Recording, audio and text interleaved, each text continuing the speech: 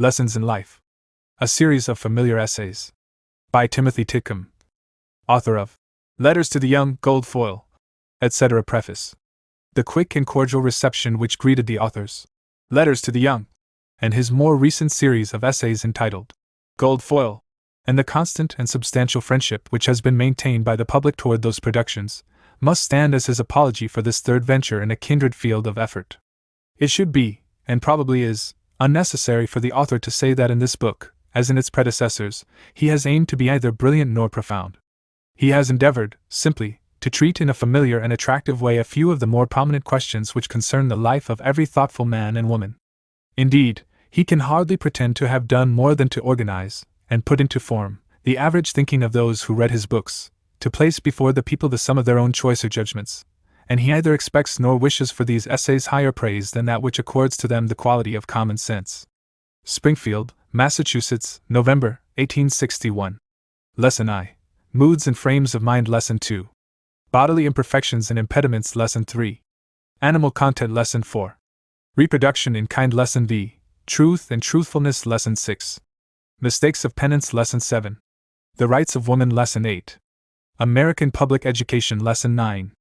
Perverseness. Lesson X. Undeveloped Resources. Lesson 11. Greatness and Littleness. Lesson 12. Rural Life. Lesson 13. Repose. Lesson 14. The Ways of Charity. Lesson 15. Men of One Idea. Lesson 16. Shying People. Lesson 17. Faith in Humanity. Lesson 18. Sore Spots and Sensitive Spots. Lesson 19. The Influence of Praise. Lesson XX. Unnecessary Burdens. Lesson 21. Proper People and Perfect People. Lesson 22.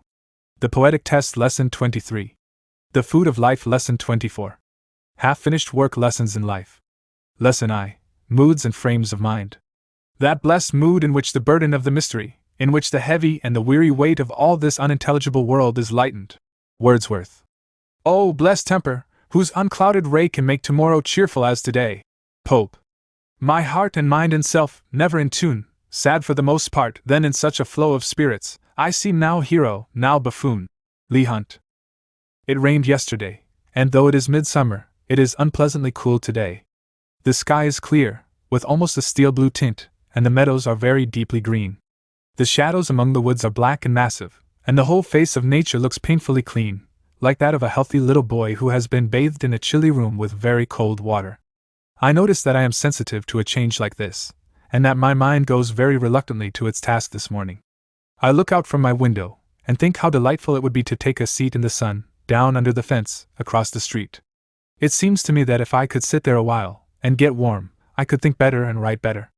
Toasting in the sunlight is conducive rather to reverie than thought, or I should be inclined to try it. This reluctance to commence labor, and this looking out of the window and longing for an accession of strength, or warmth, or inspiration, or something or other not easily named, calls back to me an experience of childhood. It was summer, and I was attending school. The seats were hard, and the lessons were dry, and the walls of the schoolroom were very cheerless. An indulgent, sweet-faced girl was my teacher, and I presume that she felt the irksomeness of the confinement quite as severely as I did. The weather was delightful, and the birds were singing everywhere, and the thought came to me that if I could only stay out of doors, and lie down in the shadow of a tree, I could get my lesson. I begged the privilege of trying the experiment. The kind heart that presided over the schoolroom could not resist my petition, so I was soon lying in the coveted shadow. I went to work very severely, but the next moment found my eyes wandering, and heart, feeling, and fancy were going up and down the earth in the most vagrant fashion. It was hopeless dissipation to sit under the tree, and discovering a huge rock on the hillside, I made my way to that, to try what virtue there might be in a shadow not produced by foliage. Seated under the brow of the boulder, I again applied myself to the dim-looking text, but it had become utterly meaningless, and a musical cricket under the rock would have put me to sleep if I had permitted myself to remain. I found that neither tree nor rock would lend me help, but down in the meadow I saw the brook sparkling, and spanning it, a little bridge where I had been accustomed to sit, hanging my feet over the water, and angling for minnows. It seemed as if the bridge and the water might do something for me, and in a few minutes my feet were dangling from the accustomed seat. There, almost under my nose, close to the bottom of the clear, cool stream, lay a huge speckled trout, fanning the sand with his slow fins, and minding nothing about me at all. What could a boy do with Colburn's first lessons, when a living trout, as large and nearly as long as his arm, lay almost within the reach of his fingers. How long I sat there I do not know, but the tinkle of a distant bell startled me, and I startled the trout, and fish and vision faded before the terrible consciousness that I knew less of my lesson than I did when I left the schoolhouse. This has always been my fortune when running after, or looking for, moods. There is a popular hallucination that makes of authors a romantic people who are entirely dependent upon moods and moments of inspiration for the power to labor in their peculiar way. Authors are supposed to write when they feel like it, and at no other time. Visions of Byron with a gin bottle at his side, and a beautiful woman hanging over his shoulder, dashing off a dozen stanzas of Childe Harold at a sitting, flit through the brains of sentimental youth. We hear of women who are seized suddenly by an idea, as if it were a colic, or a flea, often at midnight, and are obliged to rise and dispose of it in some way. We are told of very delicate girls who carry pencils and cards with them, to take the names and address of such angels as may visit them in out-of-the-way places. We read of poets who go on long sprees, and after recovery retire to their rooms and work night and day, eating not and sleeping little, and in some miraculous way producing wonderful literary creations. The mind of a literary man is supposed to be like a shallow summer brook that turns a mill. There is no water except when it rains, and the weather being very fickle, it is never known when there will be water. Sometimes, however, there comes a freshet, and then the mill runs night and day, until the water subsides, and another dry time comes on. Now, while I am aware, as every writer must be, that the brain works very much better at some times than it does at others, I can declare without reservation that no man who depends upon moods for the power to write can possibly accomplish much. I know men who rely upon their moods, alike for the disposition and the ability to write, but they are, without exception, lazy and inefficient men. They never have accomplished much, and they never will accomplish much. Regular eating, regular sleeping, regular working, these are the secrets of all true literary success. A man may throw off a single little poem by a spasm, but he cannot write a poem of 3,000 lines by spasms. Spasms that produce poems like this must last from 5 to 7 hours a day, through 6 days of every week, and 4 weeks of every month, until the work shall be finished. There is no good reason why the mind will not do its best by regular exercise and usage. The mower starts in the morning with a lame back and with aching joints, but he keeps on mowing, and the glow rises, and the perspiration starts, and he becomes interested in his labor, and, at length, he finds himself at work with full efficiency. He was not in the mood for mowing when he began, but mowing brought its own mood, and he knew it would when he began. The mind is sometimes lame in the morning. It refuses to go to work. Our will seem entirely insufficient to drive it to its tasks, but if it be driven to its work and held to it persistently, and held thus every day, it will ultimately be able to do its best every day. A man who works his brains for a living must work them just as regularly as the omnibus driver does his horses. We sometimes go to church and hear a preacher who depends upon his moods for the power to preach his best. He preaches well, and we say that he is in the mood, and then again he preaches poorly, and we say that he is not in the mood. A public singer who has the power to move us at her will comes into the concert room and gives her music without spirit and without making any apparent effort to please. We say that Madame or Mademoiselle is not in the mood tonight. A lecturer has his moods, which, apparently, he slips on and off as he would a dressing gown, charming the people of one town by his eloquence and elegance, and disgusting another by his dullness and carelessness. We are in the habit of saying that certain men are very unequal in their performances, which is only a way of saying that they are moody, and dependent upon, and controlled by moods. I think that, in any work or walk of life, a man can in a great degree become the master of his moods so that, as a preacher or a singer or a lecturer, he can do his best every time quite as regularly as a writer can do his best every time.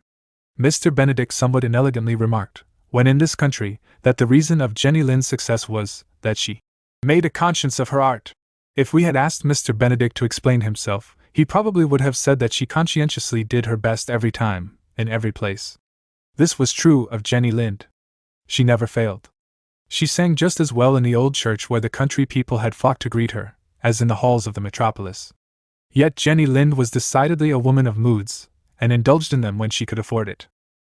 The power of the will over moods of the mind is very noticeable in children. Children often rise in the morning in anything but an amiable frame of mind. Petulant, impatient, quarrelsome, they cannot be spoken to or touched without producing an explosion of ill nature. Sleep seems to have been a bath of vinegar to them, and one would think the fluid had invaded their mouth and nose, and eyes and ears, and had been absorbed by every pore of their sensitive skins. In a condition like this, I have seen them bent over the parental knee, and their persons subjected to blows from the parental palm, and they have emerged from the infliction with the vinegar all expelled, and their faces shining like the morning, the transition complete and satisfactory to all the parties. 3/4 of the moods that men and women find themselves in are just as much under the control of the will as this. The man who rises in the morning, with his feelings all bristling like the quills of a hedgehog, simply needs to be knocked down. Like a solution of certain salts, he requires a rap to make him crystallize. A great many mean things are done in the family for which moods are put forward as the excuse, when the moods themselves are the most inexcusable things of all. A man or a woman in tolerable health has no moral right to indulge in an unpleasant mood, or to depend upon moods for the performance of the duties of life. If a bad mood come to such persons as these, it is to be shaken off by a direct effort of the will, under all circumstances. There are moods, however, for which men are not responsible, and the parent of these is sickness, the feeble or inharmonious movements of the body. When my little boy wakes in the morning, his smile is as bright as the pencil of sunlight that lies across his coverlet, but when evening comes, he is peevish and fretful. The little limbs are weary, and the mood is produced by weariness. So my friend with a harassing cough is in a melancholy mood, and my bilious friend is in a severe and savage mood, or in a dark and gloomy mood, or in a petulant mood, or in a fearful or foreboding mood. In truth, bile is the prolific mother of moods. The stream of life flows through the biliary duct. When that is obstructed, life is obstructed. When the golden tide sets back upon the liver, it is like backwater under a mill, it stops the driving wheel. Bile spoils the peace of families, breaks off friendships, cuts off man from communion with his Maker, colors whole systems of theology, transforms brains into putty, and destroys the comfort of a jaundiced world. The famous Dr. Abernethy had his hobby, as most famous men have, and this hobby was blue pill and ipecac, which he prescribed for everything, with the supposition, I presume, that all disease has its origin in the liver. Most moods, I am sure, have their birth in the derangements of this important organ, and while the majority of them can be controlled, there are others for which their victims are not responsible. There are men who cannot insult me, because I will not take an insult from them any more than I would from a man intoxicated. When their bile starts, I am sure they will come to me and apologize. We all have acquaintances who are men of moods. Whenever we meet them, we try to determine which of their moods is dominant, that we may know how to treat them. If the severe mood be on, we would just as soon think of whistling at a funeral as indulging in a jest. But if the cloud be off, we have a sprightly friend and a pleasant time with him. Goldsmith's pedagogue was a man of moods, and his pupils understood them. A man severe he was, and stern to view. I knew him well, and every truant knew, well had the boding tremblers learned to trace the day's disasters in his morning face. Full well they laughed with counterfeited glee at all his jokes, for many a joke had he. Full well the busy whisper, circling round, conveyed the dismal tidings when he frowned. While I maintain that a man can generally be the master of his moods, I am very well aware that but few men are, and it is wise for us to know how to deal with them. The secret of many a man's success in the world resides in his insight into the moods of men, and his tact in dealing with them. Modern Christian philanthropists tell us that if we would do good to the soul of a starving child, we must first put food into his mouth, and comfortable clothing upon his body. This, by way of manifesting a practical interest in his welfare, and paving our way to his heart by a form of kindness which he can thoroughly appreciate. But there is more in such an act than this. We change his mood.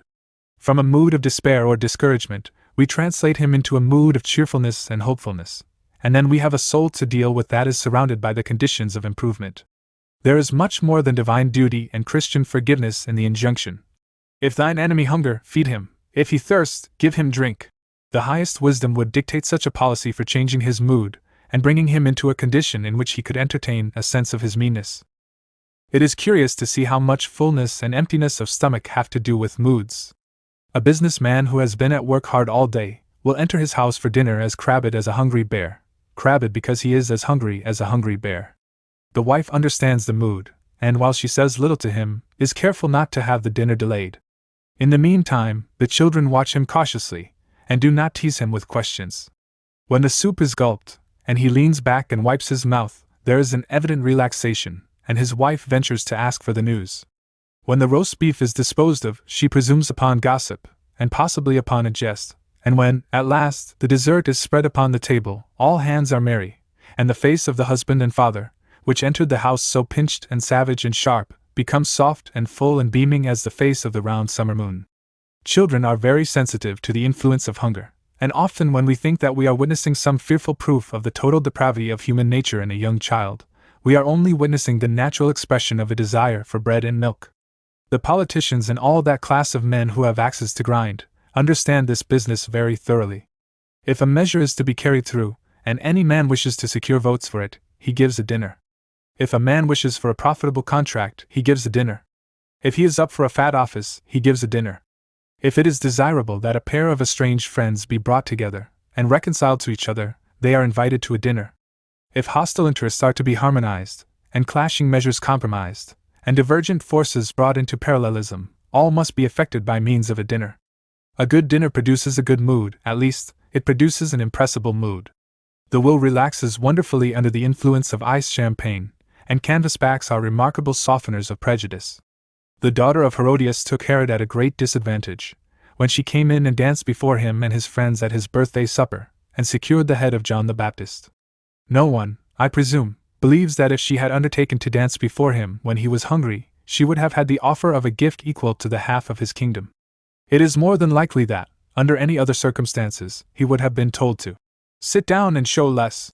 It is by means of food and drink, and various entertainments of the senses, that moods are manufactured, and used as media of approach to the wills which it is desirable to bend or direct. I have found moods to be very poor tests of character. Having cut through the crust of a most forbidding mood, produced by bodily derangement, or constant and pressing labor of the brain, I have often found a heart full of all the sweetest and richest traits of humanity. I have found, too, that some natures know the door that leads through the moods of other natures. There are men who never present their moody side to me. My neighbor enters their presence and finds them severe in aspect, hard in feeling, and abrupt in speech. I go in immediately after, and open the door right through that mood, into the genial good heart that sits behind it, and the door always flies open when I come. I know men whose mood is usually exceedingly pleasant. There is a glow of health upon their faces. Their words are musical to women and children. They are cheerful and chipper and sunshiny, and not easily moved to anger, and yet I know them to be liars and full of selfishness. Under their sweet mood, which sound health and a not oversensitive conscience, and the satisfactions of sense engender, they conceal hearts that are as false and foul as any that illustrate the reign of sin in human nature. Many a Christian has times of feeling that God is in a special manner smiling upon him, and communing with him, and filling him with the peace and joy that only flow from heavenly fountains, when the truth is that he is only in a good mood. He is well, all the machinery of his mind and body is playing harmoniously, and of course he feels well, and that is all there is about it. He is not a better Christian than he was when he slipped into the mood, and no better than he will be when he slips out of it. If he really be a good Christian, his moods operate like clouds and blue sky. The sun shines all the time, and the cloudy moods only hide it, they do not extinguish it. There are many sad cases of insanity of a religious character which originate in moods. A man, through a period of health, has a bright and cheerful religious experience. The world looks pleasant to him, the heavens smile kindly upon him, and the divine spirit witnesses with his own that he is at peace and in harmony with God. Joy thrills him as he greets the morning light, and peace nestles upon his heart as he lies down to his nightly rest. He feels in his soul the influx of spiritual life from the great source of all life, as he opens it in worship and in prayer. But at length there comes a change. A strange sadness creeps into his heart. The sky that was once so bright has become dark. The prayer that once rose as easily as incense upon the still morning air, straight toward heaven, will not rise at all, but settles like smoke upon him, and fills his eyes with tears. Something seems to have come between him and his God. Strange, accusing voices are heard within him. However deep the agony that moves him, he cannot rend the cloud that interposes between him and his Maker. This, now, is simply a mood produced by ill health, and I hope that everybody who reads this will remember it. Remember that God never changes, that a man's moods are constantly changing, and that when a man earnestly seeks for spiritual peace, and cannot find it, and thinks that he has committed the unpardonable sin without knowing it, he is bilious, and needs medical treatment. Alas! What multitudes of sad souls have walked out of this hopeless mood into a lifelong insanity, when all they needed in the first place, perhaps, was a dose of blue pills, or half a dozen strings of tenpins, or a sea voyage sufficiently rough for practical purposes. This subject I find to be abundantly prolific, and I see that I have been able to do hardly more than to hint at its more prominent aspects. It seems to me that moods only need to be studied more, and to be better understood, to bring them very much under the domain of our wills. A great deal is learned when we know what a mood is, and know that we are subject to varying frames of mind, resulting from causes which affect our health. If I know that I am impatient and cross because I am hungry, then I know how to get rid of my mood, and how to manage it until I do get rid of it. If I feel unable to labor, not because I am feeble, but because I am not in the mood, then I have the mood in my hands, to be dealt with intelligently. If my reason tell me that it is only a mood that hides from me the face of my Maker, my reason will also tell me that my first business is to get rid of my mood, and that my will must approach the work, directly or indirectly. We are always and necessarily in some mood of mind, in some condition of passion or feeling. It is the intensification and the dominant influence of moods that are to be guarded against or destroyed. Moods are dangerous only when they obscure reason, and destroy self-control, and disturb the mental poise, and become the media of false impressions from all the life around us and within us. Lesson 2. Bodily imperfections and impediments. I that am curtailed of this fair proportion, cheated of feature by dissembling nature, deformed, unfinished, sent before my time into this breathing world scarce half made up. Richard III. None can be called deformed but the unkind. Shakespeare. 'Tis true, his nature may with faults abound, but who will cavil when the heart is sound? Stephen Montague. It is a bright June morning. The fresh grass is loaded with dew, every bead of which sparkles in the light of the brilliant Sunday. A big, yellow-shouldered bee comes booming through the open window, and buzzes up and down my room, and threatens my shrinking ears, and then dives through the window again, and his form recedes and his hum dies away, as if it were the note of a reed stop in the swell of a church organ. There is such confusion in the songs of the birds, that I can hardly select the different notes, so as to name their owners. There is a great deal of bird singing that is simply what a weaver would call filling. Robins and bobolinks and bluebirds and sundry other favorites furnish the warp and color and characterize the tapestry of a flowing, vocal morning, while the little, gray-backed multitude work in the neutral ground tones, and bring the sweeter and more elaborate notes into beautiful relief. Thus, with a little aid of imagination, I get up some very exquisite fabrics, vocal silks and satins, robins on a field of chickadees, bobolinks and thrushes alternately on a hit or miss ground of blackbirds, wrens, and pewees. Into the midst of all this delicious confusion there breaks a note that belongs to another race of creatures, and as I look from my window, and see the singer, my eyes fill with tears. It is a little boy, possibly 12 years old, though he looks younger, walking with a crutch. One withered limb dangles as he goes. He is a cripple for life, yet his face is as bright and cheerful as the face of the morning itself, and what do you think he is singing? Hail Columbia, happy land! At the top of his lungs. The birds are merrily wheeling over his head, and diving through the air, and moving here and there as freely as the wind, yet not one among them carries a lighter heart than that which he is jerking along by the side of the little crutch. As I see how cheerfully he bears the burden of his hopeless halting, there comes back to me the story of the lame lord who sang a different sort of song, the lame lord who died at Missolonghi, and whose friend Trelawney, human jackal that he was, stole to his bedside after the breath had left his body, and examined his clubbed feet, and then went away and wrote about them. Here was a man with regal gifts of mind, a poet of splendid genius, a titled aristocrat, a man admired and praised wherever the English language was read, a man who knew that he held within himself the power to make his name immortal, a man with wealth sufficient for all grateful luxuries, yet with clubbed feet, and those feet, ah! how they embittered and spoiled that man of magnificent achievements and sublime possibilities. It would appear, from the disgusting narrative of Mr. Trelawney, that he was in reality the only man who had ever seen Byron's feet. Those feet had been kept so closely hidden, or so cunningly disguised, that nobody had known their real deformity, and the poor lord who had carried them through his 36 years of life had done it in constantly tormented and mortified pride.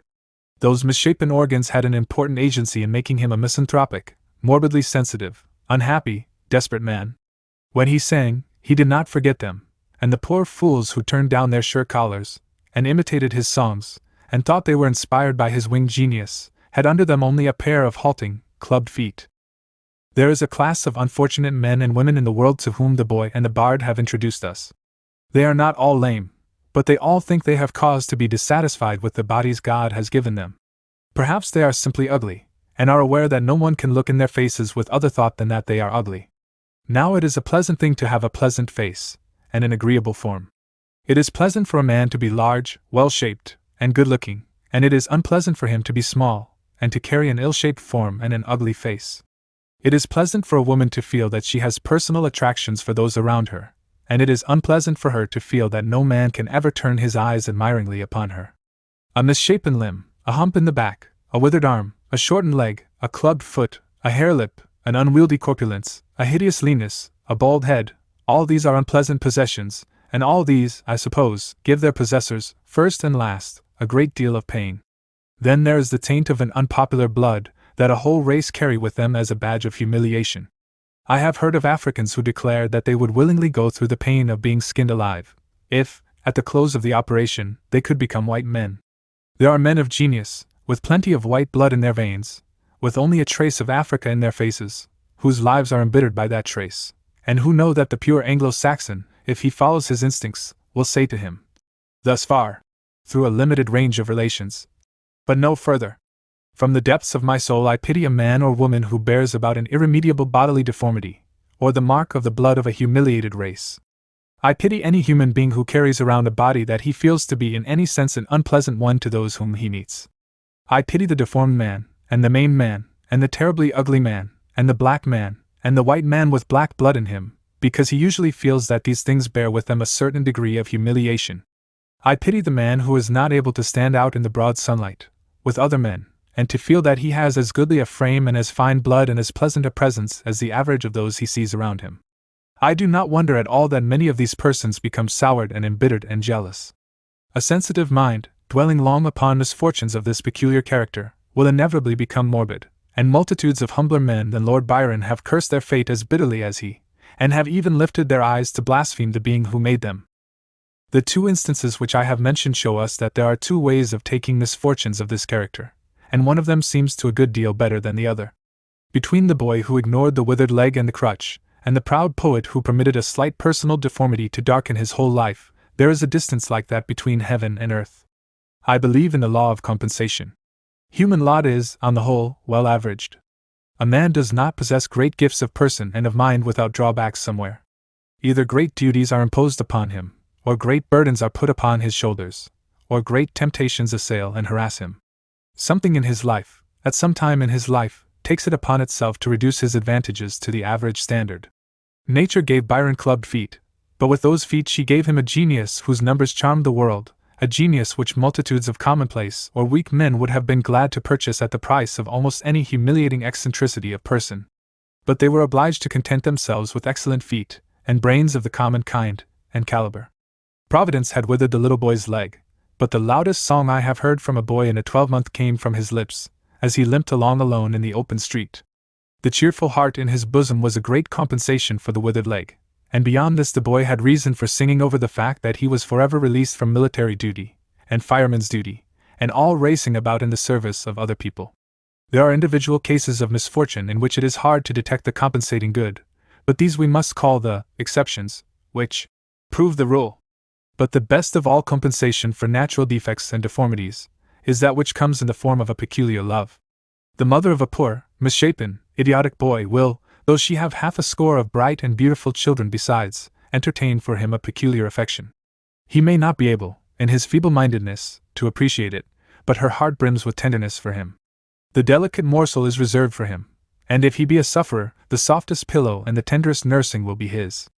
A love will be bestowed upon him which gold could not buy, and which no beauty of person, and no brilliancy of natural gifts could possibly awaken.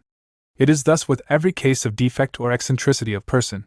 So sure as the mother of a child sees in that child's person any reason for the world to regard it with contempt or aversion, does she treat it with peculiar tenderness, as if she were commissioned by God, as indeed she is, to make up to it in the best coinage that which the world will certainly neglect to bestow. With the world at large, however, there are certain conditions on which this variety of compensation is rendered, and a man who would have compensation for defects of person must accept these conditions, or furnish them. Such a man as Lord Byron would have been offended by pity. To have been commiserated on his misfortune would have made him exceedingly angry. He would not allow himself to be treated as an unfortunate man.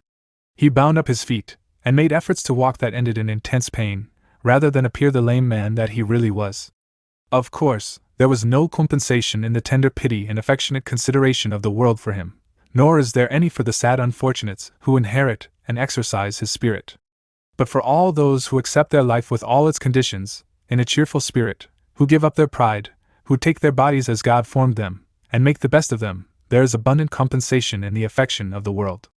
A cheerful spirit, exercised in weakness, infirmity, calamity, any sort of misfortune, is just as sure to awaken a peculiarly affectionate interest in all observers, as a lighted lamp is to illuminate the objects around it. I know of men and women who are the favorites of a whole neighborhood, nay, a whole town, because they are cheerful, and courageous, and self-respectful under misfortune, and I know of those who are as much dreaded as a pestilence, because they will not accept their lot, because they grow bitter and jealous, and because they will persist in taunts and complaints. The number of those who are, or who consider themselves, unfortunate in their physical conformation, is larger than the most of us suppose. I presume that at least one half of the readers of this essay are anything but well satisfied with the tabernacle in which they reside. One man wishes he were a little larger, one woman wishes she were a little smaller, one does not like her complexion, or the color of her eyes and hair, one has a nose too large, another has a nose too small, one has round shoulders, another has a low forehead, and so every one becomes a critic of his or her style of structure. When we find a man or a woman who is absolutely faultless in form and features, we usually find a fool. I do not remember that I ever met a very handsome man or woman who was not as vain and shallow as a peacock. I recently met a magnificent woman of middle age at a railroad station. She was surrounded by all those indescribable somethings and nothings which mark the rich and well-bred traveler, and her face was queenly, not sweet and pretty like a doll's face, but handsome and stylish, and strikingly impressive, so that no man could look at her once without turning to look again. Yet I had not been in her presence a minute before I found, to my utter disgust, that the old creature was as vain of her charms as a spoiled girl, and gloried in the attention which she was conscious her face everywhere attracted. It would seem as if nature, in making up mankind, had always been a little short of materials, so that, if special attention were bestowed upon the form and face, the brain suffered, and if the brain received particular attention, why then there was something lacking in the body. This large class of malcontents generally find some way of convincing themselves, however, that they are as good-looking as the average of mankind. They make a good deal of some special points of beauty, and imagine that these quite overshadow their defects. Still, there is a portion of them who can never do this, and I think of them with a sadness which it is impossible for me to express for a homely, even an ugly man. I have no pity to spare. I never saw one so ugly yet, that if he had brains and a heart, he could not find a beautiful woman sensible enough to marry him. But for the hopelessly plain and homely sisters, these tears, there is a class of women who know that they possess in their persons no attractions for men, that their faces are homely, that their frames are ill-formed, that their carriage is clumsy, and that, whatever may be their gifts of mind, no man can have the slightest desire to possess their persons. That there are compensations for these women, I have no doubt, but many of them fail to find them. Many of them feel that the sweetest sympathies of life must be repressed, and that there is a world of affection from which they must remain shut out forever. It is hard for a woman to feel that her person is not pleasing, harder than for a man to feel thus. I would tell why, if it were necessary, for there is a bundle of very interesting philosophy tied up in the matter, but I will content myself with stating the fact, and permitting my readers to reason about it as they will. Now, if a homely woman, soured and discouraged by her lot, becomes misanthropic and complaining, she will be as little loved as she is admired. But if she accepts her lot good-naturedly, makes up her mind to be happy, and is determined to be agreeable in all her relations to society, she will be everywhere surrounded by loving and sympathetic hearts, and find herself a greater favorite than she would be were she beautiful. A woman who is entirely beyond the reach of the jealousy of her own sex is an exceedingly fortunate woman, and if personal homeliness has won for her this immunity, then homeliness has given her much to be thankful for. A homely woman who ignores her face and form, cultivates her mind and manners, good-naturedly gives up all pretension, and exhibits in all her life a true and a pure heart, will have friends enough to compensate her entirely for the loss of a husband. Friendship is unmindful of faces, in the selection of its objects, even if love be somewhat particular, and sometimes, foolishly fastidious. Life is altogether too precious a gift to be thrown away. A man who would permit a field to be overgrown with weeds and thorns simply because it would not naturally produce roses, would be very foolish, particularly if the ground should only need cultivation to enable it to yield abundantly of corn. Far be it from me to depreciate physical symmetry and personal comeliness. They are gifts of God, and they are very good, but there are better things in this world than a good face, and better things than the admiration which a good face wins. I am more and more convinced, as the years pass away, that the choicest thing this world has for a man is affection, not any special variety of affection, but the approval, the sympathy, and the devotion of true hearts. It is not necessary that this affection come from the great and the powerful. If it be genuine, that is all the heart asks. It does not criticize and graduate the value of the fountains from which it springs.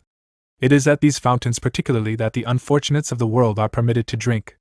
They have only to accept cheerfully the conditions of their lot, and to give free and full play to all that is good and generous in them, to secure in an unusual degree the love of those into whose intimate society Providence has thrown them. It is stated by Dr. Livingstone, the celebrated explorer of Africa, that the blow of a lion's paw upon his shoulder, which was so severe as to break his arm, completely annihilated fear, and he suggests that it is possible that Providence has mercifully arranged that all those beasts that prey upon life shall have power to destroy the sting of death in the animals which are their natural victims. I do not believe that this power is mercifully assigned to beasts of prey alone, but that the misfortunes that assail our limbs and forms, in whatever shape and at whatever time they may come, bring with them something which lightens the blow, or obviates the pain, if we will accept it. There is a calm consciousness in every soul, however harshly the lion's paw may fall upon the body which it inhabits, that it is itself invulnerable, that whatever may be the condition of the body, the soul cannot be injured by physical forms or forces.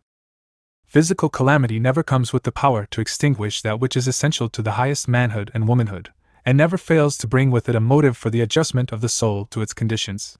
The little boy whose "Hail Columbia" has been ringing in my ears all day accepted the conditions of his life, and the sting of his calamity has departed.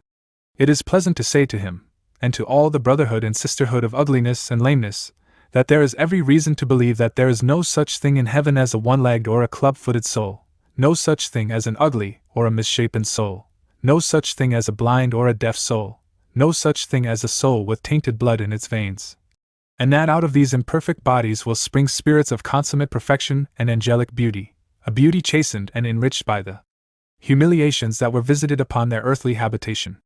Lesson 3. Animal content. By sports like these are all their cares beguiled. The sports of children satisfy the child. Goldsmith. Ay, give me back the joyous hours when I, myself, was ripening too, when song, the fount flung up its showers of beauty, ever fresh and new. Goethe's Faust. I have been watching a family of kittens, engaged in their exquisitely graceful play.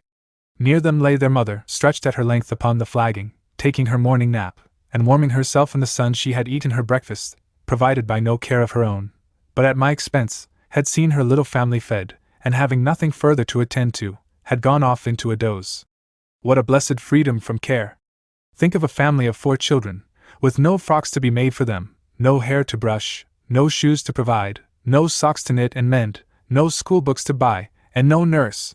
Think of a living being with the love of offspring in her bosom, and a multitude of marvelous instincts in her nature, yet knowing nothing of God, thinking not of the future, without a hope or an expectation, or a doubt or a fear, passing straight on to annihilation.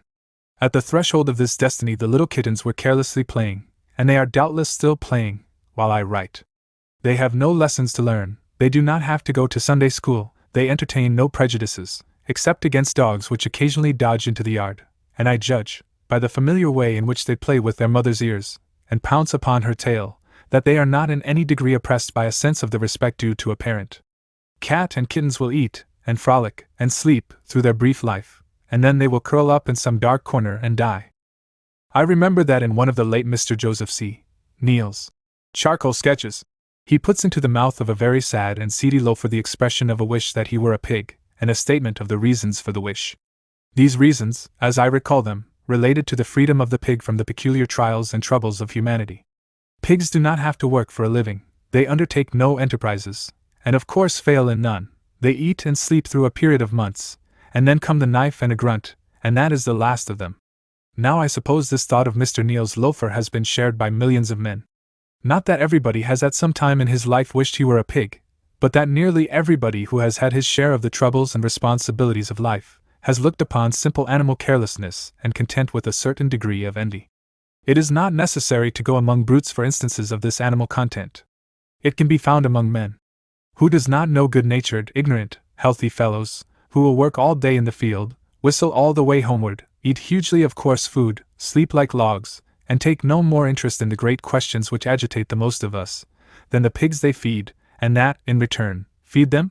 Who has not sighed, as he has seen how easily the simple wants of certain simple natures are supplied? I remember an old man who quite unexpectedly was drafted into the grand jury, which sat in the county town less than 10 miles distant from his home, and this was the great event of his life. He never tired of talking about it, never tired himself, I mean, and a stranger could not carry on a conversation with him for 5 minutes, without hearing of something which occurred when I was in blank town, on the grand jury. It is doubtful whether Napoleon ever contemplated a victory with the complacent satisfaction that filled my old friend when he alluded to his connection with the grand jury, and emphasized the adjective which magnified the jury and glorified him. I confess that, when I pass through a rural town, and see the laborers among the corn, and the boys driving their cattle, and the girls busy in the dairies, and life passing away quietly, I cannot avoid a twinge of regret that it would be impossible for me to be content with the kind of life that I see around me, especially as I know that there is one kind of pleasure, negative, perhaps, rather than positive, which that kind of life enjoys, and in which I can never share. Relief from great responsibilities, and contentment with humble clothing, humble fare, humble society, humble aims and ambitions, humble means and humble labors. Ah! How many weary, overloaded men, how many disappointed hearts, have sighed for such a boon, and sighed knowing they could never receive it. It has been the habit of poets to surround simple pleasures and pursuits with the golden atmosphere of romance, not because they would enjoy such pleasures and pursuits at all, but rather because they are forever beyond their possession. A poet is always reaching toward the unattainable, and he may reach forward to the perfections of a life of which the best that he sees around him is an intimation, or backward to the animal content of a life as yet undisturbed by the intimation of something better. Bucolics are very sweet, but their writers do not believe in them. A nut-brown maid, with bare, unconscious feet and ankles, is very pretty in a picture, but the man who painted her ascertained that she was green, and not the most entertaining of companions. The truth is that when we have got along so far that we can perceive that which is poetical and picturesque in the simplest form of rustic life, we have got too far along to enjoy it. I suppose that much of the charm which simple animal content has for us is connected with the memories of childhood. We can all recall a period of our lives when there was joy in the consciousness of living, when animal life, in its spontaneous overflow, flooded all our careless hours with its own peculiar pleasure. The light was pleasant to our eyes, vigorous appetite and digestion made ambrosia of the homeliest fare, the simplest play brought delight, and life, all untried, lay spread out before us in one long, golden dream. We now watch our children at their sports, and see but little difference between their sources of happiness and those which supply the kittens in their play. Pleased with a rattle, tickled with a straw, they skip from pleasure to pleasure, and find delight in the impulsive exercise of their little powers. We were once like them.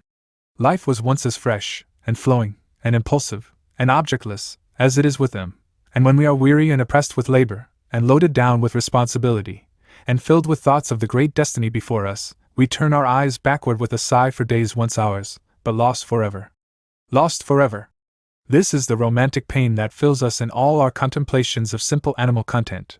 It is lost to us, because we are lost to it. Like a passenger far out upon the sea, adventuring upon a long voyage, we look back upon the fading hills of our native land, and sigh to think that the breeze which bears us away can never bring us back. The question comes to us: what is there in our present life to repay us for this loss? There are multitudes who can ask this question, and answer honestly: nothing.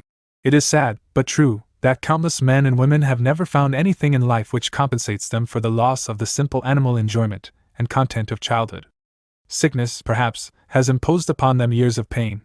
Poverty has condemned them to labor through every waking hour to win sustenance for themselves and their dependents. The heart has been cheated of its idol. Friends have proved false, and fortune fickle. Life has gone wrong through all the avenues of their being. Yet there are others who, while looking with pleasure upon the innocent sports of animal life, and recalling the simple joys of childhood with delight, are content with the lot of manhood and womanhood, and would look upon a return to their simpler age as the greatest calamity that could be inflicted upon them.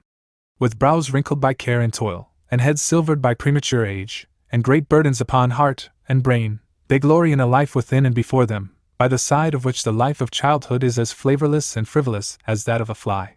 I have been much impressed by a passage in the Recreations of a Country Parson, which, by the way, is one of the best and cleverest books of its kind in the English language, in which this question is incidentally touched upon, and so happily touched upon, that I cannot refrain from transcribing the whole passage.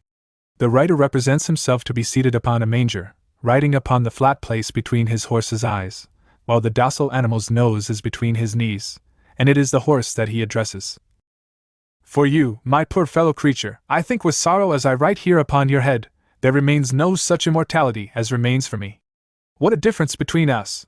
You to your 16 or 18 years here, and then oblivion, I to my 70, and then eternity. Yes, the difference is immense, and it touches me to think of your life and mine, of your doom and mine. I know a house where at morning and evening prayer, when the household assembles, among the servants there always walks in a shaggy little dog, who listens with the deepest attention and the most solemn gravity to all that is said, and then, when prayers are over, goes out again with his friends. I cannot witness that silent procedure without being much moved by the sight. Ah, my fellow creature, this is something in which you have no part. Made by the same hand, breathing the same air, sustained like us by food and drink, you are witnessing an act of ours which relates to interests that do not concern you, and of which you have no idea. And so here we are, you standing at the manger, old boy, and I sitting upon it, the mortal and the immortal, close together, your nose on my knee, my paper on your head, yet with something between us broader than the broad Atlantic. Here we find one man pitying his poor, dumb, unconscious companion, and the little dog that trots in to attend the morning prayers, because their life is so brief, and more particularly, because it is so insignificant. He recognizes the feeble likeness between himself and them, and appreciates also the tremendous difference. He does not think that he would be glad to exchange his lot of labor and care for their carelessness and content, but, reaching forward to grasp the hand of an immortal destiny, he sorrows that he must leave his dumb servants and companions behind him. And this is the normal view of the question. We rise out of semi-conscious infancy into a life of the senses, which goes on to perfection in our childhood. We come into a state in which the mechanism of the body enjoys its freest play, in which the senses imbibe their sweetest satisfactions, and in which life either swells into irrepressible overflowings, or subsides into careless content. Looking at her children at this period of their life, many a mother has said, "Let them play while they can, let them be merry while they may, for they are seeing their happiest days." But this animal life is not all. In its perfection it is very beautiful, and it is good because God made it, but it is only the coarse basis upon which rises a shaft, whiter than marble, wrought with divine devices, crowned by the light of heaven. It is only those who have failed to secure a distinct perception of the highest aspect of human life, and of that which makes it characteristically human life, who can say to a child that he is seeing his happiest days.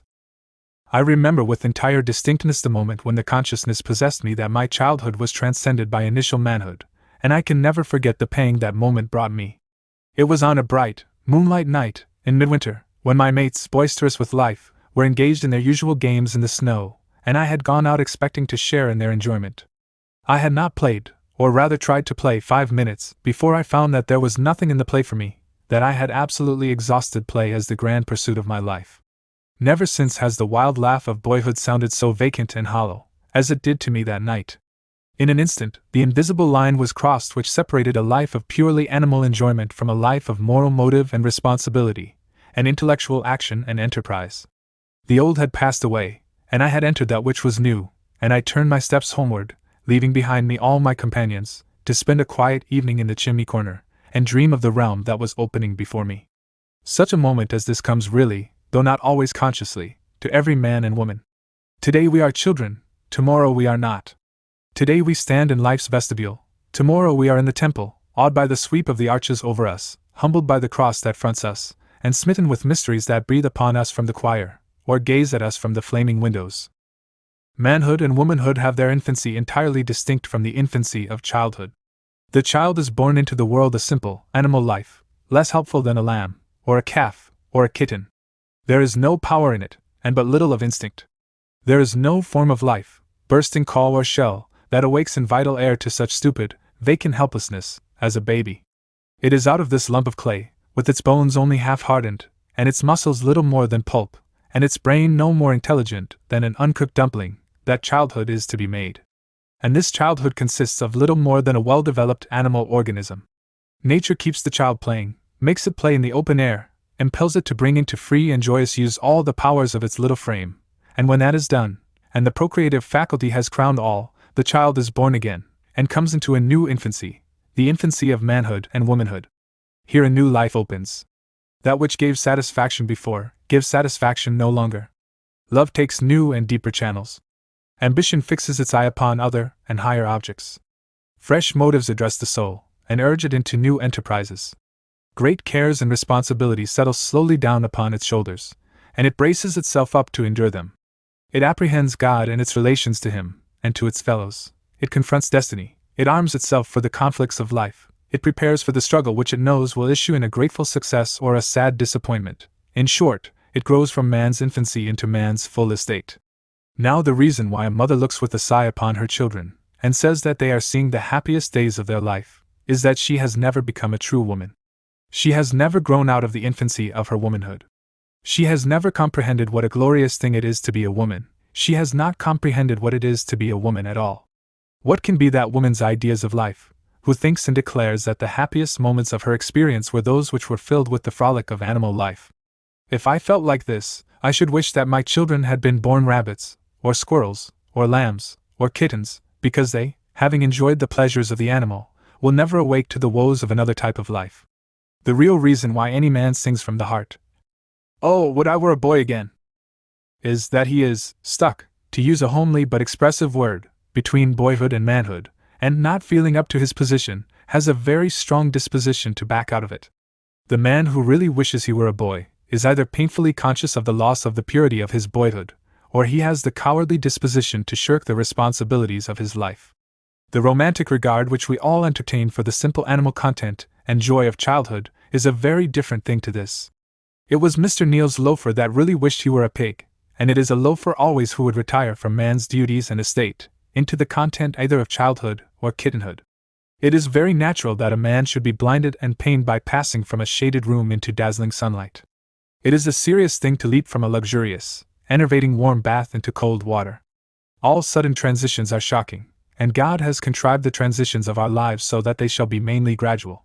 It is not to be wondered at that many men and women, by having the responsibilities of men and women thrust upon them too early, are shocked, and look back upon the shady places they have left, and long to rest their eyes there. It is not strange that men recoil from a plunge into the world's cold waters, and long to creep back into the bath from which they have suddenly risen. But that man or woman, having fully passed into the estate of man and woman, should desire to become children again, is impossible. It is only the half-developed, the badly developed, the imperfectly nurtured, the mean-spirited, and the demoralized, who look back to the innocence, the helplessness, and the simple animal joy and content of childhood with genuine regret for their loss. I want no better evidence that a person's life is regarded by himself as a failure, than that furnished by his honest willingness to be restored to his childhood. When a man is ready to relinquish the power of his mature reason, his strength and skill for self-support, the independence of his will and life, his bosom companion and children, his interest in the stirring affairs of his time, his part in deciding the great questions which agitate his age and nation, his intelligent apprehension of the relations which exist between himself and his Maker, and his rational hope of immortality, if he have one, for the negative animal content and frivolous enjoyments of a child, he does not deserve the name of a man. He is a weak, unhealthy, broken-down creature, or a base poltroon. Yet I know there are those who will read this sentence with tears, and with complaint. I know there are those whose existence has been a long struggle with sickness and trial, whose lives have been crowded with great griefs and disappointments, who sit in darkness and impotency while the world rolls by them. They have seen no joy and felt no content since childhood, and many of them look with genuine pity upon children, because the careless creatures do not know into what a heritage of sin and sorrow they are entering.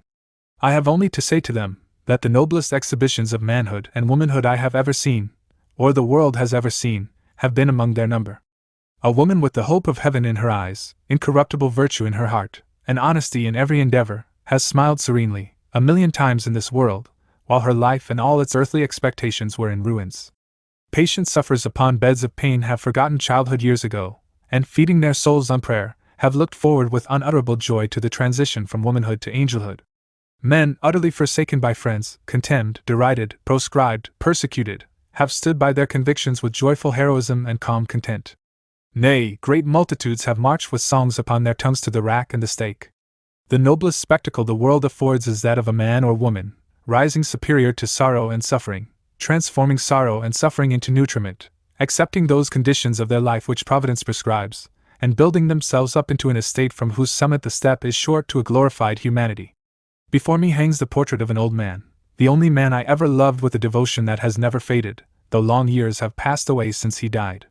His calm blue eyes look down upon me, and I look into them, and through them I look into a golden memory, into a life of self-denial, into a meek, toiling, honest, heroic Christian manhood, into an uncomplaining spirit, into a grateful heart, into a soul that never sighed over a lost joy, though all his earthly enterprises miscarried.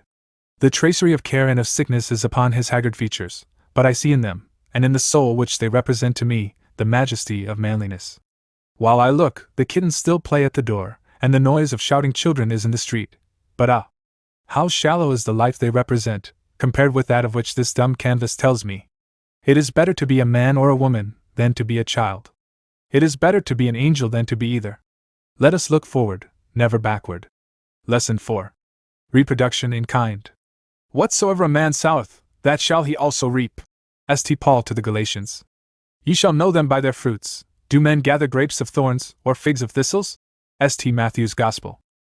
It was fitting that one of the most characteristic and beautiful laws of life should be announced in the opening chapter of the Holy Bible. It was clothed in the form of an ordinance, as became it. Let the earth bring forth the living creature after his kind, and everything that creepeth upon the earth, after his kind. From that day to this, every living thing, beast, bird and insect, tree, shrub and plant, has produced after its kind.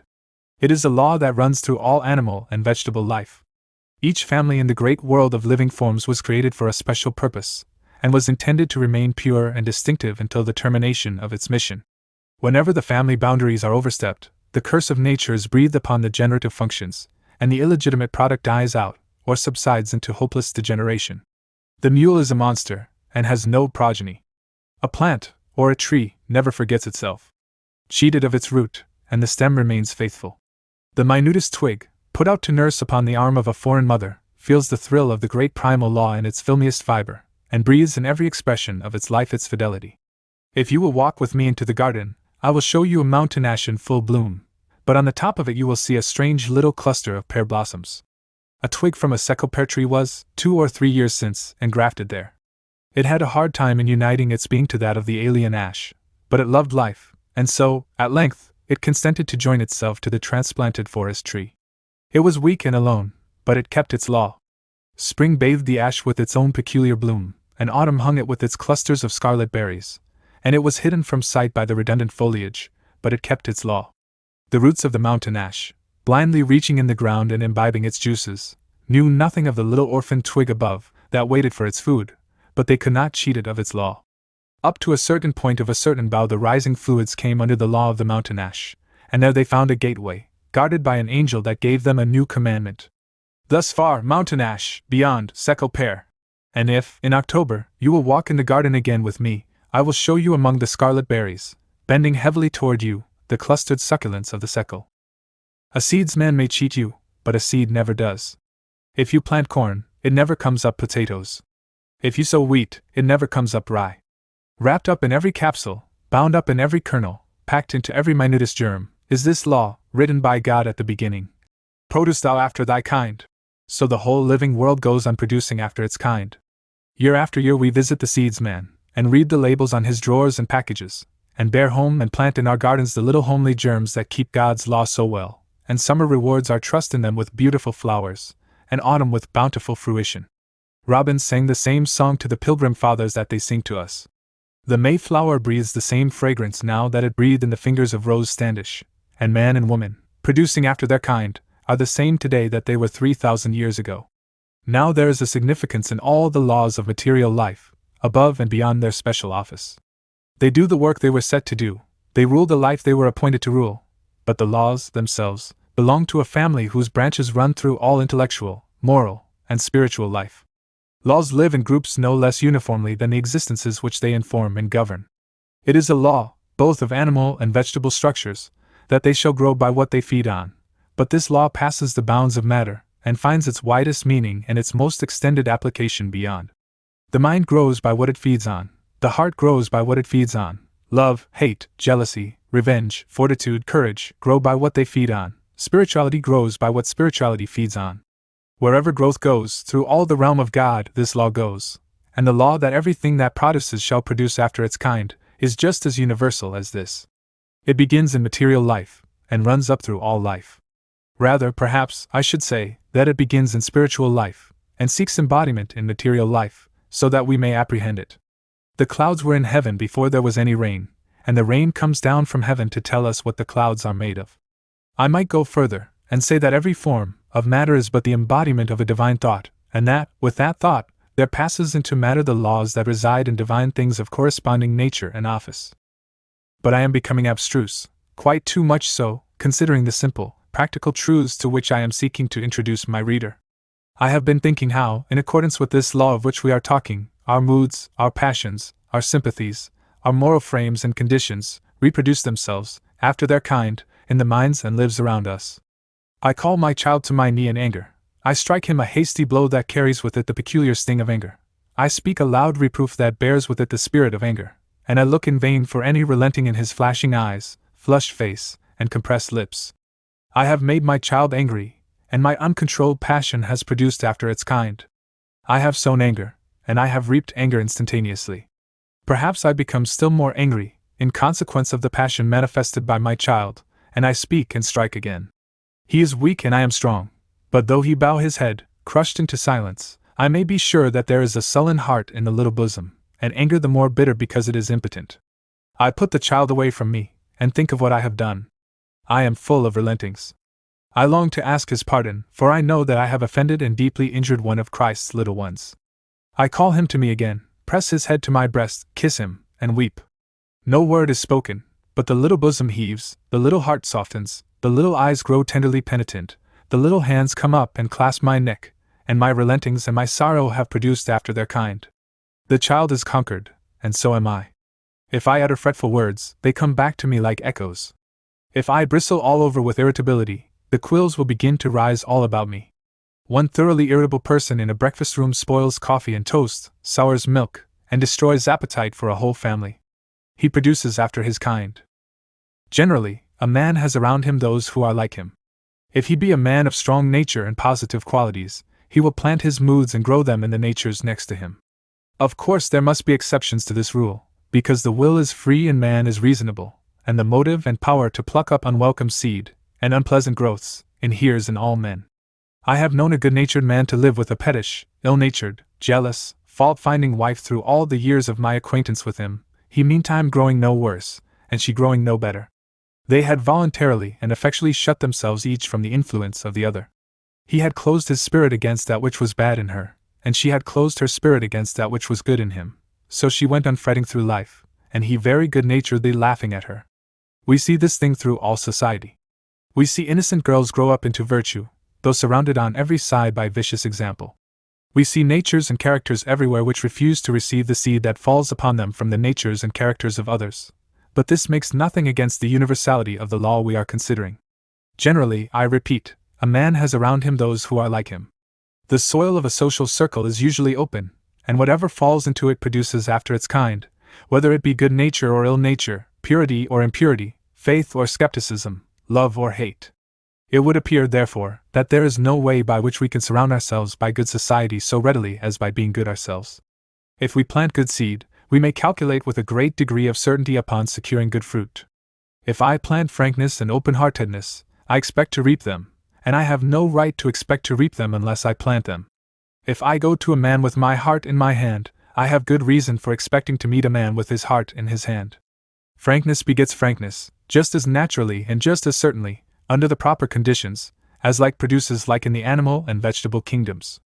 There are men who do everything by indirection who meet one as warily as if words were traps, and pitfalls who manage a friendly interview as a general would manage a campaign, and if they make their demonstration first, we are placed upon our guard.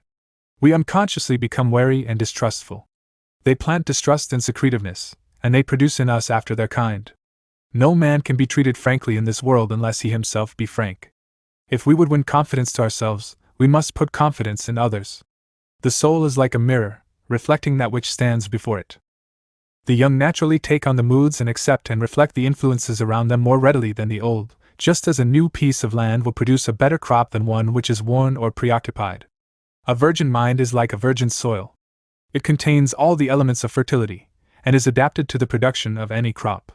It has been exhausted in no department of its constitution. It is not occupied by roots, and shaded by foliage. It is not turf-bound and dry, but it is soft and open, and clean and moist, and ready for the reception of any seed that may fall upon it. Until age brings individuality, the mind seems to have little choice as to what it will receive. Then, indeed, It does reject much seed that falls upon it, and much fails to take root because of the preoccupation of the surface. A sensual seed is planted in the soul of a young man, and it springs up readily, and produces after its kind, but the same seed tossed upon an older soil fails to sink and germinate, because the surface is preoccupied, or, more frequently, because that peculiar element on which the germ must rely for quickening and sustentation has been exhausted. Some manly or Christian grace falls upon a young mind, and quickly strikes root and rises into flower and fruit, while the same grace thrown upon an adult mind would fail to reach the soil, through the vices that cumber and choke it. It is thus that home and the schoolroom are literally seminaries, places where seed is sown, and it is in these that we expect and intend that every seed shall produce after its kind. Let us talk about this a little. I once heard a person say that one of his acquaintances, whom he named, had no moral right to have a child. Why was this harsh judgment uttered?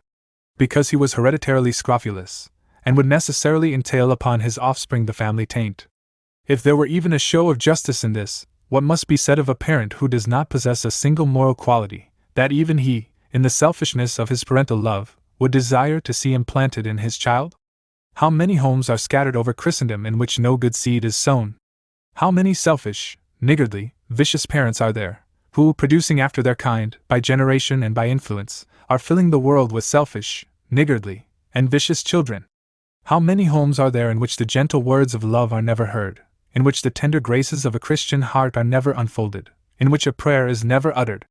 How many fathers are there whose lips are black with profanity and foul with obscenity, and whose lives are mean and unwholesome? How many mothers are there whose tongues are nimble with scandal and bitter with scolding, and whose brains are busy with vanities and jealousies? Ah! If there be any man or woman in this world who has no moral right to have a child, it is one who has not a single trait of character desirable to be reproduced in a child.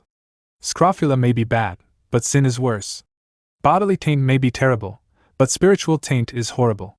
It is a general truth, under the law that everything produces after its kind, that children become what their parents are. A simple people, virtuous and healthy, will produce virtuous, healthy, and true-hearted children. A luxurious people, lazy, sensual, wasteful, will produce children like themselves. If we go through the vicious quarters of a great city, where licentiousness and drunkenness and beastly vices prevail, we shall find that though all die before old age, the communities are abundantly recruited by the children which they produce.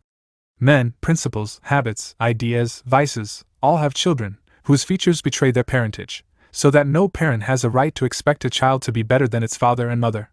On the contrary, he has every reason to believe that everything that a child sees wrong in the parents will be imitated. There is no way by which bad parents can bring up a family well. There must be in the parental life good principles, a sweet and equable temper, a tender and loving disposition, a firm self-control, a pleasant deportment, and a conscientious devotion to duty, or these will not be found in the life of the children. Bad seed, sown in the quick soil of a child's mind, is sure to spring up, and to bear fruit after its kind. No sensible man ever dreams of gathering figs from thistles, or grapes from bramble bushes, and no man has the slightest right to suppose that he can bring up a family to be better than he is. The plant will be true to the seed.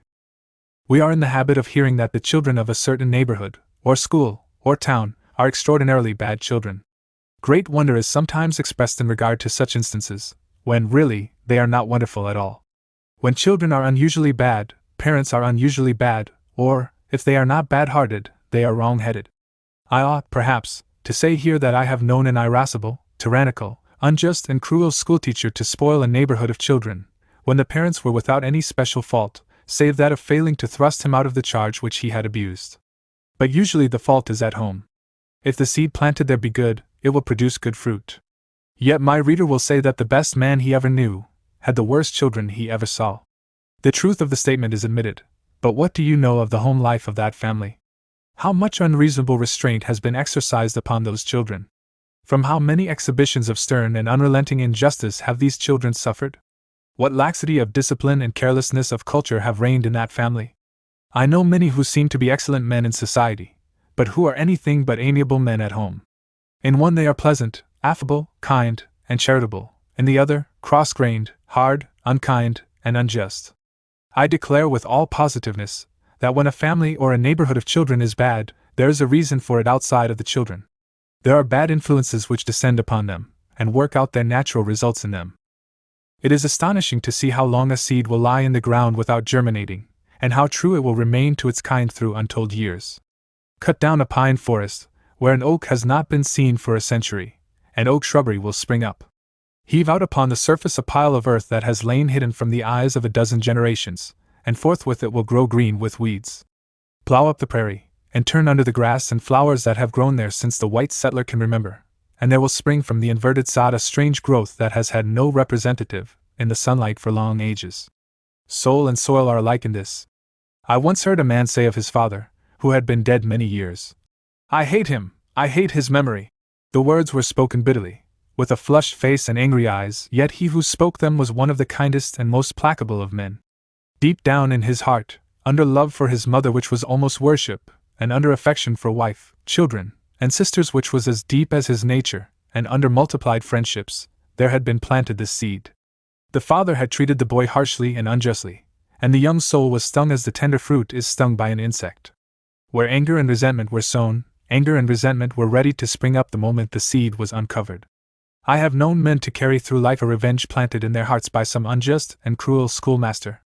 How many men there are in the world who have sworn to revenge themselves upon one who had stung them with anger or injustice when in childhood? So we come to the grand lesson, that if we would have good children, we must ourselves be exactly what we would have them become. If we would govern our families, we must first govern ourselves. If we would have only pleasant words greet our ears in the home circle, we must speak only pleasant words. We should see to it that we plant nothing, the legitimate fruits of which we shall not be willing and glad to see born in the lives of our children. If our children are bad, the fault is, 99 cases in 100, our own, in some way. If we would reform society, or make it better in any respect, our quickest way to do it is to reform and make ourselves better. If I would reap courtesy and hospitality and kindness and love, I must plant them, and it is the sum of all arrogance to assume that I have a right to reap them without planting them. A man who receives courtesy without exercising it, reaps that which he has not sown. He is a thief, and ought in justice to be kicked out of society. Blessings on the man who sows the seeds of a happy nature and a noble character broadcast wherever his feet wander, who has a smile alike for joy and sorrow, a tender word always for a child, a compassionate utterance for suffering, courtesy for friends and for strangers, encouragement for the despairing, an open heart for all, love for all, good words for all.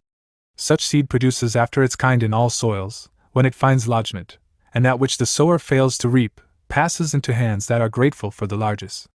Lesson V. Truth and truthfulness. For truth is as impossible to be soiled by any outward touch as a sunbeam. Milton. Odds life. Must one swear to the truth of a psalm? Matthew Prior. Get but the truth once uttered, and 'tis like a star new-born that drops into its place, and which, once circling in its placid round, not all the tumult of the earth can shake. Lowell. One of the rarest powers possessed by man is the power to state a fact. It seems a very simple thing to tell the truth, but, beyond all question, there is nothing half so easy as lying.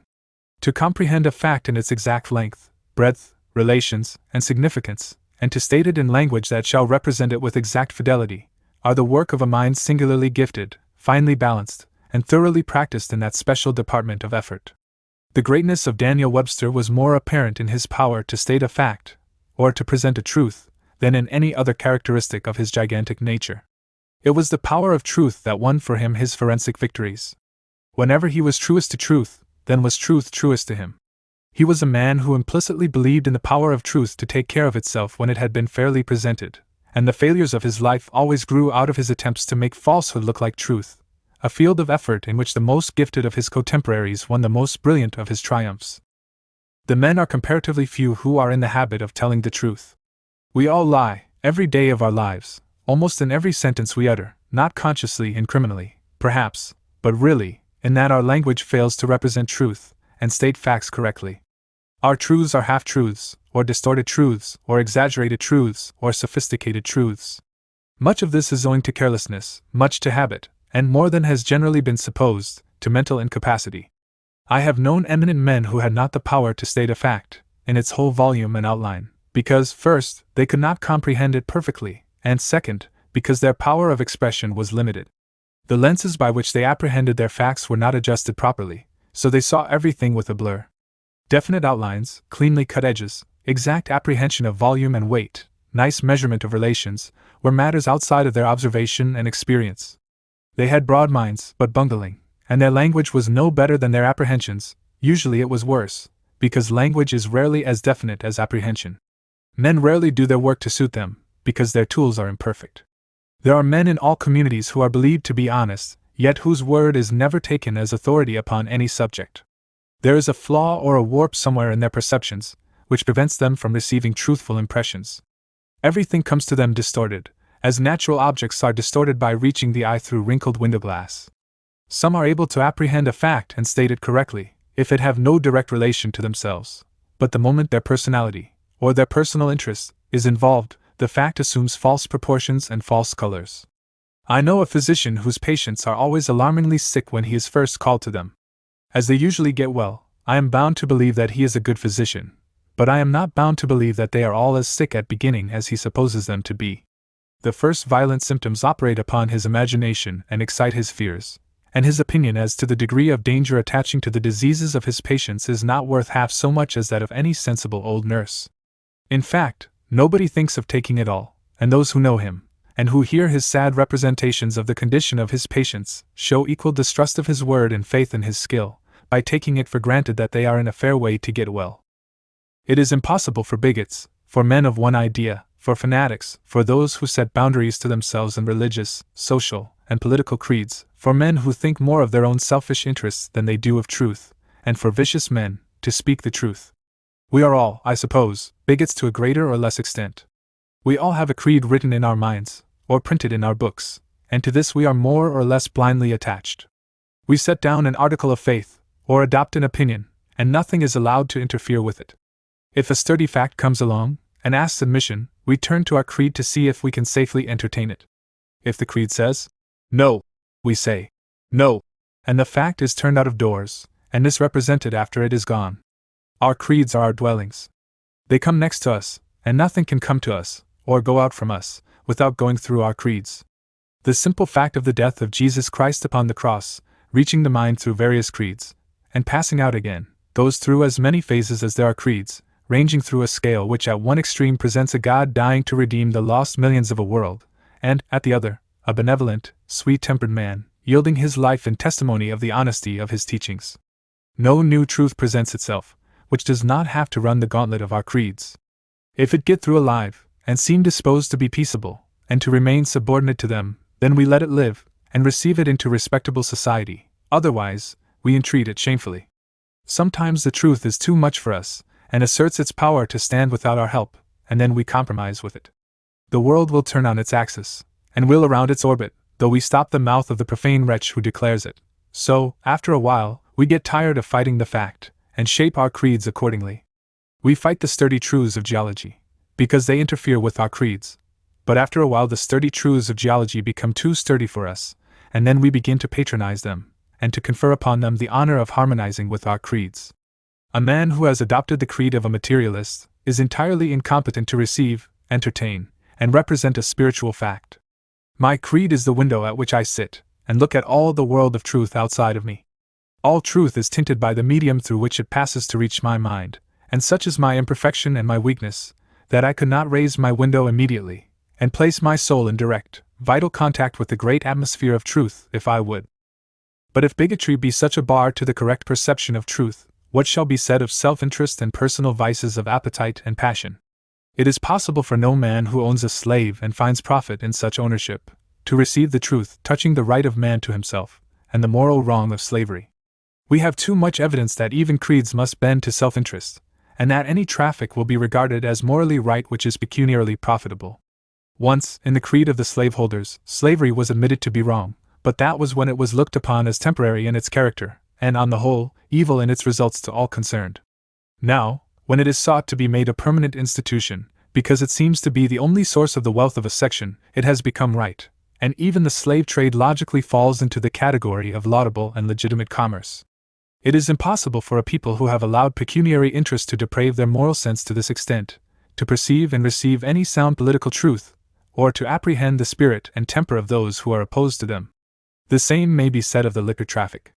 The act of selling liquor is looked upon with horror by those who stand outside, and who have an eye upon its consequences, but the seller deems it legitimate, and looks upon any interference with his sales as an infringement of his rights.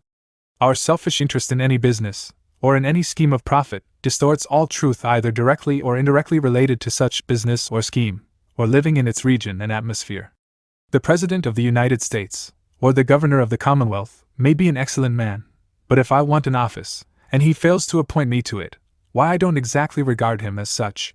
He becomes to me a very ordinary and vulgar sort of man indeed, but if he give me my office then, though he may be all that his enemies think him, he seems to me to be invested with a singular nobility of character that other people do not apprehend at all. The vices of humanity are sad media through which to receive truth, often so opaque that no truth can reach the mind at all. It is impossible for a man whose affections are bestialized, whose practices are libertine, and whose imaginations are all impure, to receive the truth that there are such things as purity and virtue, and that there are men and women around him who are virtuous and pure. There is no truth which personal vice will not distort. The approaches to a sensual mind are through the senses, and the same may be said of all minds in a general way, but the approaches to a sensual mind are only through the senses, and they, being perverted, abused, exhausted, or unduly excited, furnish the utterly unreliable avenues by which truth reaches the soul. The grand reason why truth, published from the pulpit and the platform, revealed in periodicals and books, and embodied in pictures and statues, works no greater changes upon the minds and morals of men, is, that it never gets inside of men in the shape in which it is uttered. It passes through such media of bigotry, or self-interest, or vice, that its identity and power are lost. It is not, therefore, remarkable that so little truth is told when so little is received, that so little is expressed when so little is apprehended. The largest field will not produce an oat straw that will stand alone, if there be no silica in the soil, and the largest mind cannot express a pure truth if it has lived always so encased that pure truth could not find its way into it. All truth reaches our minds through various media, by which it is more or less colored and refracted, and it is very rare that a man has the power to embody in language and utter a truth in the degree of perfection in which he received it. As I said at beginning, the power to state a fact correctly, or to express a pure truth, is among the rarest gifts of man. It never struck me that David was remarkably hasty, when he said that all men were liars. All men are liars, in one respect or another. They are divisible into various classes, which may legitimately be mentioned under two heads, viz., unconscious liars and conscious liars. Of those who lie, and suppose they are telling the truth, I have already spoken. They are a large and most respectable class of people, and their apology must be found in the theory I have advanced. Yet among these may be found men and women who will require all the amplitude of our mantles of charity to cover them. I have been much impressed with a passage in Dr. Bushnell's recent volume, entitled Christian Nurture, which incidentally touches upon this subject in the writer's characteristically powerful way, and as I cannot condense it, I will copy it. There is, in some persons who appear in all other respects to be Christian, a strange defect of truth, or truthfulness. They are not conscious of it. They would take it as a cruel injustice were they only to suspect their acquaintances of holding such an estimate of them. And yet, there is a want of truth in every sort of demonstration they make. It is not their words only that lie, but their voice, air, action. Their every putting forth has a lying character. The atmosphere they live in is an atmosphere of pretense. Their virtues are affectations. Their compassions and sympathies are the airs they put on. Their friendship is their mood, and nothing more, and yet they do not know it. They mean, it may be, no fraud. They only cheat themselves so effectually as to believe that what they are only acting is their truth. And what is difficult to reconcile, they have a great many Christian sentiments. They maintain prayer as a habit, and will sometimes speak intelligently of matters of Christian experience. It was the oracular sage Deacon Bedott, who, in view of the imperfections of his kind, remarked several times in his life, "We are all poor creatures," a remark that comes as near to being pure truth as any we meet with outside of the Bible and the standard treatises on mathematics. We are, indeed, poor creatures. Our highest conceptions of truth are contemptible, our best utterances fall short of our conceptions, and our lives are poorer than our language. Of all conscious and criminal lying, I know of none that exceeds in malignity and magnitude that of a political campaign. In such a struggle, men get in love with lies. They seek apologies for the circulation of lies. They hug lies to their hearts in preference to truth. It is the habit of hopeful philosophers to enlarge upon the benefit to our people of the annual and quadrennial contests for place, which occur in our country, as if principles were the things really at stake, and personalities were out of the question, as the lying politicians would have us believe. What, in honesty, can be said of the leading speakers and the leading presses which sustain a party in a contest for power, but that they studiously misrepresent their opponents, misstate their own motives, give currency to false accusations, suppress truth that tells against them, exaggerate the importance of that which favors them, seize upon all plausible pretexts for fraud, skulk behind subterfuges, and lie outright when it is deemed necessary.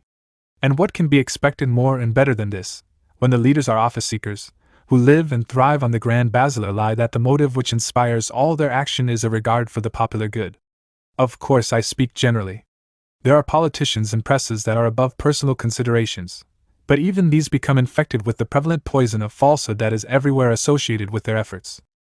The social lying of the world has found multitudinous satirists, and furnished the staple of a whole school of writers. We touch our hats in token of respect to men whom in our hearts we despise. We inquire tenderly for the health of persons for whom we do not care a straw. We who cannot afford it wear expensive clothing, and display grand equipage, and give costly entertainments, not because we enjoy it, but because we wish to impress upon the world the belief that we can afford it. It is our way of expressing a lie which seems to us important to the maintenance of our social standing. We receive with a kiss a visitor whom we wish were in Greenland, and betray her to the next who comes in. We pretend to ourselves and our neighbors that there is nothing which we so much esteem as the simple friendships of life, and the straightforward love and hearty goodwill of the honest hearts around us, yet when the rich and the titled are near, we are gladdened and flattered, and look with supercilious contempt upon the humble friendships which we affected to cherish supremely. In our conscience and judgment, we appreciate the genuine values of social life, and we profess in our language to hold them in just estimation, but in our life and practice we honor that which is fictitious and conventional, apprehending in our conscience and judgment that we are acting a lie. Socially, I cannot but believe that there is far more of truthfulness in humble than in high life. The more nearly we come down to hardy nature, and the further we go from the artificial and conventional, the nearer do we come to truth. Truth is indeed at the bottom of this well, and not in the artificial wall that rises above it, nor the buckets that go up and down as caprice or selfishness turns the windlass. Business lying is, after all, the most universal of any. It is confined to no age and no nation. Solomon understood the world's great gain when he wrote, it is not, saith the buyer, but when he is gone his way, then he boasteth. And from Solomon's day down to ours, buyers have depreciated that which they would purchase, and then boasted of their bargains. When two selfish persons meet on opposite sides of a counter, there rises between them a sort of antagonism.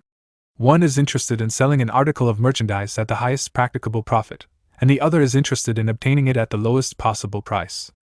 Of the small, cunning lies that pass back and forth over that counter, of the half-truths told, and the whole truths suppressed, of deceptions touching the quality of goods on one side and the ability to buy on the other, it would be humiliating to tell. If every lie told in the shops, across mahogany and showcase, by buyers and sellers, were nailed like base coin to the counter, there would be no room for the display of goods.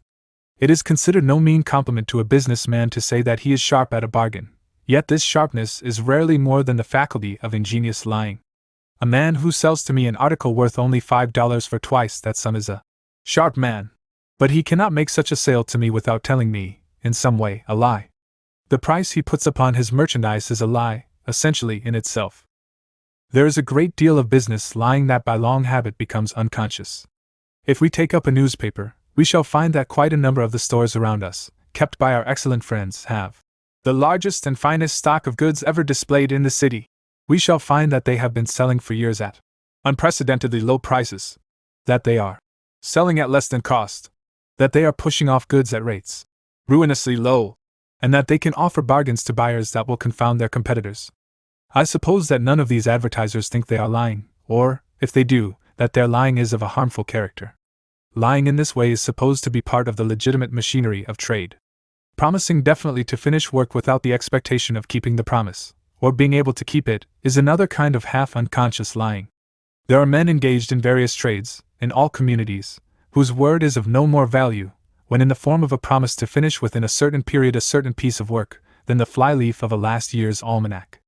There are men whom every one knows who will lie without blushing about their work, and who will stand at their counter and lie all day, and then sleep with a peaceful conscience at night, having failed to fulfill a single pledge during their waking hours. Then there are people who will promise to pay bills, and promise 100 times over, and never pay, and never expect to pay. When a bill is presented, they promise to pay, as a matter of course, and that is considered as good as the gold, until it is presented again, and then comes another promise, and another and another.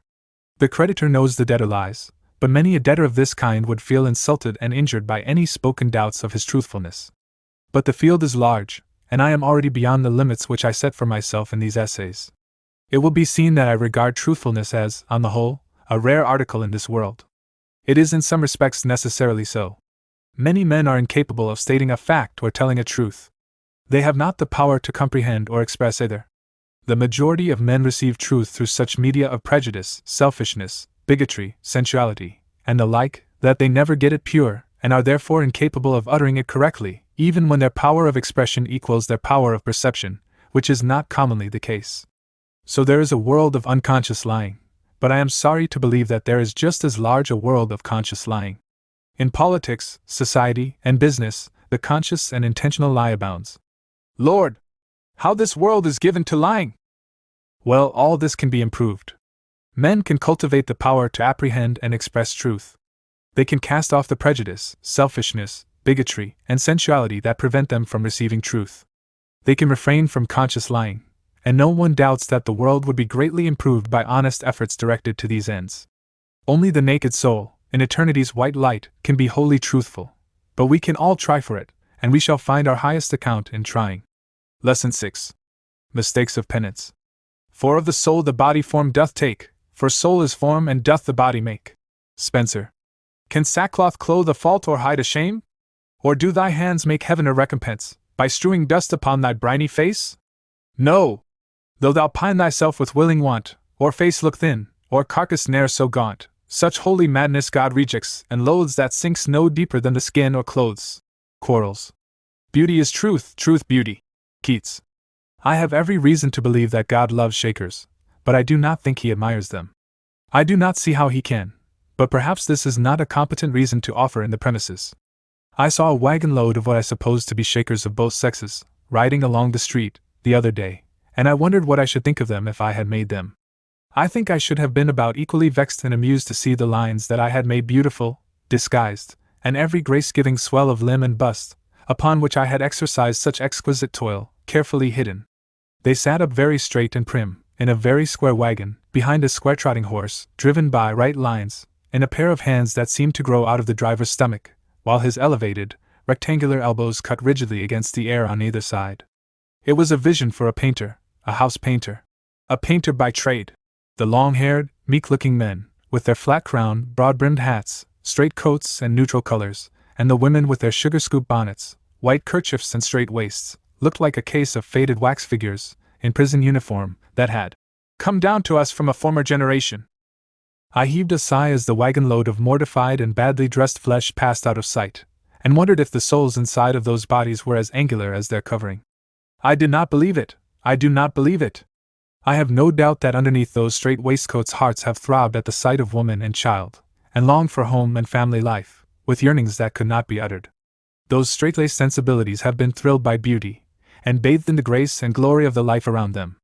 Trees have whispered to them, flowers have looked up and rebuked them, brooks have called to them with laughter, rivers have smiled upon them in sunshine, the great sky has bent over them with infinite tenderness and fullness of beauty, and they have felt what they could not define. It was something very wrong, they supposed, and so they buttoned their straight jackets around them, turned their eyes away from beholding vanity, and thought they had done an excellent thing. I know that those young women, with their abominable clothing outside, and their crushed and abused sympathies inside, are unhappy, unless they have all been mercifully transformed into fanatics. It is useless to tell me that a man can ignore or trample to death the strongest passion of his nature, the strongest, the purest, and the most ennobling, and be a happy man. It is useless to say that a man or woman can walk through a world of beauty, themselves the most beautiful of all things, and bind themselves up in unbecoming drapery, and smother all their impulses to express the beauty with which God inspires them, and do it with content and satisfaction. It cannot be done. So, when this wagon load of Shakers drove out of sight, I heaved a sigh, for I knew that not to be unhappy in the life which was typified in their dress and establishment would be a greater misfortune, essentially, than dissatisfaction and discontent would be. If they were happy in their life, they must have become perverted in their natures, or indurated beyond the susceptibility to receive the impressions of healthy men and women. If God ever put anything majestic and noble into a man, and gave him a fitting frame for it, he never intended that it should be hidden in a meal bag, or permanently quenched under a smock frock.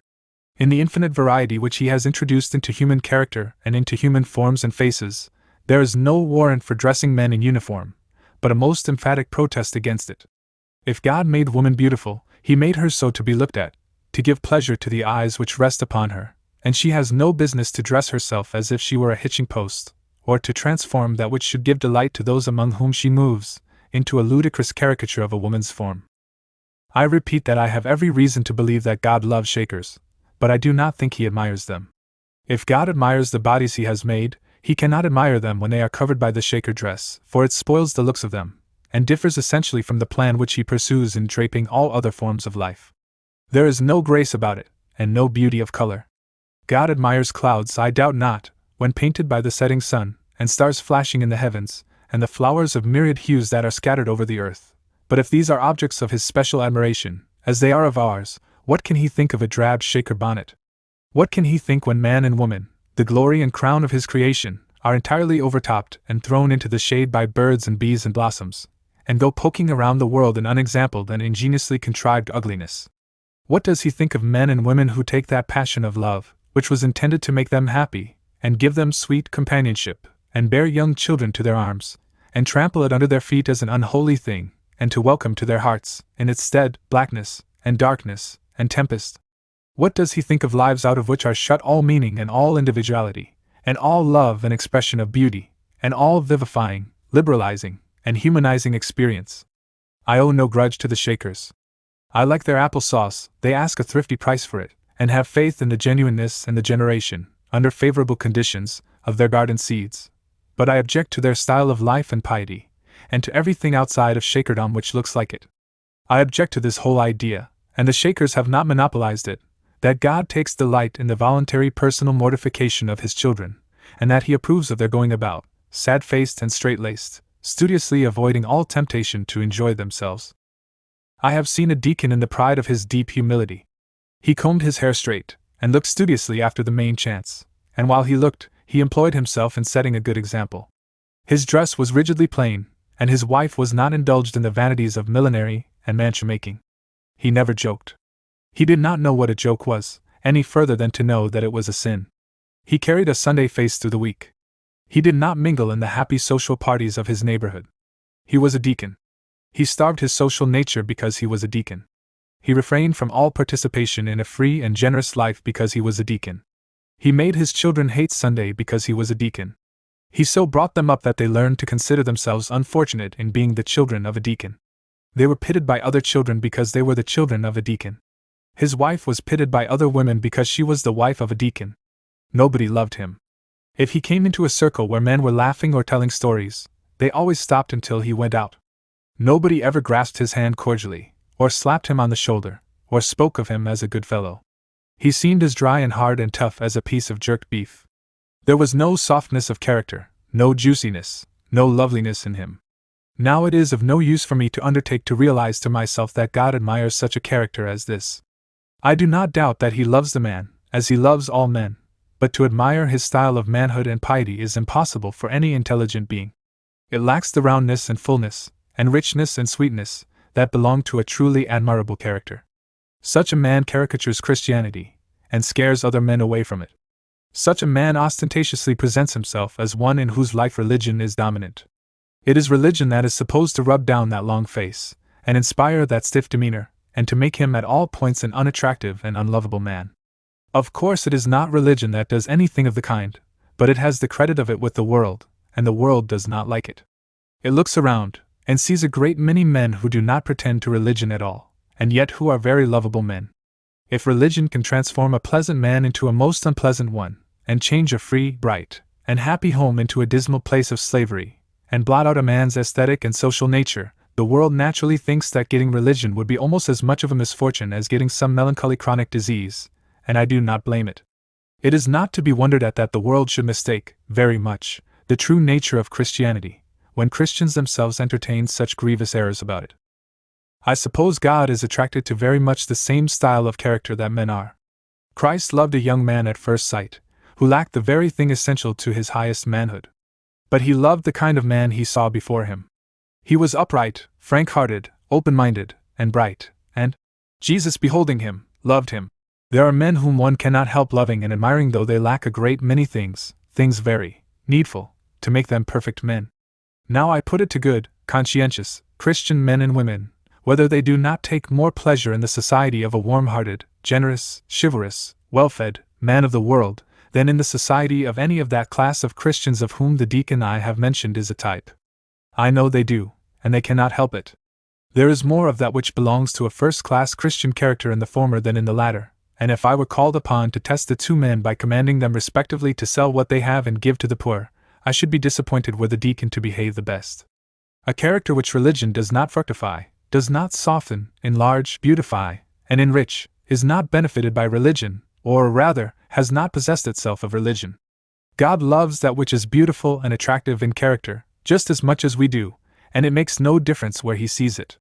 He does not dislike the amiable traits of a sinner because he is a sinner, nor does he admire those traits of a Christian which we feel to be contemptible, simply because they belong to a Christian.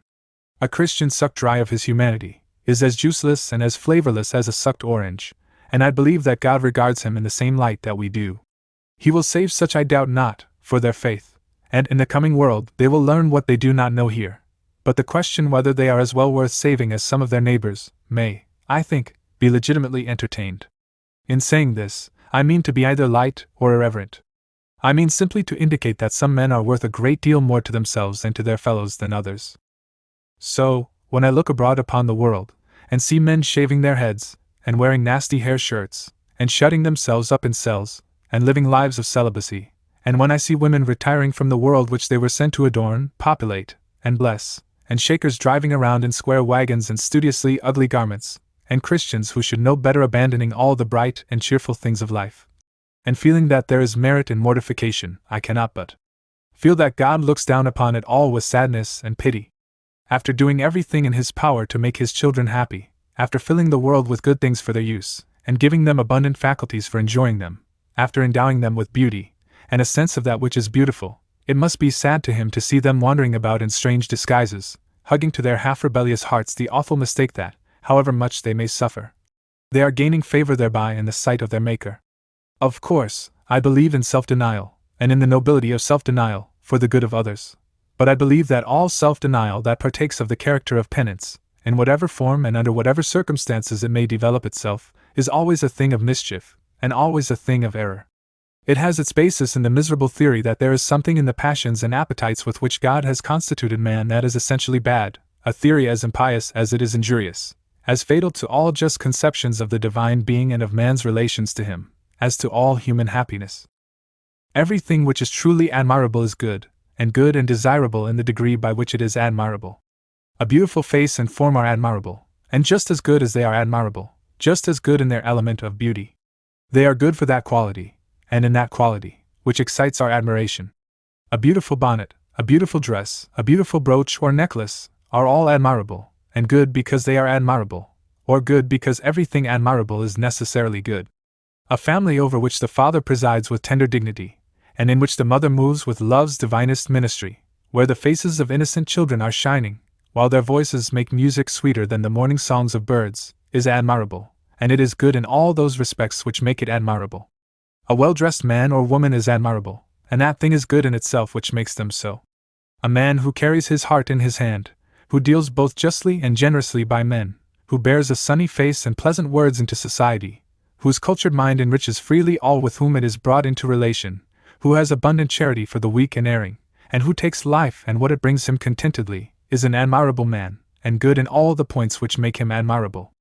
A house that presents a harmonious and handsome interior to the eye of the passenger, and whose exterior combines equal convenience and elegance, is admirable, and by that token, good. Now these very simple propositions have their correlatives, which it is not necessary to set down in order, any further than fairly to illustrate my point. Things that are not admirable are not good. If the dress of a Shaker is not admirable, it is not good. If that sort of life which is led in a cloister, by monks or nuns, is not admirable, it is not good. If a man who professes to be a Christian lives a life out of which is shut all with which an unsophisticated humanity sympathizes, a life barren of attractive fruit, a life bare in all its surroundings, a life with no genial outflow and expression, a life of niggardly negatives rather than of generous positives, then that life is not admirable, and if it be not admirable it cannot be good in those respects. A man may carry along with such a life as this a spotless conscience and a strict devotion to apprehended duty, and these may be admirable and good, but the other characteristics cannot be either, and however much God may approve his honest heart and honest endeavor, he cannot admire the style of manhood in which they have their dull and difficult illustration.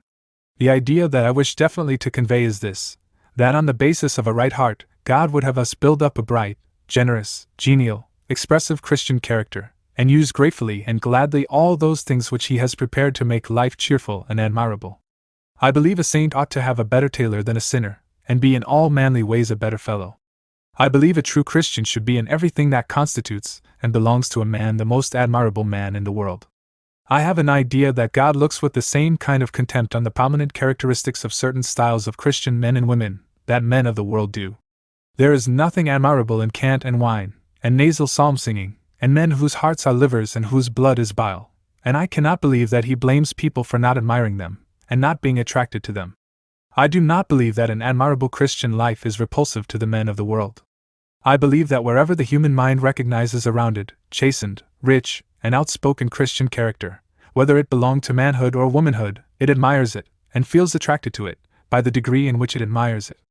I believe, moreover, that the Christianity which discards as vanities those things which God has provided for the pleasure of his children, and mortifies the love of beauty, and adopts the theory that God is pleased with penance, and degrades, abuses, and traduces the body to win greater sanctity of soul, and finds a sin in every sweet of sense, is a bastard Christianity. God is not the God of the dead, but of the living. Lesson 7. The Rights of Woman. Heard melodies are sweet, but those unheard are sweeter. Therefore ye soft pipes play on, not to the sensual ear, but more endeared, pipe to the spirit ditties of no tones. John Keats. I am as free as nature first made man. Dryden. What she wills to do or say seems wisest, virtuousest, discreetest, best. Milton. It was the sarcastic remark of a crusty old parson of Connecticut that woman has the undoubted right to shave and sing bass, if she chooses to do so. I question the right of bearded man to shave himself, and I will not concede that woman has a superior right, based on inferior necessities. But believing that man has an undoubted right to sing bass, I am inclined to accord the same right to woman. Woman is a female man, and there is no reason that I know of why she should not have the same rights, precisely, that a male man has. I claim for myself, and for man, the privilege of singing treble, under certain circumstances, and why should I not accord to woman the right to sing bass? The brave old chorales of Germany would hardly be sung with much effect were the airs denied to the masculine voice, yet if it be man's prerogative to sing bass, it is surely woman's to sing treble. If it be usurpation for her to grope among the gutturals of the masculine clef, it is gross presumption for him to attempt to leap the 5-rail fence that stands between him and high C. I put this consideration forward for the purpose of stopping every cavillous mouth upon the subject, until I present arguments of a broader and more comprehensive character, in support of woman's right to sing bass. It is claimed by those who deny woman's right to sing bass that she is needed for the treble and alto parts. Needed by whom? Needed by man? But who gave man the right to set up his needs as the law of woman's life? If man needs treble and alto, I hope he may get them. He has the undoubted right to sing both parts to suit his own fancy, or to hire others to do it for him. Man needs buttons on his shirts, and clean linen, but for the life of me I cannot see why that need defines a woman's duty in any respect. Let him do his own washing, and sew on his own buttons. Suppose a woman should need to have hooks and eyes sewed upon her dress, as some of them do, sometimes, after taking a very long breath, would that determine it to be man's duty to sew them on? It is a poor rule that will not work both ways. This is one of the illustrations of man's selfishness, that he sets up his needs as the rule by which the rights of one half of the human race are to be determined. This same selfishness of man will demand that I reconsider this talk, and will accuse me of sophistry. It will declare that I do not state the case fairly. It will say that woman needs money with which to buy her dresses and procure her food, and strong hands to labor for her and protect her, and that these needs do indeed define man's duty with respect to her. But I place all this on the ground of gallantry and humanity. Of course, we are all very glad to do these things, you know, we who have human feelings, but woman has no right to them, based upon her need, particularly if she be a woman who insists, as I do, upon her indefeasible right to sing bass.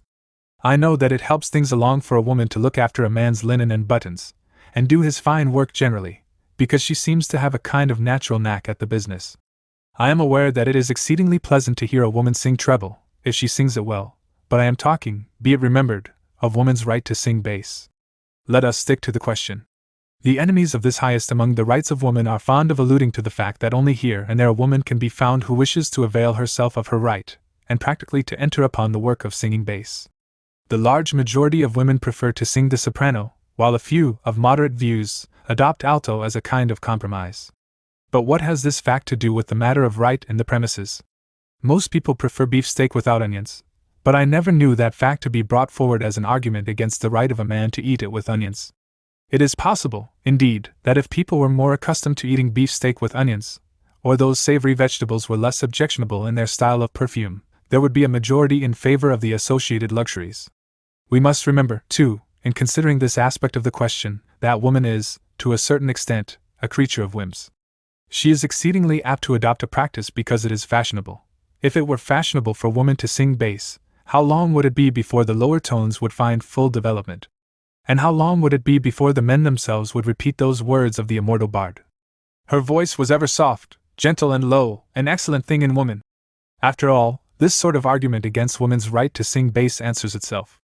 If the preference of women generally for the soprano and alto be a good reason for their confining themselves to the performance of those parts, then a change of preference would be a valid reason for their leaving them.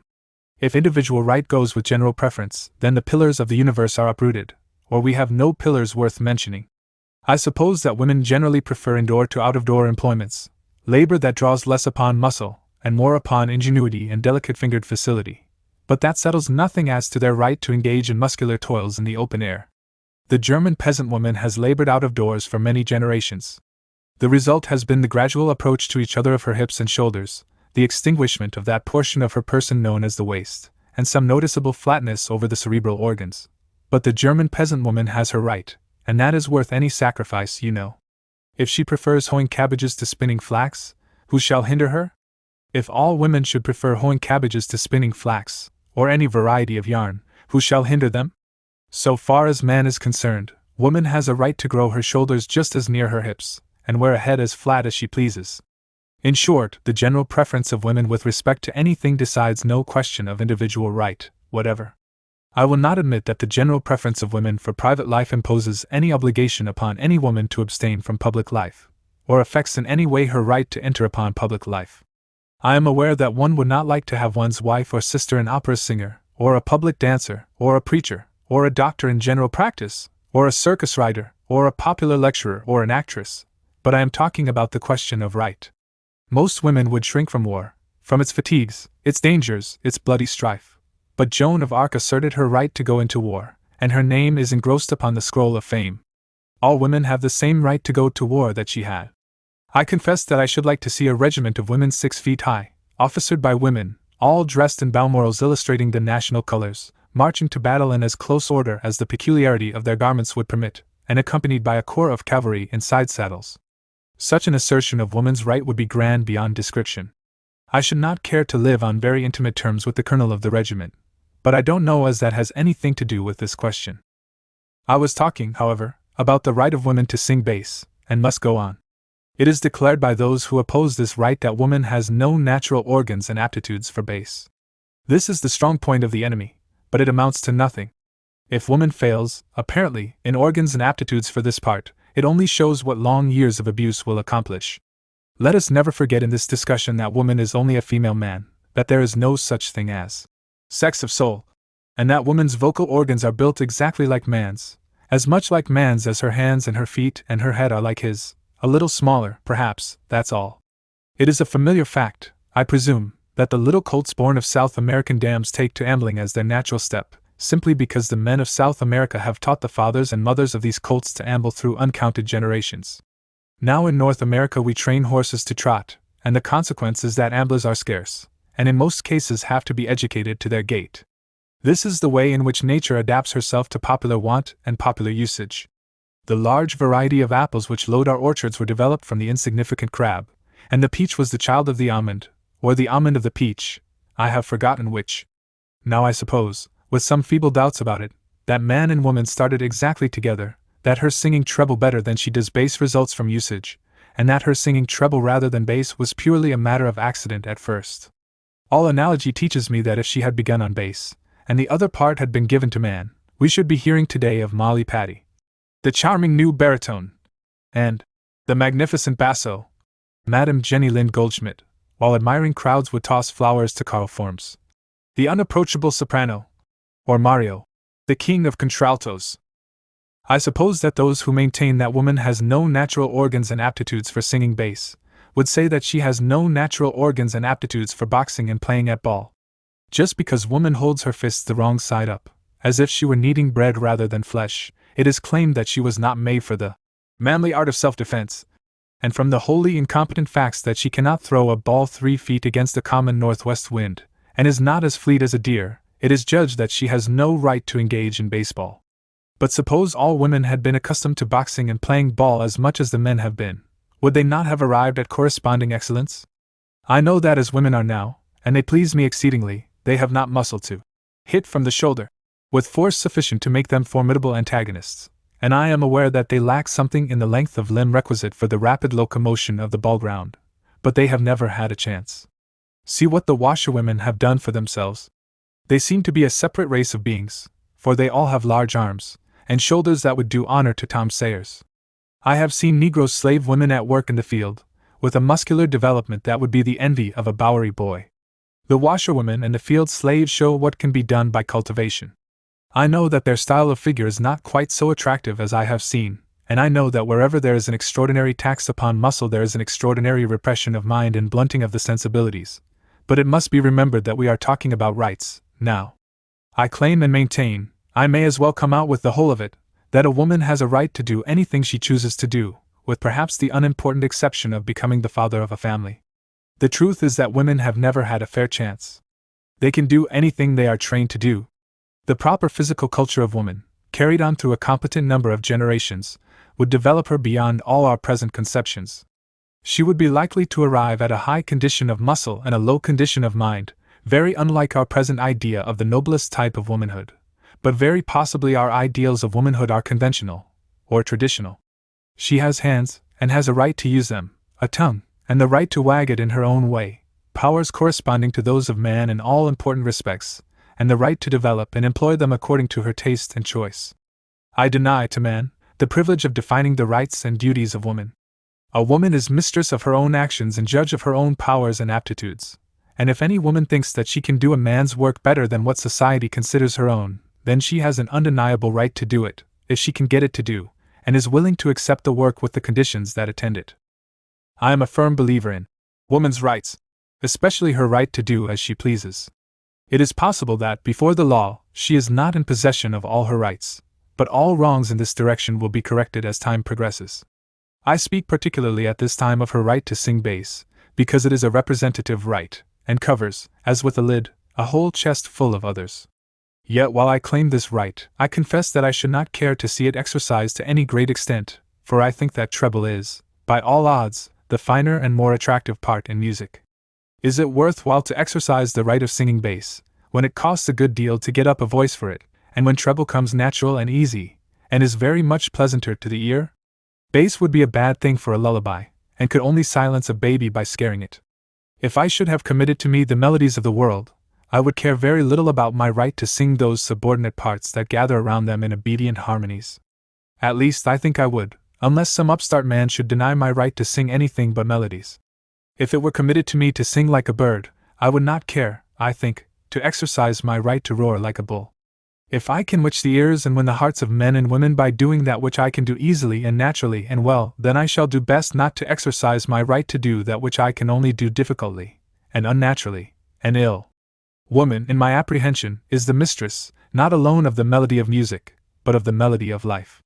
Whatever it may be possible to do by cultivation and a long course of development, it is doubtful whether a woman would ever sing bass well. I am aware that she has the right, and the organs, but I question whether her bass would amount to anything, whether it would be worth singing. When women talk with me about their right to vote, and their right to practice law, and their right to engage in any business which usage has assigned to man, I say, yes, you have all those rights. I never dispute with them at all. Indeed, you see how I have put myself forward as the defender of these same rights, yet I should be sorry to see them exercised by the women I admire and love. It is all very well to say that the presence of woman at the ballot box would purify it, and restrain the manners of the men around it, but I have seen enough of the world to learn that all human influence is reciprocal and reactionary. Man in the ballot box might gain, but woman would lose, and men in the ballot box themselves would lose in the long run. The ballot box is the bass, and it should be man's business to sing it, while woman should give him home melody with which it should harmonize. In the matter of rights, I suppose that I should not differ materially with any strong-minded woman, but I have always observed that the most truly lovable, humble, pure-hearted, God-fearing and humanity-loving women of my acquaintance never say anything about these rights, and scorn those of their sex who do. I have never known a woman who was at once satisfied in her affections and discontented with her woman's lot and her woman's work. There is a weak place, or a wrong place, or a rotten place, in the character or nature of every woman who stands and howls upon the spot where her Creator placed her, and neglects her own true work and life while claiming the right to do the work and live the life of man. I will admit all the rights that such a woman claims, all that I myself possess, if she will let me alone, and keep her distance from me. She may sing bass, but I do not wish to hear her. She is repulsive to me. She offends me.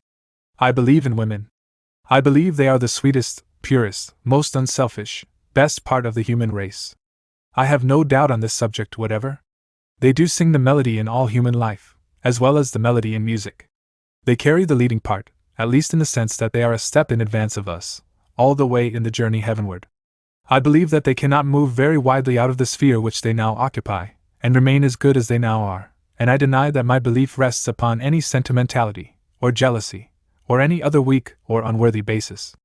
A man who has experienced a mother's devotion, a wife's self-sacrificing love, and a daughter's affection, and is grateful for all, may be weakly sentimental about some things, but not about women. He would help every woman he loves to the exercise of all the rights which hold dignity and happiness for her. He would fight that she might have those rights, if necessary, but he would rather have her lose her voice entirely, than to hear her sound a bass note so long as a demi-semi-quaver. Lesson 8. American Public Education. Keen are the pangs advancement often brings. To be secure, be humble. To be happy, be content. James Hedis. For not that which men covet most is best, nor that thing worst which men do most refuse. But fittest is that each contented rest with that they hold. Spencer. Men have different spheres. It is for some to evolve great moral truths, as the heavens evolve stars, to guide the sailor on the sea and the traveler on the desert, and it is for some, like the sailor and the traveler, simply to be guided. Beecher. A venerable gentleman who once occupied a prominent position in a leading New England college was remarking recently upon the difficulty which he experienced in obtaining servants who would attend to their duties. He had just dismissed a girl of 16, who was so much above her business as to be intolerable. The girl's father, who was an Englishman, called upon him for an explanation. The employer told his story, every word of which the father received without question, and then remarked, with considerable vehemence, "It is all owing to those cursed public schools." The father retired, and the old professor sat down and thought about it, and the result of his thinking did not differ materially from that of the father. It was not, of course, that there was anything in the studies pursued which had tended to unfit the girl for her duties. It was very possible indeed for the girl to have been a better servant in consequence of her intelligence. There was nothing in English grammar or the multiplication table to produce insubordination and discontent. There was nothing in the whole case that tended to condemn public schools as such, but it was the spirit inculcated by the teachers of public schools which had spoiled this girl for her place, and which has spoiled, and is still spoiling, thousands of others.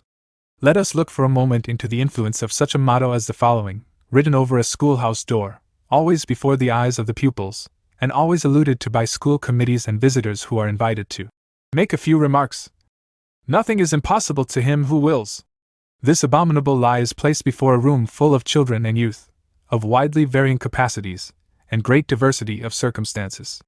They are called upon to look at it, and believe in it. Suppose a girl of humble mental abilities and humble circumstances looks at this motto, and says, "I will be a lady. I will be independent. I will be subject to no man's or woman's bidding." Under these circumstances, the girl's father, who is poor, removes her from school, and tells her that she must earn her living. Now I ask what kind of a spirit she can carry into her service, except that of surly and impudent discontent? She has been associating in school, perhaps, with girls whom she is to serve in the family she enters. Has she not been made unfit for her place by the influences of the public school? Have not her comfort and her happiness been spoiled by those influences? Is her reluctant service of any value to those who pay her the wages of her labor? It is safe, At least, to make the proposition that public schools are a curse to all the youth whom they unfit for their proper places in the world. It is the favorite theory of teachers that every man can make of himself anything that he really chooses to make.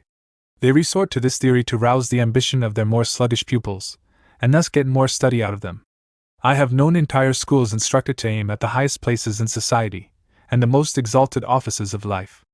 I have known enthusiastic old fools who made it their principal business to go from school to school, and talk such stuff to the pupils as would tend to unfit every one of humble circumstances and slender possibilities for the life that lay before him. The fact is persistently ignored, in many of these schools, established emphatically for the education of the people, that the majority of the places in this world are subordinate and low places. Every boy and girl is taught to be something in the world, which would be very well if being something were being what God intended they should be, but when being something involves the transformation of what God intended should be a respectable shoemaker into a very indifferent and a very slow minister of the gospel, the harmful and even the ridiculous character of the instruction becomes apparent. There are two classes of evil results attending the inculcation of these favorite doctrines of the school teachers. First, the unfitting of men and women for humble places, and second, the impulsion of men of feeble power into high places, for the duties of which they have neither natural nor acquired fitness. There are no longer any American girls who go out to service in families. They went into mills from the chamber and the kitchen, but now they have left the mills, and their places are filled by Scotch and Irish girls. Why is this? Is it because that among the American girls there are none of poverty, and of humble powers? Is it because they are not wanted? Or is it because they have become unfitted for such services as these, and feel above them? Is it not because they have become possessed of notions that would render them uncomfortable in family service, and render any family they might serve uncomfortable? An American servant, who good-naturedly accepts her condition, and knows and loves her place, who is willing to acknowledge that she has a mistress, and who enters into her department of the family life as a harmonious and happy member, may exist, but I do not know her. People have ceased inquiring for American servants. They would like them, generally, because they are intelligent and Protestant, but they cannot get them because they are unwilling to accept service, and the obligations and conditions it imposes. Where all the American girls are, I do not know. I can remember the time when thrifty farmers, mechanics, and tradesmen took wives from the kitchens of gentlemen where they were employed, good, intelligent, self-respectful women they were, too, who became modest mistresses of thrifty families afterward, but that is all done with now. Under the present mode of education, nobody is fitted for a low place, and everybody is taught to look for a high one. If we go into a school exhibition, our ears are deafened by declamation addressed to ambition. The boys have sought out from literature every stirring appeal to effort, and every extravagant promise of reward. The compositions of the girls are of the same general tone. We hear of infinite yearnings from the lips of girls who do not know enough to make a pudding, and of being polished after the similitude of a palace, from those who do not comprehend the commonest duties of life. Everything is on the high-pressure principle. The boys, all of them, have the general idea that everything that is necessary to become great men is to try for it, and each one supposes it possible for him to become governor of the state, or president of the union. The idea of being educated to fill a humble office in life is hardly thought of, and every bumpkin who has a memory sufficient for the words repeats the stanza. Lives of great men all remind us we can make our lives sublime, and departing, leave behind us footprints on the sands of time. There is a fine ring to this familiar quatrain of Mr. Longfellow, but it is nothing more than a musical cheat. It sounds like truth, but it is a lie. The lives of great men all remind us that they have made their own memory sublime, but they do not assure us at all that we can leave footprints like theirs behind us. If you do not believe it, go to the cemetery yonder. There they lie, 10,000 upturned faces, 10,000 breathless bosoms. There was a time when fire flashed in those vacant orbits, and warm ambitions pulsed in those bosoms. Dreams of fame and power once haunted those hollow skulls. Those little piles of bones that once were feet ran swiftly and determinately through 40, 50, 60, 70 years of life, but where are the prints they left?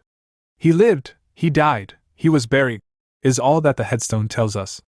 We move among the monuments, we see the sculpture, but no voice comes to us to say that the sleepers are remembered for anything they ever did. Natural affection pays its tribute to its departed object, a generation passes by, the stone grows gray, and the man has ceased to be, and is to the world as if he had never lived. Why is it that no more have left a name behind them? Simply because they were not endowed by their Maker with the power to do it, and because the offices of life are mainly humble, requiring only humble powers for their fulfillment. The cemeteries of 100 years hence will be like those of today, Of all those now in the schools of this country, dreaming of fame, not 1 in 20,000 will be heard of then, not 1 in 20,000 will have left a footprint behind him. Now I believe that a school, in order to be a good one, should be one that will fit men and women, in the best way, for the humble positions that the great mass of them must necessarily occupy in life. It is not necessary that boys and girls be taught any less than they are taught now. They should receive more practical knowledge than they do now, without a doubt, and less of that which is simply ornamental, but they cannot know too much. An intelligent gardener is better than a clodhopper, and an educated nurse is better than an ignorant one. But if the gardener and the nurse have been spoiled for their business and their condition, by the sentiments which they have imbibed with their knowledge, they are made uncomfortable to themselves, and to those whom they serve. I do not care how much knowledge a man may have acquired in school, that school has been a curse to him if its influence has been to make him unhappy in his place, and to fill him with futile ambitions. The country has great reason to lament the effect of the kind of instruction upon which I have remarked. The universal greed for office is nothing but an indication of the appetite for distinction which has been diligently fed from childhood. It is astonishing to see the rush for office on the occasion of the change of a state or national administration. Men will leave quiet and remunerative employments, and subject themselves to mean humiliations, simply to get their names into a newspaper, and to achieve a little official importance and social distinction. This desire for distinction seems to run through the whole social body, as a kind of moral scrofula, developing itself in various ways, according to circumstances and peculiarities of constitution. The consequence is that politics have become the pursuit of small men, and we no longer have an opportunity to put the best men into office. The scramble for place among fools is so great and so successful, that men of dignity and modesty retire from the field in disgust. Everybody wants to be something, and in order to be something, everybody must leave his proper place in the world, and assume a position which God never intended he should fill. Look in upon a state legislature once, and you will find sufficient illustration of my meaning. Not 1 man in 5 of the whole number possesses the first qualification for making the laws of a state, and half of them never read the constitution of the country. I mean no contempt for the good, honest men of whom our state legislatures are principally composed, but I wish simply to say that there is nothing in their quality of mind, habits of thought, intellectual power, or style of pursuits that fits them for the great and momentous functions of legislation. They are there, a set of nobodies, mainly for the purpose of becoming somebodies, and not for any object connected with the good of the state. Somehow, all the students in all our schools get the idea that a man, in order to be somebody, must be in public life. Now think of the fact that the millions attending school in this country have in some way acquired this idea, and that only 1 in every 1,000 of these is either needed in public life, or can win success there. Let this fact be realized, and it is easy to see that the 999 will feel that they are somehow cheated out of their birthright. They desire to be in public life, and be somebody, but they are not, and so their life grows tame and tasteless to them. They are disappointed. The men solace themselves with a petty justice's commission, or a town office of some kind, and the women, some of them, talk about women's rights, and make themselves notorious and ridiculous at public meetings. I think women have rights which they do not at present enjoy, but I have very little confidence in the motives of their petticoat champions, who court mobs, delight in notoriety, and glory in their opportunity to burst away from private life, and be recognized by the public as somebodies. I insist on this, that private and even obscure life is the normal condition of the great multitude of men and women in this world, and that, to serve this private life, public life is instituted. Public life has no legitimate significance save as it is related to the service of private life. It requires peculiar talents and peculiar education, and brings with it peculiar trials, and the man best fitted for it would be the last man confidently to assert his fitness for it. Thousands seek to become somebodies through the avenues of professional life, and so professional life is full of nobodies. The pulpit is crowded with goodish nobodies, men who have no power, no unction, no mission. They strain their brains to write commonplaces, and wear themselves out repeating the rant of their sect and the cant of their schools. The bar is cursed with nobodies, as much as the pulpit. The lawyers are few, the pettifoggers are many. The bar, more than any other medium, is that through which the ambitious youth of the country seek to attain political eminence. Thousands go into the study of law, not so much for the sake of the profession, as for the sake of the advantages it is supposed to give them for political preferment. An ambitious boy who has taken it into his head to be somebody always studies law, and as soon as he is admitted to the bar, he is ready to begin his political scheming. Multitudes of lawyers are a disgrace to their profession and a curse to their country. They lack the brains necessary to make them respectable, and the morals requisite for good neighborhood. They live on quarrels, and breed them that they may live. They have spoiled themselves for private life, and they spoil the private life around them. As for the medical profession, I tremble to think how many enter it because they have neither piety enough for preaching, nor brains enough to practice law. When I think of the great army of little men that is yearly commissioned to go forth into the world with a case of sharp knives in one hand, and a magazine of drugs in the other, I heave a sigh for the human race. Especially is all this lamentable when we remember that it involves the spoiling of thousands of good farmers and mechanics, to make poor professional men, while those who would make good professional men are obliged to attend to the simple duties of life, and submit to preaching that neither feeds nor stimulates them, and medicine that kills or fails to cure them. There must be something radically wrong in our educational system, when youth are generally unfitted for the station which they are to occupy, or are forced into professions for which they have no natural fitness. The truth is that the stuff talked to boys and girls alike, about aiming high, and the assurances given them, indiscriminately, that they can be anything that they choose to become, are essential nuisances. Our children all go to the public schools. They are all taught these things. They all go out into the world with high notions, and find it impossible to content themselves with their lot. They had hoped to realize in life that which had been promised them in school, but all their dreams have faded, and left them disappointed and unhappy. They envy those whom they have been taught to consider above them, and learn to count their own lives a failure. Girls starve in a mean poverty, or do worse, because they are too proud to work in a chamber, or go into a shop. American servants are obsolete, all common employments are at a discount, the professions are crowded to overflowing, the country throngs with demagogues, and a general discontent with a humble lot prevails, simply because the youth of America have had the idea drilled into them that to be in private life, in whatever condition, is to be, in some sense, a nobody. It is possible that the schools are not exclusively to blame for this state of things, and that our political harangues, and even our political institutions, have something to do with it. What we greatly need in this country is the inculcation of soberer views of life. Boys and girls are bred to discontent. Everybody is after a high place, and nearly everybody fails to get one, and failing, loses heart, temper, and content. The multitude dress beyond their means, and live beyond their necessities, to keep up a show of being what they are not. Farmers' daughters do not love to become farmers' wives, and even their fathers and mothers stimulate their ambition to exchange their station for one which stands higher in the world's estimation. Humble employments are held in contempt, and humble powers are everywhere making high employments contemptible. Our children need to be educated to fill, in Christian humility, the subordinate offices of life which they must fill, and taught to respect humble callings, and to beautify and glorify them by lives of contented and glad industry. When public schools accomplish an end so desirable as this, they will fulfill their mission, and they will not before. I seriously doubt whether one school in 100, public or private, comprehends its duty in this particular. They fail to inculcate the idea that the majority of the offices of life are humble, that the powers of the majority of the youth which they contain have relation to those offices, that no man is respectable when he is out of his place, and that half of the unhappiness of the world grows out of the fact that, from distorted views of life, men are in places where they do not belong. Let us have this thing altogether reformed. Lesson 9. Perverseness. Because she's constant, he will change. And kindest glances coldly meet, and all the time he seems so strange, his soul is fawning at her feet. Coventry Patmore. All that we seem to think of is to manage matters so as to do as little good and plague and disappoint as many people as possible. Hazlitt.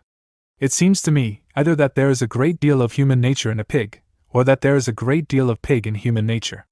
I find myself always sympathizing with a pig that wishes to go in an opposite direction to that in which its owner would drive it.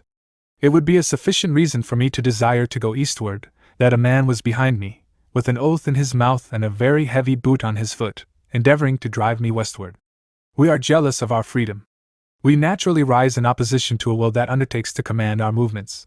This is not the result of education at all, it is pure human nature. Command a child, who shall be only old enough to understand you, to refrain from some special act, and you excite in his heart a desire to do that act, and he will have, 9 times in 10, no reason for his desire to do it but your command that he shall not. The youngest human soul that has a will at all, takes the first occasion to declare its independence. Now, I believe this principle in human nature to be, in itself, good. It is that which declares a man's right to himself, that which asserts personal liberty in thought, will, and movement. I believe it existed in Adam and Eve, and that it is more than likely that the tree of the knowledge of good and evil was despoiled because our beautiful great-grandmother, for whom I confess much sympathy and affection, was forbidden to touch it. It is a principle which should always be carefully distinguished from perverseness, in all our dealings with young and old, and in all our estimates of human character. When a child obeys a man, or when one man obeys another, it should always be for good and sufficient reason. Neither child nor man should be expected to surrender his right to himself without the presentation to him of the proper motive. When, yielding to this motive, the soul consents to be directed or led, it becomes obedient. Compulsion may secure conformity, but never obedience. If I, as a child or man, am to yield myself to the direction of any other man, that man is bound to present to me an adequate motive for the surrender. God throws upon me personal responsibility, gives me to myself, and no man, parent or otherwise, can make me truly obedient without giving me the motive for obedience. When a child or a man fails to yield to the legitimate motives of obedience, he is perverse, and it is about perverseness in some of its forms of manifestation that I propose to talk in this article. At starting, I must give perverseness a somewhat broader meaning than that thus far indicated. I will say that that person is perverse who, from vanity, or pride of opinion and will, or malice, or any mean consideration, refuses to yield his conduct and himself to those motives and influences which his reason and conscience recognize to be pure and good and true. In its least aggravated form, perhaps, we find it among lovers. Women will sometimes persistently ignore a passion which they know has taken full possession of them, and grieve the heart that loves them by a coldness and indifference which they do not feel at all. Rather than acknowledge their affection for one whose loss would kill them, or, what would be the same thing, kill the world for them, they have lied, grown sick, and gone nearly insane. This is a perverseness very uncommon.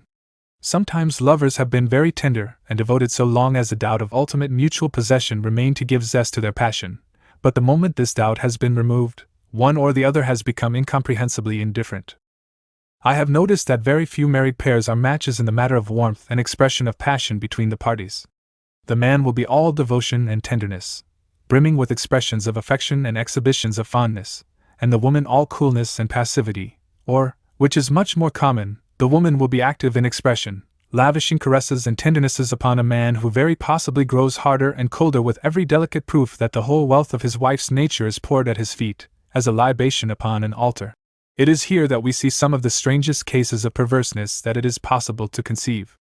I know men who are not bad men, who, I suppose, really love and respect their wives, and who would deny themselves even to heroism to give them the comforts and luxuries of life, yet who find themselves moved to reject with poorly covered scorn, and almost to resent, the varied expressions of affection to which those wives give utterance. I know wives who long to pour their hearts into the hearts of their husbands, and to get sympathetic and fitting response, but who are never allowed to do it. They live a constrained, suppressed, unsatisfied life. They absolutely pine for the privilege of saying freely what they feel, in all love's varied languages, toward men who love them, but who grow harder with every approach of tenderness and colder with every warm, invading breath. A shower that purifies the atmosphere, and refreshes the face of heaven itself, sours cream, just as love's sweetest expression sours these men. I have known wives to walk through such an experience as this into a condition of abject slavery, to waste their affection without return, until they have become poor, and spiritless, and mean. I have known them to lose their will, to become the mere dependent mistresses of their husbands, to be creeping cravens in dwellings where it should be their privilege to move as radiant queens. I have known them thrown back upon themselves, until they have become bitter railers against their husbands, uncomfortable companions, openly and shamelessly flouting their affection. I do not know what to make of the perverseness which induces a man to repel the advances of a heart which worships him, and to become hard and tyrannical in the degree by which that heart seeks to express its affection for him. There are husbands who would take the declaration that they do not love their wives as an insult, yet who hold the woman who loves them in fear and restraint through their whole life. I know wives who move about their houses with a trembling regard to the moods and notions of their husbands, wives who have no more liberty than slaves, who never spend a cent of money without a feeling of guilt, and who never give an order about the house without the same doubt of their authority that they would have if they were only housekeepers, employed at a very economical salary. I can think of no proper punishment for such husbands except daily ducking in a horse pond, until reformation. Yet these asses are so unconscious of their detestable habits of feeling and life, that, probably, not one of them who reads this will think that I mean him, but will wonder where I have lived to fall in with such outlandish people.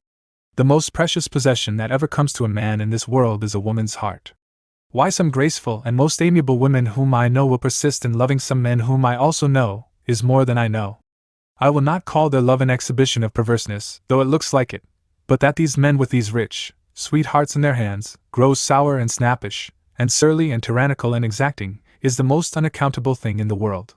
If a pig will not allow himself to be driven, he will follow a man who offers him corn, and he will eat the corn, even though he puts his feet in the trough. But there are men, some of them of Christian professions, who take every tenderness their wives bring them, and every expression of affection, and every service, and every yearning sympathy, and trample them under feet without tasting them, and without a look of gratitude in their eyes. Hard, cold, thin-blooded, white-livered, contemptible curmudgeons, they think their wives weak and foolish, and themselves wise and dignified. I beg my readers to assist me in despising them. I do not feel adequate to the task of doing them justice. There is another exhibition of perverseness which we sometimes see in families. There will be, perhaps, from 2 to half a dozen sisters in a family, amiable all of them. Now, think of the reasons which should bind them together in the tenderest sympathy. They were born of the same mother, they were nursed at the same heart, they were cradled under the same roof by the same hand, they have knelt at the side of the same father, their interests, trials, associates, standing, everything concerning their family and social life, are the same.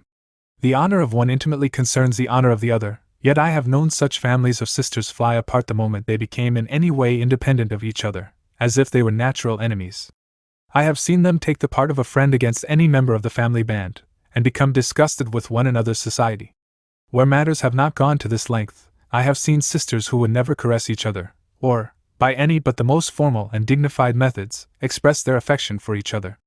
I have seen them live together for months and years as inexpressive of affection for each other as cattle in a stall, more so, for I have seen a cow affectionately lick her neighbor's ear by the half-hour, while among these girls I have failed to see a kiss, or hear a tender word, or witness any exhibition of sisterly affection whatever.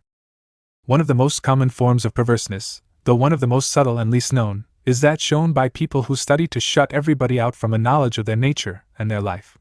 They make it their grand end and aim to appear to be exactly what they are not, to appear to believe exactly what they do not believe, and to appear to feel what they do not feel at all.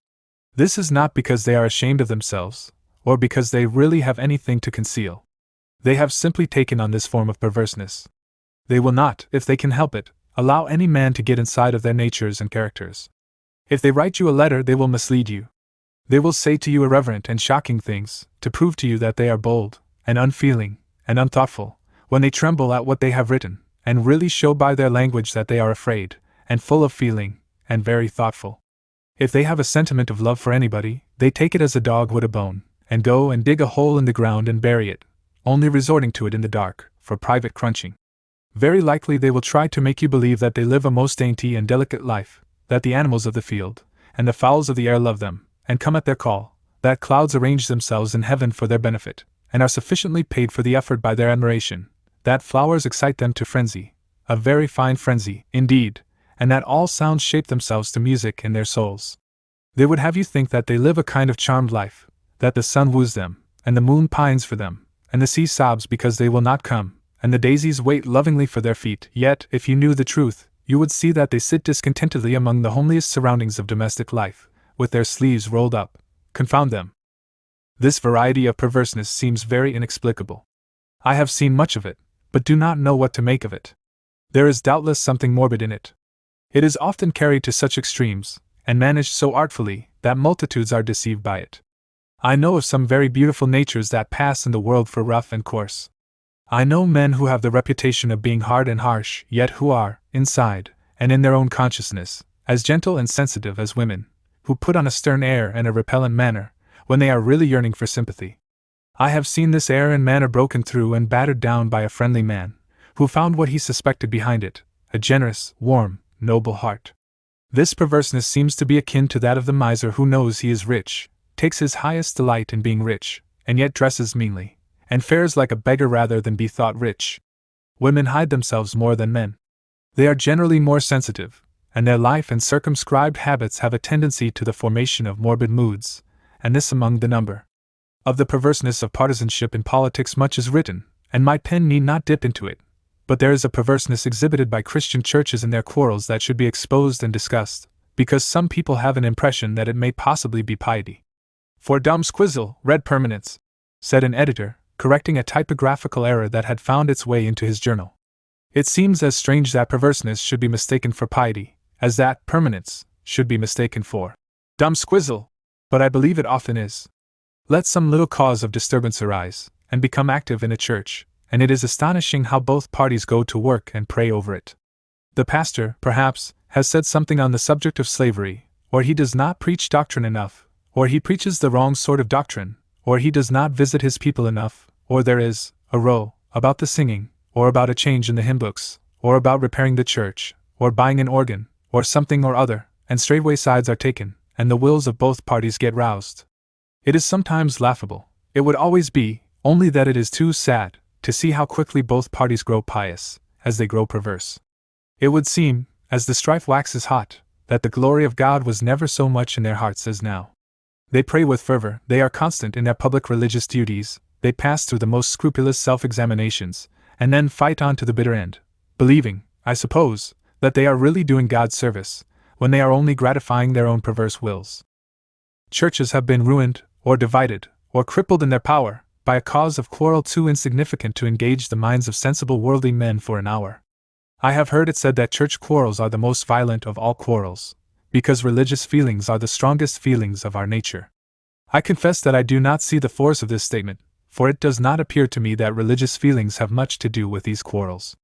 I can much more easily see why all personal differences should be adjusted peaceably in a church, for there it is supposed that the individual will is subordinated to the cause of religion and the general good. The real basis of the bitterness of church quarrels is women. There are no others, except neighborhood quarrels, in which women mingle, and a neighborhood quarrel will at once be recognized as more like a church quarrel than any other. Women have strong feelings, are attracted or repulsed through their sensibilities, conceive keen likes and dislikes, do not stop to reason, and are, of course, the readiest and the most devoted partisans. If the mouths of the women could only be smothered in a church quarrel, it would be settled much easier.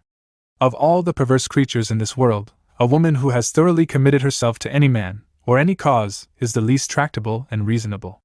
I hope this statement will not offend my sweet friends, because it is so true that I cannot conscientiously retract it. What the books call pride of opinion is, 9 cases in 10, simple perverseness. I know a most venerable public teacher of physiology, whose early theory of the production of animal heat, very ridiculous in itself, is still yearly announced from his desk, notwithstanding the fact that the whole world has received another, whose soundness is demonstrated beyond all question.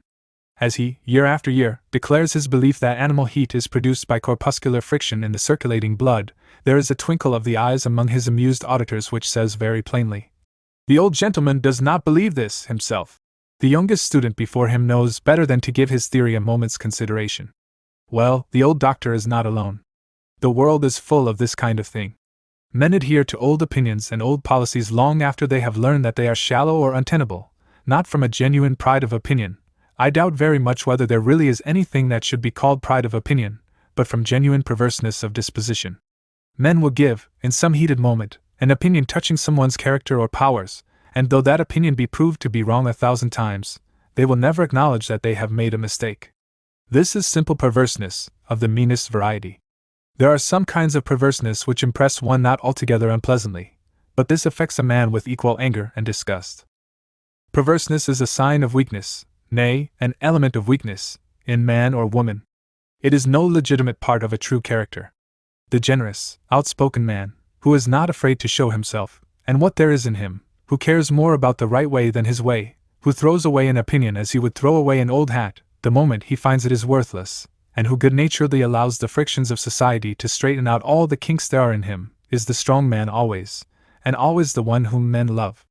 Perverseness is really moral strabismus, and I am shocked to think what a multitude of squint-eyed souls there will be, when we come to look into one another's faces in the undress of immortality. Lesson X.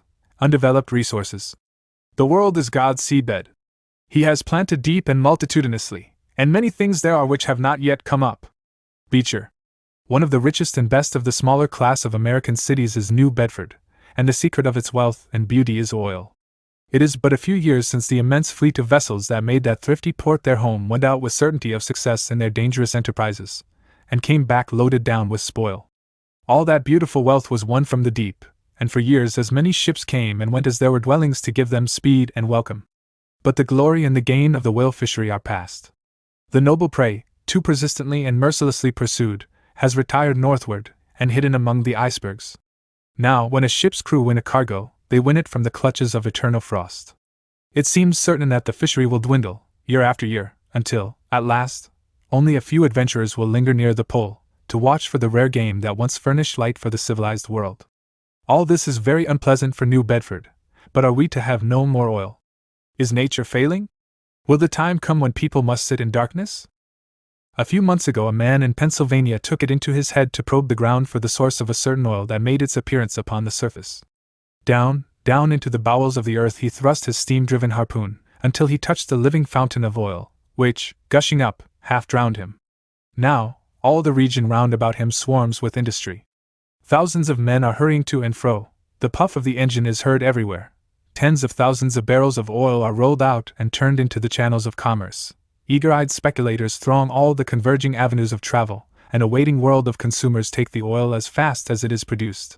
Men in Virginia, New York, and Ohio are awaking to the consciousness that, while they have been paying for oil from the far Pacific, they have been living within 300 feet of deposits greater than all the cargoes that ever floated in New Bedford Harbor. For hundreds, and probably for thousands of years, men have walked over these deposits with no suspicion of their existence.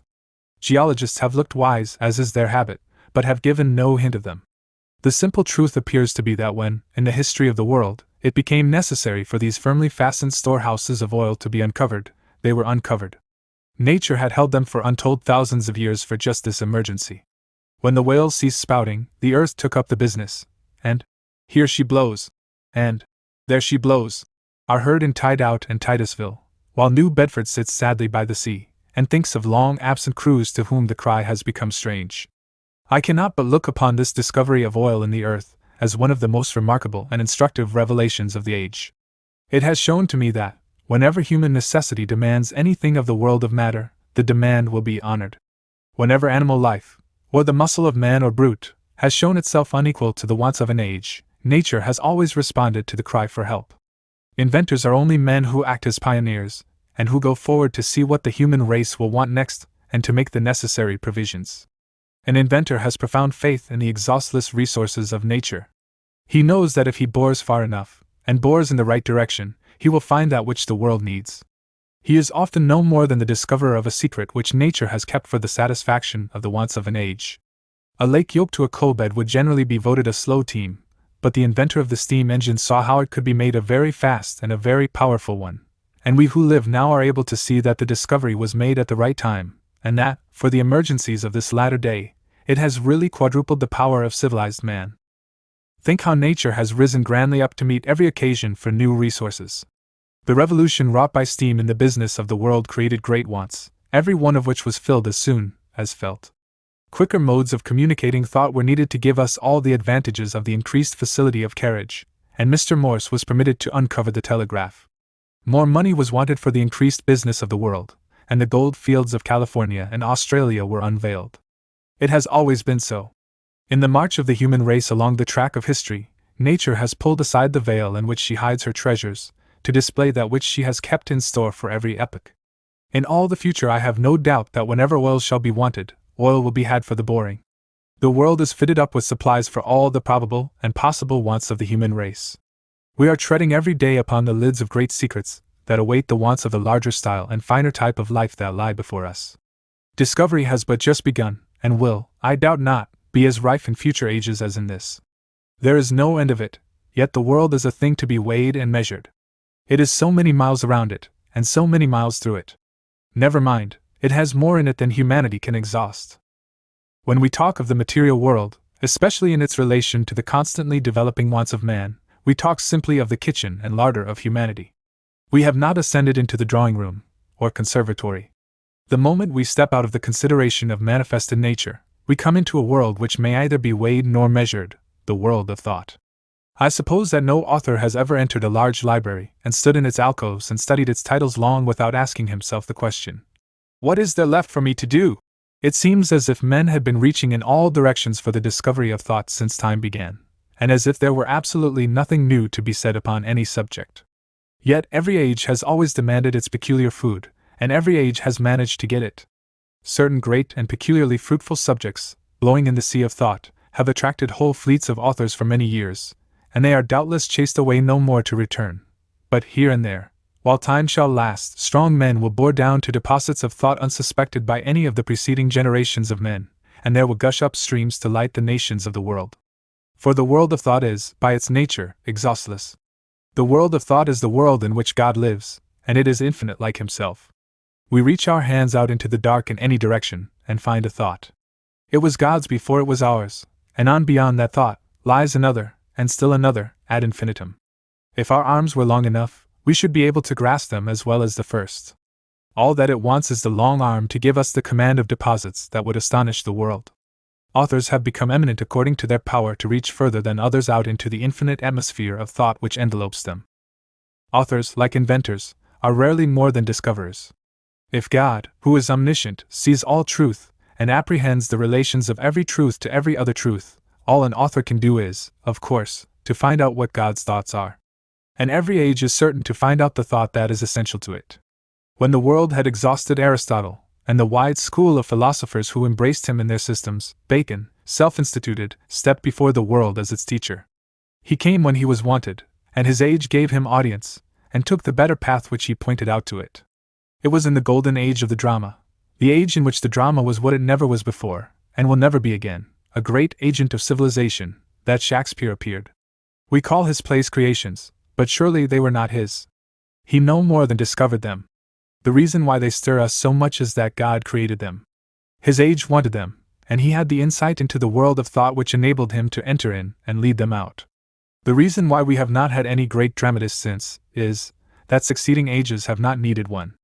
The great men of later ages have not recognized the drama as a want of their particular time. I am aware that there is nothing in this to feed human pride, but I do not recognize food for human pride as a want of any age. We are in the habit of talking of the old authors, and we read them as if we supposed them wiser than ourselves. We try to feed on the thought which they discovered, but it is in the main very innutritious fodder, and the world is learning the fact. We read and reverence old books less, and read and regard newspapers a great deal more.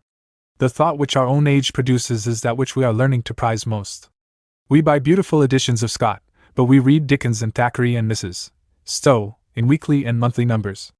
Milton, in half-calf, stands upon the shelves of our library undisturbed, while we cut the leaves of Festus. And Keats and Byron and Shelley are all pushed aside that we may converse with Longfellow and Mrs. Browning. It is not, perhaps, that the later are the greater, but being informed with the spirit of the age in which we have our life, moving among the facts which concern us, and conscious of our want, they apprehend the true relations of their age to the world of thought around them. They see where the sources of oil are exhausted, and bore for new deposits. It is a comfort to know that they can never bore in vain. We may be sure that literature will always be as fresh as it has been. It is possible that we may never have greater men than Shakespeare and Milton, and Dante and Goethe, but there is nothing to hinder our having men just as great. Those who are to come will only bore in different directions, and find new deposits. Shakespeare and Milton were great writers, but the fields they occupied were their own. They do not resemble each other in any particular. Dante and Goethe were great writers, but there are no points of resemblance between them. When Scott was issuing his wonderful series of novels, it seemed to his contemporaries, I suppose, that there was no field left for a successor. Yet Dickens, in the next generation, won as many readers and as much admiration as he, in a field whose existence Scott never suspected. Very different is the world of thought from the world of matter, in the fact that its deposits are found in no particular spot. The mind can go out in quest of thought in no direction without reward, and every man receives from his age motive and culture which peculiarly prepare him for the work of supplying its needs. There are some who seem to think that the golden age of literature is past, that nothing modern is worthy of notice, and that it is one of the vices of the age that we discard so much the teachings of the literary fathers. But the world of thought is exhaustless, and we have only to produce a finer civilization than the world has ever seen, to secure, as its consummate flower, a literature of corresponding excellence. What has been said of the world of matter and the world of thought, may be said, and is implied, of the world of men. We are accustomed to say that great emergencies make great men. But this is not true. Great men are always found to meet great emergencies, but God makes them, and leads them through a course of discipline which prepares them for their work. It is one of the remarkable facts of history, so patent that all have seen and acknowledged it, that to meet every great epoch a man has been prepared. I mean it in no irreverent or theological sense when I say that there has been a series of Christs, whose appearance has denoted the departure of old dispensations and the inauguration of new. Men have arisen who have torn down temples, and demolished idols, and swept away systems, and knocked off fetters, and introduced their age into a freer, better, and larger life, and it will always be so while time shall last. Men will arise equal to the wants of their age wherever men are civilized. The causes which produce emergencies are the agents which educate men to meet them, and nature is prodigal of her material among men, as among the things made for his service. When, in the history of Christianity, it became necessary to reassert and emphasize the truth that the just shall live by faith, Luther was raised up, and nothing is more apparent to the student than that the age which produced him demanded him, that he fitted into his age, supplied its wants, and cut a new channel, through which the richest life of the world has flowed for centuries. He found his country tied up to formalism, scholasticism, and tradition, and by strokes as remarkable for boldness as strength he set it free. He stands at the head of a great historical epoch, which was prepared to receive and crown him. In another field, we have, even in this day, a reformer whom his age has called for, and who will surely do in the world of art what Luther did in religion. No one can read Ruskin, and mark his enthusiasm, his splendid power, his earnestness, his love of truth, his reverence for nature, and above all, his love of God, without feeling that he has a great mission to fulfill in the world. I bow myself in homage before this man, and acknowledge his credentials. He speaks with authority, and not as the common run of scribes at all. Fearlessly he tears the mask away from conventionalism and pretension, sparing neither age nor nation, and scattering critics right and left, like chaff from the threshing floor. It seems to me that the sight of this single, unsupported man, plunging boldly into a fight with a whole world full of liars and lies, thrusting right and left, anxious only for the triumph of truth, and everywhere devoutly recognizing God and His glory, and Christ and His honor, as the ultimate end of true art, is one of the most striking and beautiful the world has ever seen. Was there not need of him? Had not art become superstitious and infidel and missionless? Had it not faded to little more than the repetition of old inanities, traditional mannerisms, stereotyped lies? Ruskin came to tell his age that art was doing nothing toward making the world better, that, instead of lifting the heart toward God, and enlarging the field of human sympathy, it was only ministering to the vanity of men, that nature was dishonored that men might win the applause of vulgar crowds by falsehood and trickery. Nobly has he done, and nobly is he still doing his work, and the world is reading him. It matters not that critics carp, and scold, and whine, the world is reading, and will regard him. The eternal truth of God and nature is on his side, and we are to see, as I firmly believe, resulting from his noble labors, a beautiful resurrection of art from the grave in which its friends have laid it. It shall come forth, though now bound hand and foot, and be restored to the sisterhood whose happiness it is to serve and sit at the feet of Jesus Christ. But time and space would fail to give illustrations of the truth that God has always a man ready for an emergency. It is not necessary to speak of Washington. It would not be wise, perhaps, to speak of the first Napoleon, because men differ so widely in their estimate of his work. But of the last Napoleon, it may be said that he furnishes one of the most notable instances the world has ever seen of a man prepared for his age. I suppose that no one believes that there is another man in existence who could have done for France, and would have done for Europe, under the circumstances, what Louis Napoleon has done. Never did the central figure of an elaborate piece of mosaic fit more nicely into its place than did Louis Napoleon into the complicated affairs of his age. They were made for him, and he for them. Shall the world of matter never fail? Shall the world of thought be exhaustless? Shall men be found for all the emergencies of their race? And yet, shall divine truth be contained in a nutshell? Must the human soul lack food, fresh food, because a generation long gone has decided that only certain food is fit for the human soul? I believe that the Bible is a revelation of divine truth to men, and believing this, I believe that its most precious deposits have hardly been touched. I believe that in it, there is special food prepared for all the wide variety of human souls, and that, as generation after generation passes away, new deposits will be struck, so rich in illuminating power that their discoverers will wonder they had never been seen before. I know that just before me, or somewhere before me, there is a generation of men who will think less of being saved, and more of being worth saving, less of dogma, and more of duty, less of law, and more of love, whose worship will be less formal, and more truthful and spiritual, and whose God will be a more tender and considerate Father, and less a lawgiver and a judge. For such a generation, there exists a deposit of divine truth almost unknown by Christendom. Only here and there have men gathered it, floating upon the surface. The great deposit waits the touch of another age. Lesson 11. Greatness and littleness. This earth will all its dust and tears is no less his than yonder spheres, and raindrops weak and grains of sand are stamped by his immediate band. Sterling. There is a power unseen that rules the illimitable world, that guides its motions from the brightest star to the least dust of this sin-tainted world. Thomson. Infinity lies below us as well as above us. There is as much essential greatness in littleness as in largeness. Mont Blanc, massive, ice-crowned, imperial, is a great work of nature, yet it is only an aggregation of materials with which we are thoroughly familiar. It is only a larger mountain than that which lies within sight of my window. A dozen Monadnocks or Ascutneys or Holyokes, more or less, make a Mont Blanc, with glaciers and avalanches and brooding eternity of frost. Such greatness, though it impresses me much, is not beyond my comprehension. It can be reckoned by cubic miles. So with the sea, it is only an expanse of water larger than the river that winds through the meadows. It is great, but it is only an aggregate of numerable quantities that my eyes can measure, and my mind comprehend.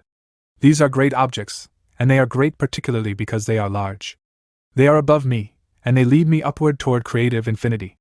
If I turn my eyes in the other direction, however, I lose myself in infinity quite as readily.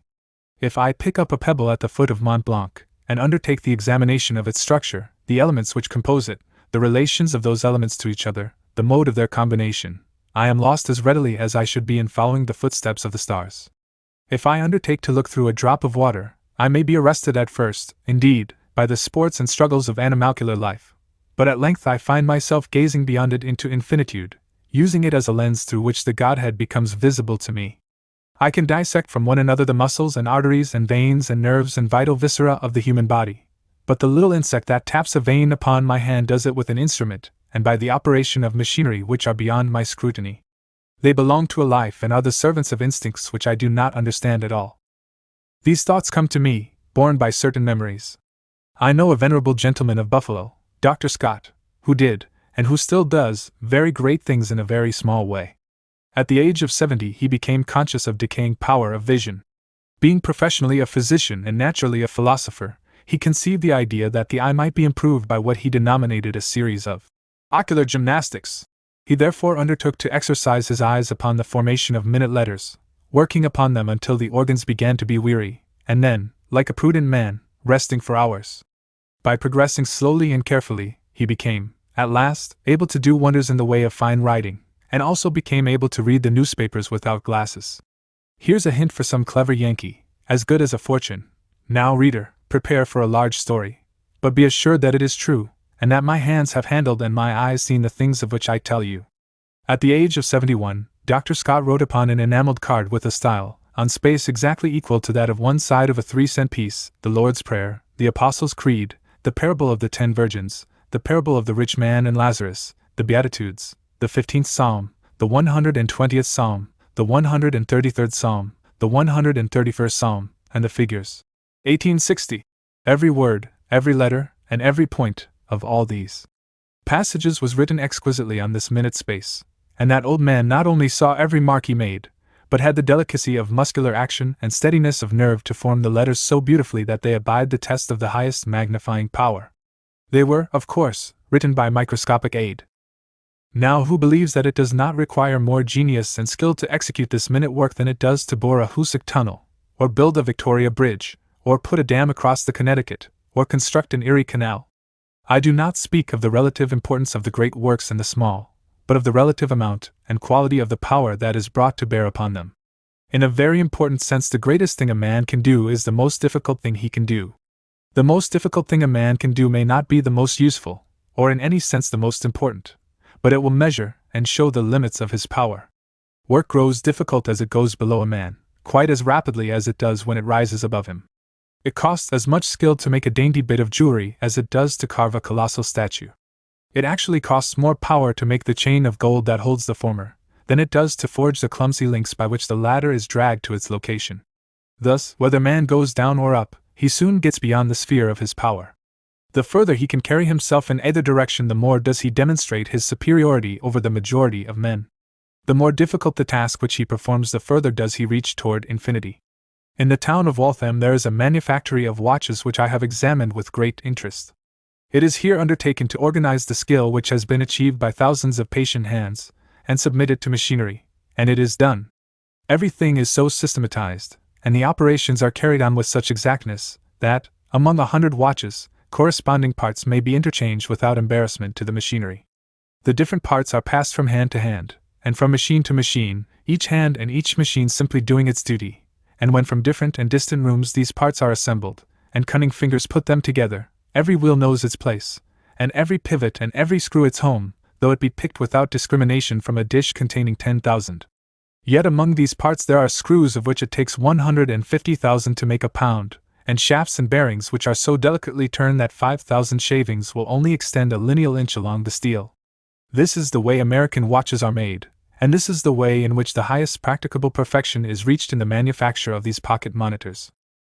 Here we have small work, organized, and great elaboration of related details. When Dr. Scott wrote his passages on the card, his work was very simple. He did only one thing: he made letters. When he had made letter after letter until the little space was filled, his work was done. It was not a part of some complicated and interdependent whole, related to 1,000 other parts in other hands. I suppose it may be as delicate work to drill a jewel with a hair of steel, armed with paste of diamond dust, as to write, Our Father, under a microscope. But when the jewel has to be drilled with relation to the reception of a revolving metallic pivot, the process becomes very much nicer. So here are 100 processes going on at the same time, in different parts of a building, all related to each other, each delicate almost beyond description, and effected with such precision that a mistake is so much an exception that it is a surprise. I have seen the huge steam engines at Scranton which furnish power for the blast of the furnaces there, and their magnitude and power and most impressive majesty of movement have made me tremble. Yet as works of man they are no greater than a Waltham watch. It seems to me that man occupies a position just halfway between infinite greatness and infinite littleness, and that he can neither ascend nor descend to any considerable degree without bringing up against the wall which shows where man ends and God begins. It seems, too, that that kind of human power which can reach down deepest into the infinite littleness is more remarkable than that which rises highest toward the infinite greatness. It is a more difficult and a more remarkable thing to write the Lord's Prayer on a single line less than an inch long, than it would be to paint it on the face of the Palisades, upon a line a mile long, in letters the length of the painter's ladder. I have heard of a watch so small that it was set in a ring, and worn upon the finger, and such a watch seems very much more marvelous to me than the engines of the Great Eastern. We are in the habit of regarding God as the author of all the great movements of the universe, but as having nothing to do directly with the minor movements. Mr. Emerson becomes equally flippant and irreverent when he speaks of a Pistarine Providence. We kindly take the Creator and upholder of all things under our patronage, and say, It is very well for him to swing a star into space, and set bounds to the sea, and order the goings of great systems, and even to minister to the lives of great men, but when it comes to meddling with the little affairs of the daily life of 1,000 millions of men, women, and children, pshaw! He's above all that. Not so fast, Mr. Emerson. The real reason why you and all those who are like you do not believe in God's intimate cognizance and administration of human affairs is, that you cannot comprehend them. You have not faith enough in God to believe that He is able to maintain this knowledge of human affairs, this interest in them, and the power and the disposition to mold them to divine issues. You are willing to admit that God can do a few great things, but you are not willing to admit that He can do a great many little things. It is well enough, according to your notion, for God to make a mastodon, or a megatherium, but quite undignified for Him to undertake a mosquito or a horsefly. It would not compromise His reputation with you were you to catch Him lighting a sun, or watching with something of interest the rise and fall of a great nation, but actually to listen to the prayer of a little child, and to answer that prayer with distinctness of purpose and definite exercise of power, would not, in your opinion, be dignified and respectable business for a being whom you are proud to have the honor of worshipping. I do not know how these people who do not believe in the intimate special providence of God can believe in God at all. I can conceive how God could rear Mont Blanc, but I cannot conceive how He could make a honey bee, and endow that honey bee with an instinct, transmitted since the creation from bee to bee, and swarm to swarm, which binds it in membership to a commonwealth, and enables it to build its waxen cells with mathematical exactness, and gather honey from all the flowers of the field.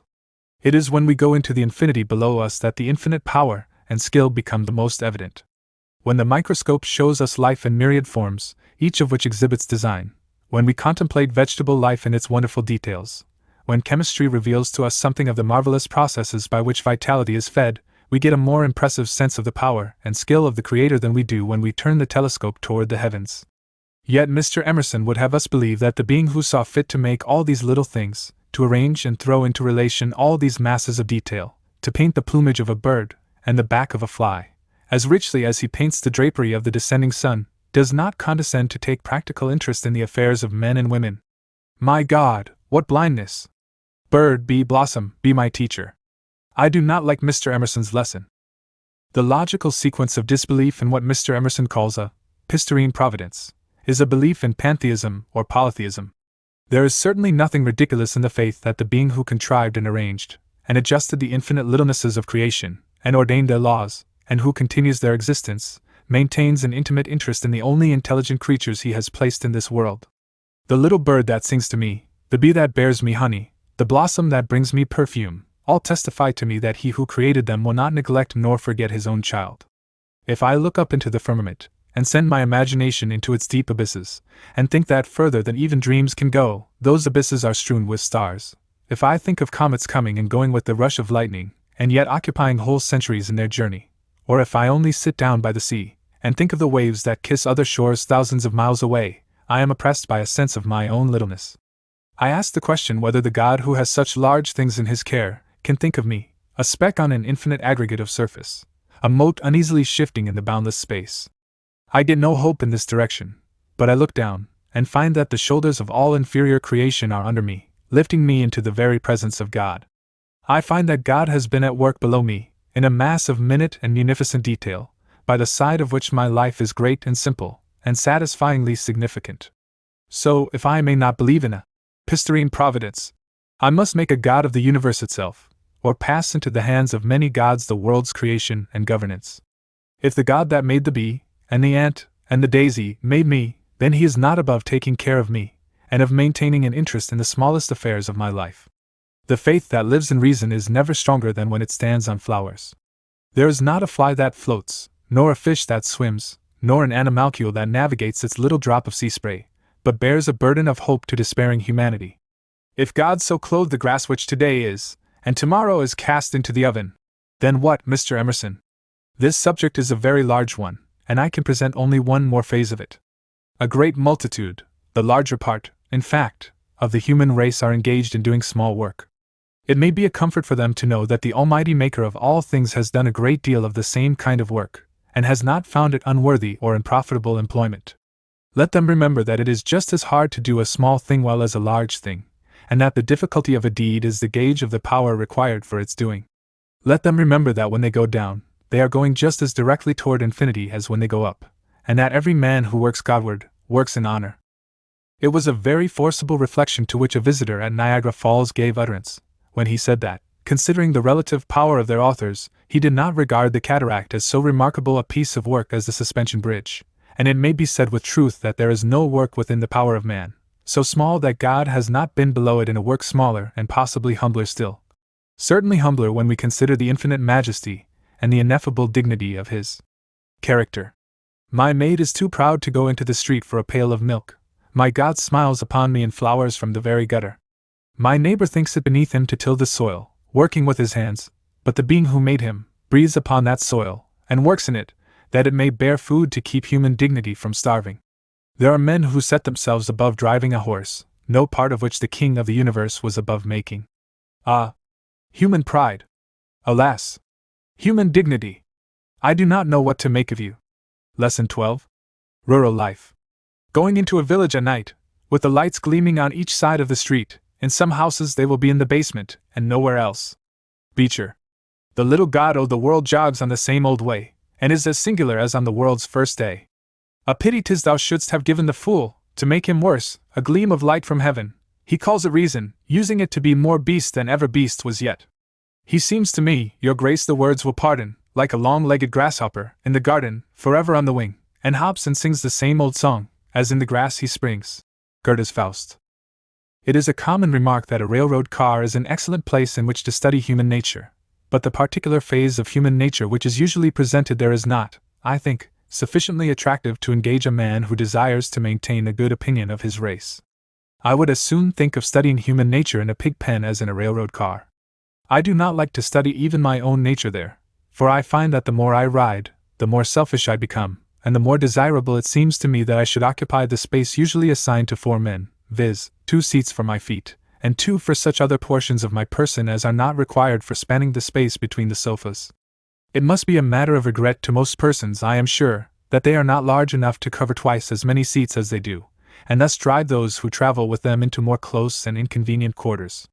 Whenever I witness an instance of genuine, self-sacrificing politeness in a railroad car, I become aware that there is at least one man on the train who has traveled very little. No, when I travel I turn my observation upon things outside, upon the farms and streams, and mountains and forests, and towns and villages through which the train bears me. I am particularly interested in the faces of those who gather at the smaller stations to gaze at the passengers, get the papers, and feel the rush, for a single moment, of the world's great life. I love to listen to the smart remarks of some rustic wit in shirt sleeves, who, if the train should happen to be behind time, intimates to the brakeman that the old horse didn't have his allowance of oats that morning, or commiserates the loneliness of the conductor of a train not crowded with passengers, all of which is intended for the ears of a village girl who stands in the door of the ladies' room, with the tip of a parasol in her teeth, and a hat on her head that was jaunty last year. Riding into the country recently, I saw at one of these little stations a pair of young men, leaning against the station house. They had evidently been waiting for the approach of the train, but they did not stir from their positions. They were young men whose life had been spent in severe and unremitting toil. Their hands were large, and coarse, and brown, their faces and necks were bronzed, their clothing was of the commonest material and pattern, and was old and patched besides, and they had a hard look generally.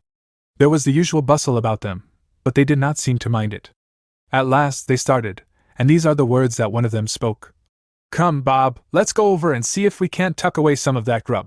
So both turned their backs upon the train, and upon me, and as they went over to see if they couldn't tuck away some of that grub, I got a view of their heavy shoulders, and their shambling, awkward gait. A pair of old draft horses, going out in the morning to take their places in front of their truck, would not move more stiffly than those fellows moved. Now these young men taught me nothing, for I had seen many such before, but through them I took a fresh and a very impressive glimpse into a style of life that abounds among the rural population of America, and shows but feeble signs of improvement. These men, who, when they eat, only tuck away grub, of course, go to roost. When they sleep, they call the sun Old Joller, naming him in honor of a favorite ox. When they undress themselves, they peel off, as if they were onions or potatoes, and when they put themselves into their Sunday clothing they surprise their backs with a clean shirt.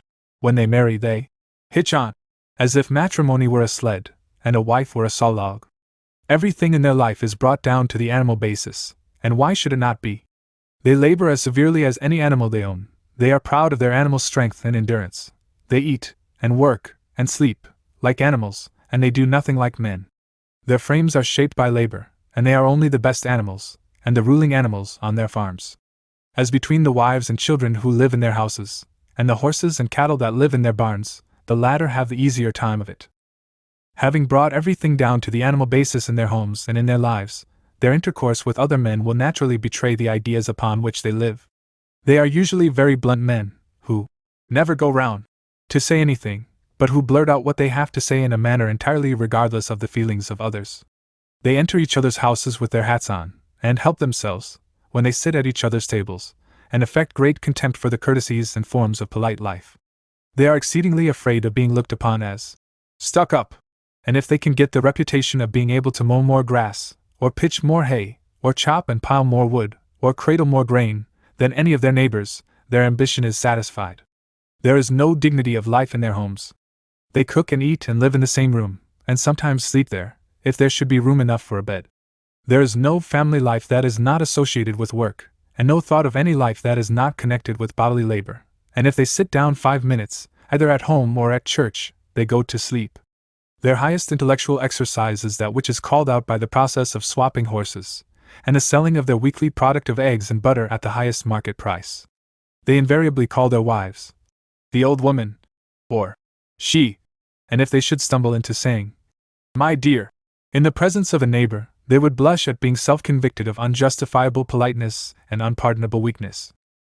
These men have learned to read, but they rarely read anything, except the weekly newspaper, taken exclusively for the probate notices.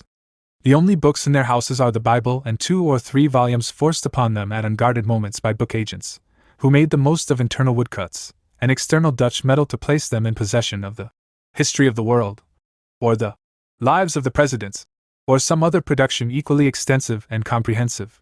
There is no exhibition of taste about their dwellings. Everything is brought down to the hard standard of use. If their wives should desire a border for flowers, they regard them as very silly, and look upon their attempts to fix up things as a great waste of labor. They never go out with their wives to mingle in the social life of their neighborhood, and if the wives of their neighbors come to spend an afternoon, they harness their horses and drive off to attend to some distant business that will detain them until the women get away. It is useless to say to me that this is an extreme picture, for I know what I am writing about, and know that I am painting from the life. I know that there are hundreds of thousands of American farmers whose life and whose ideas of life are cast upon these models. Some of these are as coarse and hard as I paint them, and others are only a little better. Such a farmer's boy is brought up to the idea that work is the grand thing in life. Work, indeed, is supposed by him to be pretty much all of life. It is supposed to spoil farmers to get anything but work into their heads, and scientific agriculturists will bear witness that they have been obliged to fight the popular prejudices against book farming at every step of their progress. They will also testify that the improvements made in farming and in the implements of agriculture have not been made by farmers themselves, but by outsiders, mechanics, and men of science, who have marveled at the brainless stupidity which toiled on in its old track of unreasoning routine, and looked with suspicion and discouragement upon innovations. The reason why the farmer has not been foremost in improving the instruments and methods of his own business is that his mind has been unfitted for improvement by the excessive labors of his body. A man whose whole vital energy is directed to the support of muscle has, of course, none to direct to the support of thought. A man whose strength is habitually exhausted by bodily labor becomes, at length, incapable of mental exertion, and I cannot help feeling that half of the farmers of the country establish insuperable obstacles to their own improvement by their excessive toil. They are nothing more than the living machines of a calling which so far exhausts their vitality that they have neither the disposition nor the power to improve either their calling or themselves. To a student or a literary man, it is easy to explain the necessity of the proper division of the nervous energies between the mind and the body. Any student or literary man who has a daily mental task to do will do it before he exercises his body to any great extent. If I wished to unfit my mind for a day of literary labor, I would use the hoe in my garden for an early hour in the morning.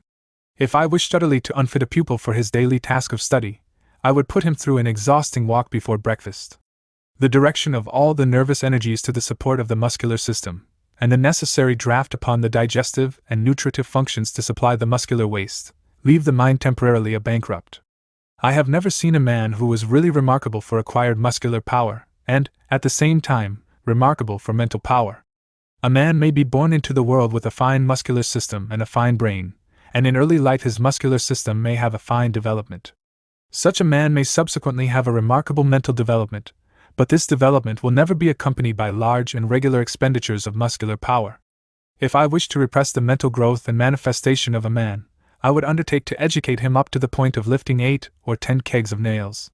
There is danger at first of overdoing our muscular Christianity, danger of getting more muscle than Christianity, and there is a good deal more danger of overdoing our muscular intellectuality. The difference between the kind and amount of exercise necessary to produce a healthy machine and the kind and amount necessary to produce a powerful one is very great. We are never to look for great intellectuality in a professor of gymnastics, nor to expect that the time will come when a man will not only walk 1,000 miles in 1,000 hours, but compose a poem of 1,000 lines at the same time. If the temporary diversion of the nervous energy from the brain have this effect, what must a permanent diversion accomplish? It will accomplish precisely what is indicated by the look and language of our 2 young friends at the station house.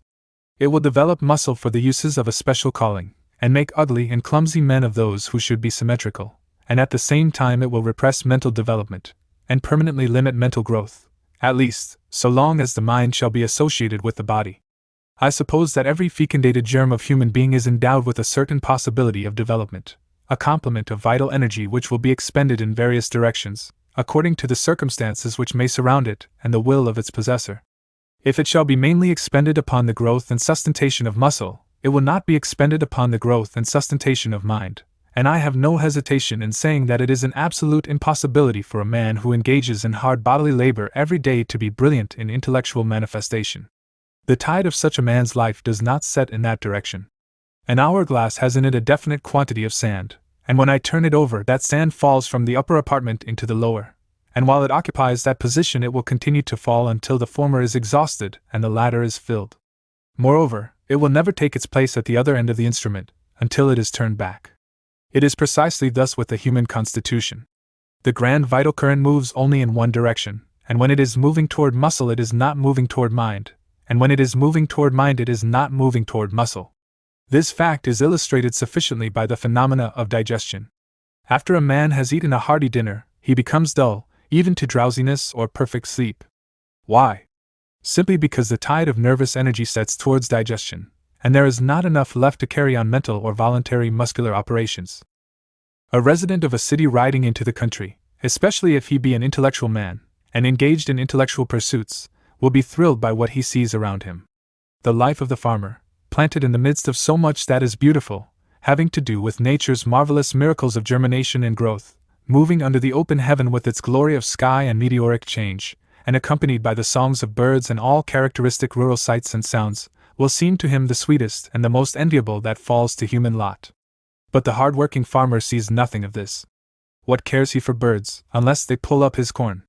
What cares he for skies, unless he can make use of them for drying his hay, or wetting down his potatoes? The beautiful changes of nature do not touch him. His sensibilities are deadened by hard work. His nervous system is all embedded in muscle, and does not lie near enough to the surface to be reached by the beauty and music around him. All he knows about a daisy is that it does not make good hay, and he draws no appreciable amount of the pleasure of his life from those surroundings which charm the sensibilities of others. We are in the habit of regarding the farming population of the country as the most moral and religious of any, yet if we look at them critically, we shall find that their piety is of a negative, rather than a positive character. They are men in the first place who have very few temptations, either from without or from within. There are no professional tempters around them to lure them into the more seductive paths of sin. The woman whose steps take hold unheld does not pass their doors. The gambler spreads no snares for them. No gilded palace invites them to music and intoxicating draughts. They are not maddened by ambition, and they have no vanity that leads them to degrading and ruinous display. If they are little assailed from without, they are not more moved toward vice from within. The fact that their vital energies are all expended upon labor relieves them from the motives of temptation. Men whose muscles are overworked have no vitality to expend upon vices. The devil cannot make much out of a man who is both tired and sleepy. If we inquire of the ministers who have charge of rural parishes, they will usually tell us that an audience of mechanics is better than an audience of farmers, and that the miscellaneous audience of a city is better than either. It is impossible for men who have devoted every bodily energy they possess to hard labor during the waking hours of 6 days, to go to church and keep brightly awake on the 7th. Country ministers will also admit that they have in their parishes less help in social and conference meetings than the pastors of city parishes, and that no great movements of benevolence ever originate in, or are carried on by, rural churches. As a matter of course, life cannot have much dignity or much that is characteristically human in it unless it be based upon active intellectuality, genuine sensibility, a development of the finer affections, and positive Christian virtue. When a man is a man, he never tucks and grub. When a man lies down for rest and sleep, he does not go to roost. To a man, marriage is something more than hitching on, and a dirty shirt is a good deal more of a surprise to a man's back than a clean one. There is no doubt about the fact that a life whose whole energies are expended in hard bodily labor is such a life as God never intended man should live. I do not wonder that men fly from this life and gather into the larger villages and cities, to get some employment which will leave them leisure for living. Life was intended to be so adjusted that the body should be the servant of the soul, and always subordinate to the soul. It was never meant by the Creator that the soul should always be subordinate to the body, or sacrificed to the body. I am perfectly aware that I am not revealing pleasant truths. We are very much in the habit of glorifying rural life, and praising the intelligence and virtue of rural populations, and if they believe us, they cannot receive what I write upon this subject with pleasure. But the question which interests these people most is not whether my statements are pleasant but whether they are true. Is the philosophy sound? Are the facts as they are represented to be? Does a severe and constant tax upon the muscular system repress mental development, and tend to make life hard and homely and unattractive? Is this the kind of life generally which the American farmer leads? Is not the American farmer, generally, a man who has sacrificed a free and full mental development, and all his finer sensibilities and affections, and a generous and genial family and social life, and the dignities and tasteful proprieties of a well-appointed home, to the support of his muscles? I am aware that there are instances of a better life than this among the farmers, and I should not have written this article if those instances had not taught me that this everlasting devotion to labor is unnecessary. There are farmers who prosper in their calling, and do not become stolid. There are farmers who are gentlemen, men of intelligence, whose homes are the abodes of refinement, whose watchword is improvement, and whose aim it is to elevate their calling. If there be a man on the earth whom I honestly honor, it is a farmer who has broken away from his slavery to labor, and applied his mind to his soil. Mind must be the emancipator of the farmer. Science, intelligence, machinery, these must liberate the white bondman of the soil from his long slavery. When I look back and see what has been done for the farmer within my brief memory, I am full of hope for the future. The plow, under the hand of science, is become a new instrument. The horse now hoes the corn, digs the potatoes, mows the grass, rakes the hay, reaps the wheat, and threshes and winnows it, and every day adds new machinery to the farmer's stock, to supersede the clumsy implements which once bound him to his hard and never-ending toil. When a farmer begins to use machinery and to study the processes of other men, and to apply his mind to farming so far as he can make it take the place of muscle, then he illuminates his calling with a new light, and lifts himself into the dignity of a man. If mind once gets the upper hand, it will serve itself and see that the body is properly cared for. Intelligent farming is dignified living. For a farmer who reads and thinks, and studies and applies, nature will open the storehouse of her secrets, and point the way to a life full of dignity and beauty, and grateful and improvable leisure. Lesson 13. Repose. Peace, greatness best becomes. Calm power doth guide with a far more imperious stateliness than all the swords of violence can do, and easier gains those ends she tends unto. Daniel. When headstrong passion gets the reins of reason, the force of nature, like too strong a gale, for want of ballast oversets the vessel. Higgins. Give me that man that is not passion's slave, and I will wear him in my heart's core, aye, in my heart of hearts, as I do thee. Shakespeare. Mrs. Flutterbudget was at church last Sunday. She always is at church, and she never forgets her fan. I have known her for many years, and have never known her to be in church without a fan in her hand, and some article upon her person that rustled constantly. Her black silk dress is death to devotion over the space of 20 feet on all sides of her.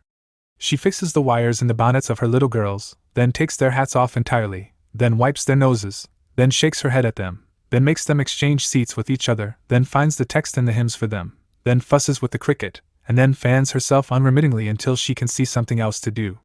During all this time, and throughout all these exercises, the one article of dress upon her fidgety person that has rustle in it, rustles. It chafes against the walls of silence as a caged bear chafes, with feverish restlessness, against the walls of his cell, and as if the annoyance of one sense were not sufficient, she seems to have adopted a bob and sinker style of trimming, for hat and dress, and hair and cloak, and everything that goes to make up her externals. Little pendants are everywhere, little tassels, and little balls, and little tufts, at the end of little cords, and these are all the time bobbing up and down, and trembling, and threatening to bob up and down, like the one red leaf, the last of its clan that dances as often as dance it can, hanging so light, and hanging so high, on the topmost bough that looks up at the sky. Any person who sits near Mrs. Flutterbudget, or undertakes to look at her during divine service, loses all sense of repose, and all power of reflection. The most solemn exercises in which the mind engages cannot be carried on with a fly upon the nose, and any teasing of a single sense, whether of sight, or sound, or touch, is fatal to religious devotion. I presume that if the pastor wishes to find the most sterile portion of his field, he needs only to ascertain the names of those who occupy pews in the vicinity of this lively little lady.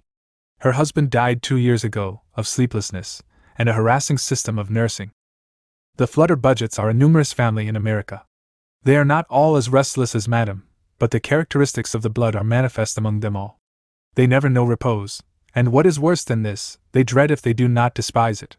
They are immense workers, not that they do more work, and harder than their neighbors, but they make a great fuss about it, and are always at it. They rise early in the morning, and they sit up late at night, and they do this from year's end to year's end, whether they really have anything to do or not. They cannot sit still. They have an unhealthy impression that it is wrong for them not to be doing something all the time. Nothing in the world will make them so uncomfortable and so restless as leisure. Mrs. Flutterbudget could no more sit down without knitting work, or a sock to darn, in her hands, than she could fly. As she has many times remarked, she would die if she could not work. To her, and to all of her name and character, constant action seems to be a necessity. The craving of the smoker for his pipe or cigar, the incessant hankering of the opium eater for his drug, the terrible thirst of the drunkard for his cups, all these are legitimate illustrations of the morbid desire of the budgets for action or motion. The man who has the habit of using narcotics is not more restless and unhappy without his accustomed stimulus than they are with nothing to do. In truth, I believe the desire for action may become just as morbid a passion of the soul as that which most degrades and demoralizes mankind. If I were called upon to define happiness, I could possibly give no definition that would shut out the word repose. I do not mean by this that no person can be happy except in a state of repose, but I mean, rather, that no man can be happy to whom repose is impossible. The highest definition of happiness would probably designate the consciousness of healthy powers harmoniously employed as among its prime elements. But there can be no happiness that deserves its name without the consciousness of powers that are able to subside from harmonious action into painless repose.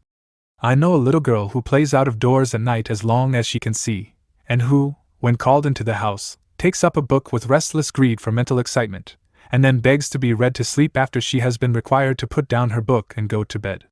She would be called a happy child by those who see her playing among her mates, yet it is easy to perceive that her happiness is limited to a single attitude and condition of body and mind. A happier child than she is one who can enjoy open-air play, and then quietly sit down at her mother's side and enjoy rest.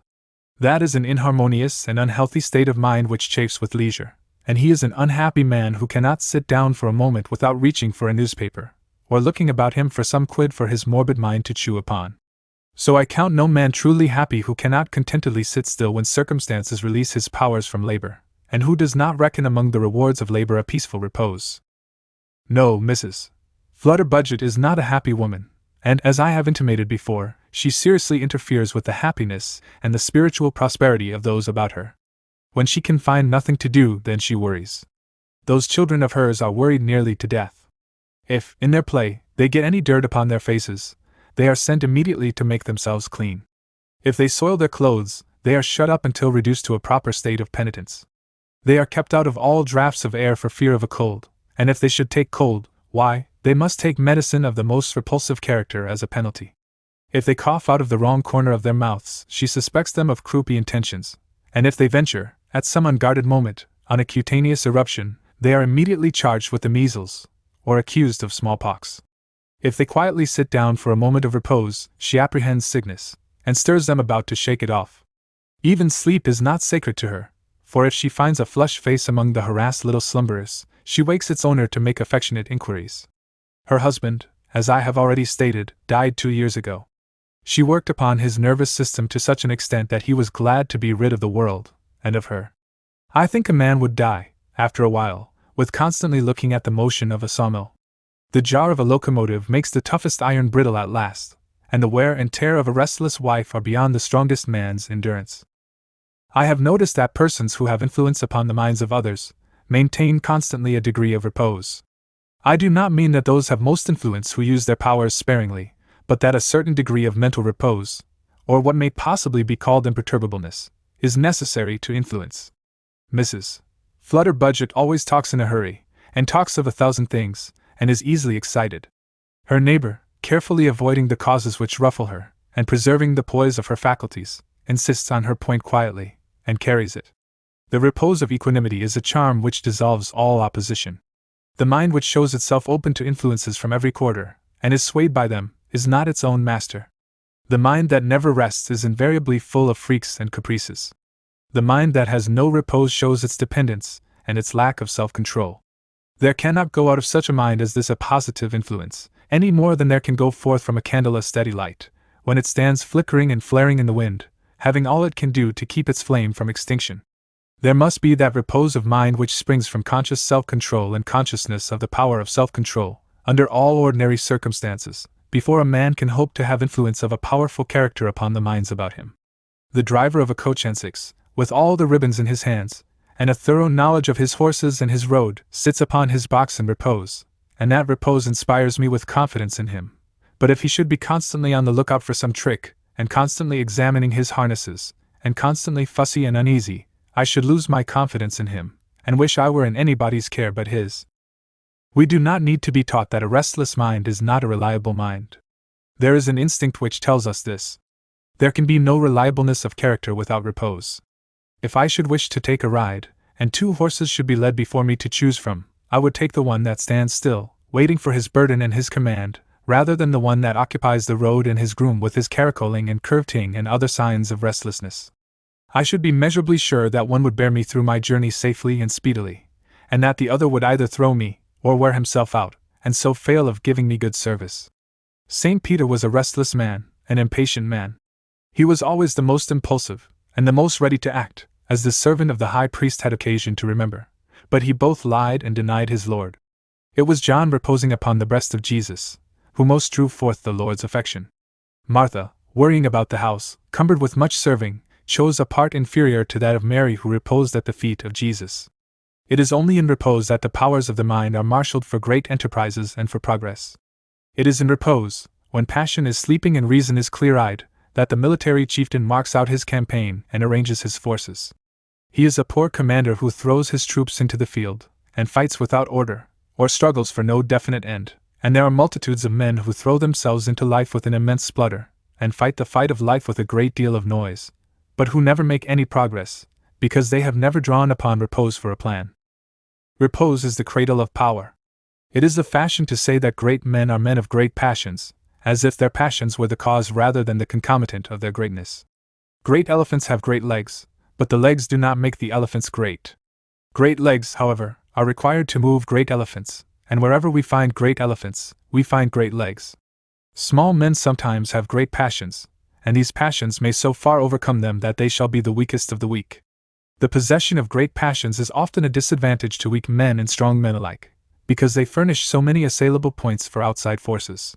A fortress may be very strongly built, but if its doors are open, and scaling ladders are run permanently down from its walls for the accommodation of invading forces, its strength will be of very little practical advantage. Great passions are oftener the weak than the strong points of great men. Now I do not believe it possible for a man to exercise a high degree of power upon the hearts and minds of others, and, at the same time, be under the influence of any variety of passion. A man cannot be the shivering subject of an outside force, acting upon him through his passions, and at the same time a center of effluent power. Action and passion are opposed to each other, and when one has possession of the soul the other is wanting. They involve 2 distinct attitudes of the mind, as truly as do thanksgiving and petition. The world often finds fault with great men because they are cold, but they could not be great men if they were not cold. A physician is often preferred by a family or patient because he is so sympathizing, as they call it. They forget that a physician is necessarily untrustworthy in the degree that he is sympathetic with his patients. A physician may be thoroughly kind, and out of his kindness there may grow a gentle manner which seems to spring from sympathy. But I say unhesitatingly that in the degree by which a physician is sympathetic with his patients, is he unfitted for his work. A dentist who feels, in sympathy, the pain that he inflicts upon a child, is unfitted to perform his operation. The surgeon who sensitively sympathizes with a man whose diseased or crushed limb it has fallen to his lot to remove, has lost a portion of his power and skill, and has become a poorer surgeon for his sympathy. Physicians themselves show that they understood this when a case for medical or surgical treatment occurs in their own families. If their wives or their children are sick, they cannot control their sympathies, and the moment they are aware of this, they lose all confidence in themselves. They cannot reduce the fracture of a child's limb, or prescribe for a wife lying dangerously ill, because their sympathies are so greatly excited that their judgment is good for nothing. In other words, they are in an attitude or condition of passion, they are moved and wrought upon by outside forces, to such a degree that they cannot act. If an orator rise in his place, and show by the agitation of his nerves, his broken sentences, and his choked utterances, that emotion is uppermost in him, he has no more power upon his audience than a baby. We pity his weakness, or we sympathize with him, but he cannot move us. He is a mastered man, and until he can choke down his passion he cannot master us. A man rises in an audience in a state of furious excitement, and fumes, and yells, and gesticulates, but he only moves us to pity, or disgust, or laughter. His passion utterly deprives him of power. We call Mr. Goff an actor, as he undoubtedly is, and we pretend to be disgusted with him for simulating every night, for 100 nights in succession, the emotions which move us. We forget that if Mr. Goff should really become the subject of the passions which he illustrates, he would lose his power upon us, and kill himself besides. He takes care never to be mastered, and takes care also that all the machinery which he uses shall contribute to his mastery of us. I do not deny that passion may be made tributary to the power of men. Oil is tributary to the power of machinery by lubricating its points of friction, and warmth, by bringing its members into more perfect adjustment. But if the machinery were made to wade in oil, or were heated red hot, oil and heat would be a damage to it. I repeat the proposition, then, that repose is the cradle of power. The man who cannot hold his passions in repose, in perfect repose, can never employ the measure of his power. These cold men, as the world calls them, are the men who move and control their race.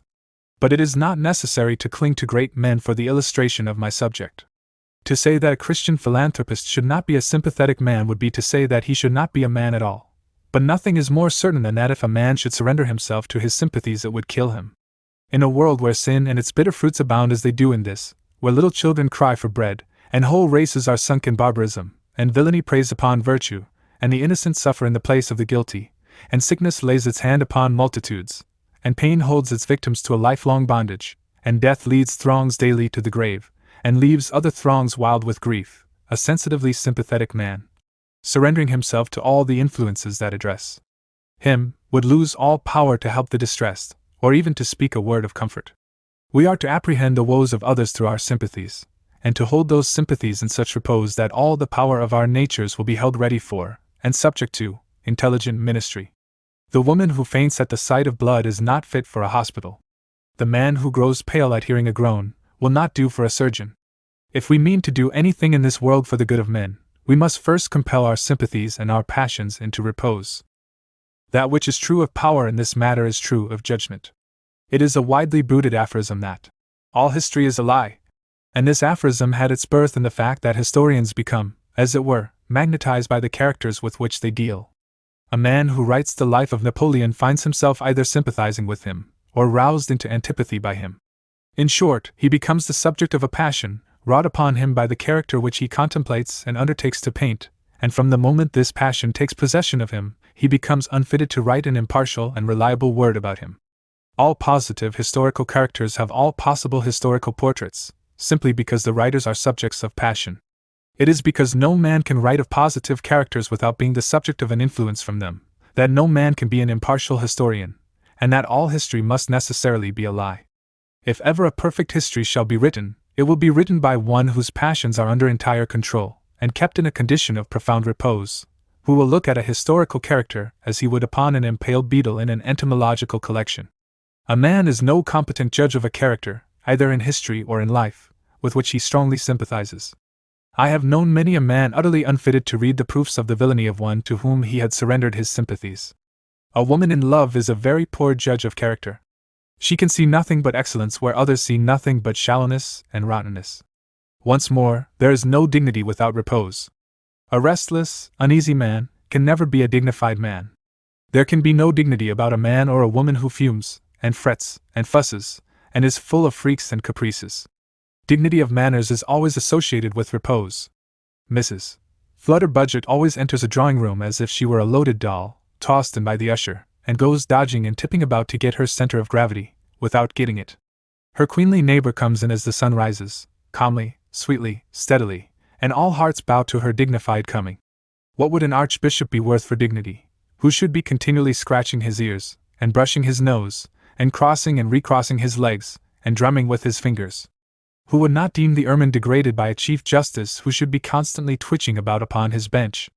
It is a fact that has come under the observation of the least observant, that the moment a man surrenders himself to his passions he loses his dignity.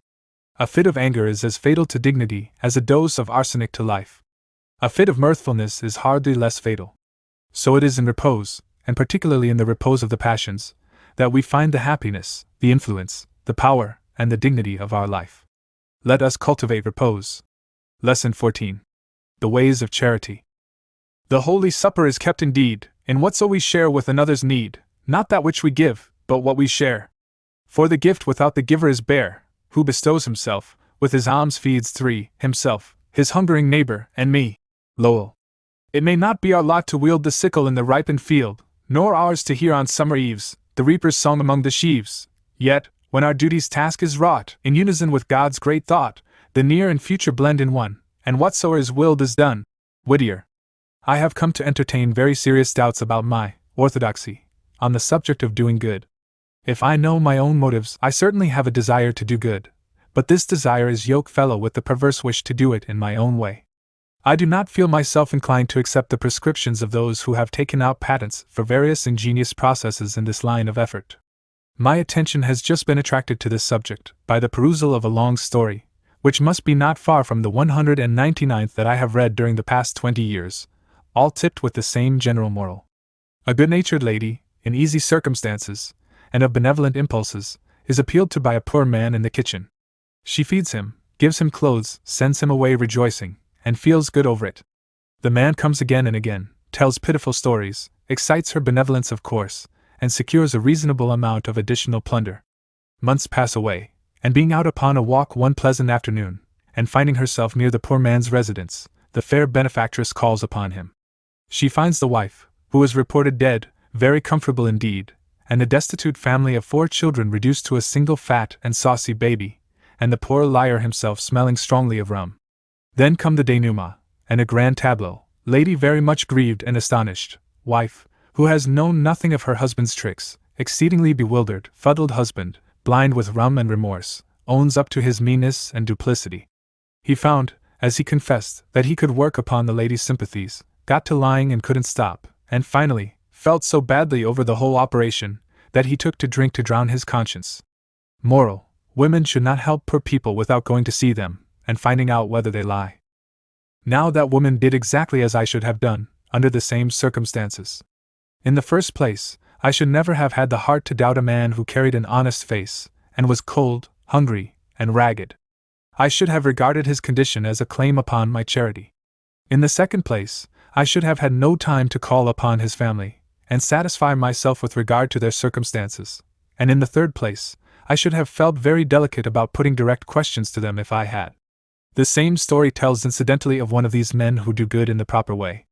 He visited a house which presented all the signs of poverty, but the angel of mercy was too cute to be taken in, so he walked upstairs. Everything presenting there the same aspect of abject poverty that prevailed below, the angel of mercy looked around him, and discovered a ladder leading to the garret. The angel of mercy smelt the rat, and mounted the ladder. In the garret he found half a cord of wood, and any quantity of goodies for the table. Another denouement and tableau. Moral: as before. If the story has taught me anything, it is that it is my duty to question every beggar that comes to my door, visit his house, explore it from cellar to garret, and satisfy myself of the truth or falsehood of his representations. Otherwise, my charity goes for nothing, and I do my beggar an absolute unkindness. In other words, while the law holds every man innocent until he is proved to be guilty, charity holds every man guilty until he is proved to be innocent. It has become the fashion in certain circles to decry that benevolence which sits at home in slippers, and gives its money without seeing where it goes, but it is forgotten that the money dispensed in slippers was earned in boots, and that the man who has money to give has usually so much business on hand that he can make no adequate personal examination of the cases which are referred to his charity.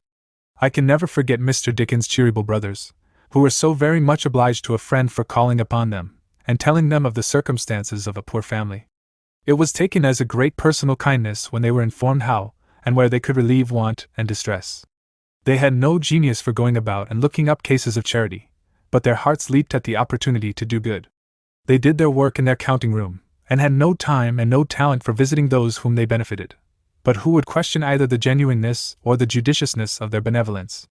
The applications for aid made at the doors of our dwellings come oftener to the mistresses of those dwellings than to the masters, and these mistresses, 4 times in 5, are women with the care of children on their hands, or household duties which demand almost constant attention.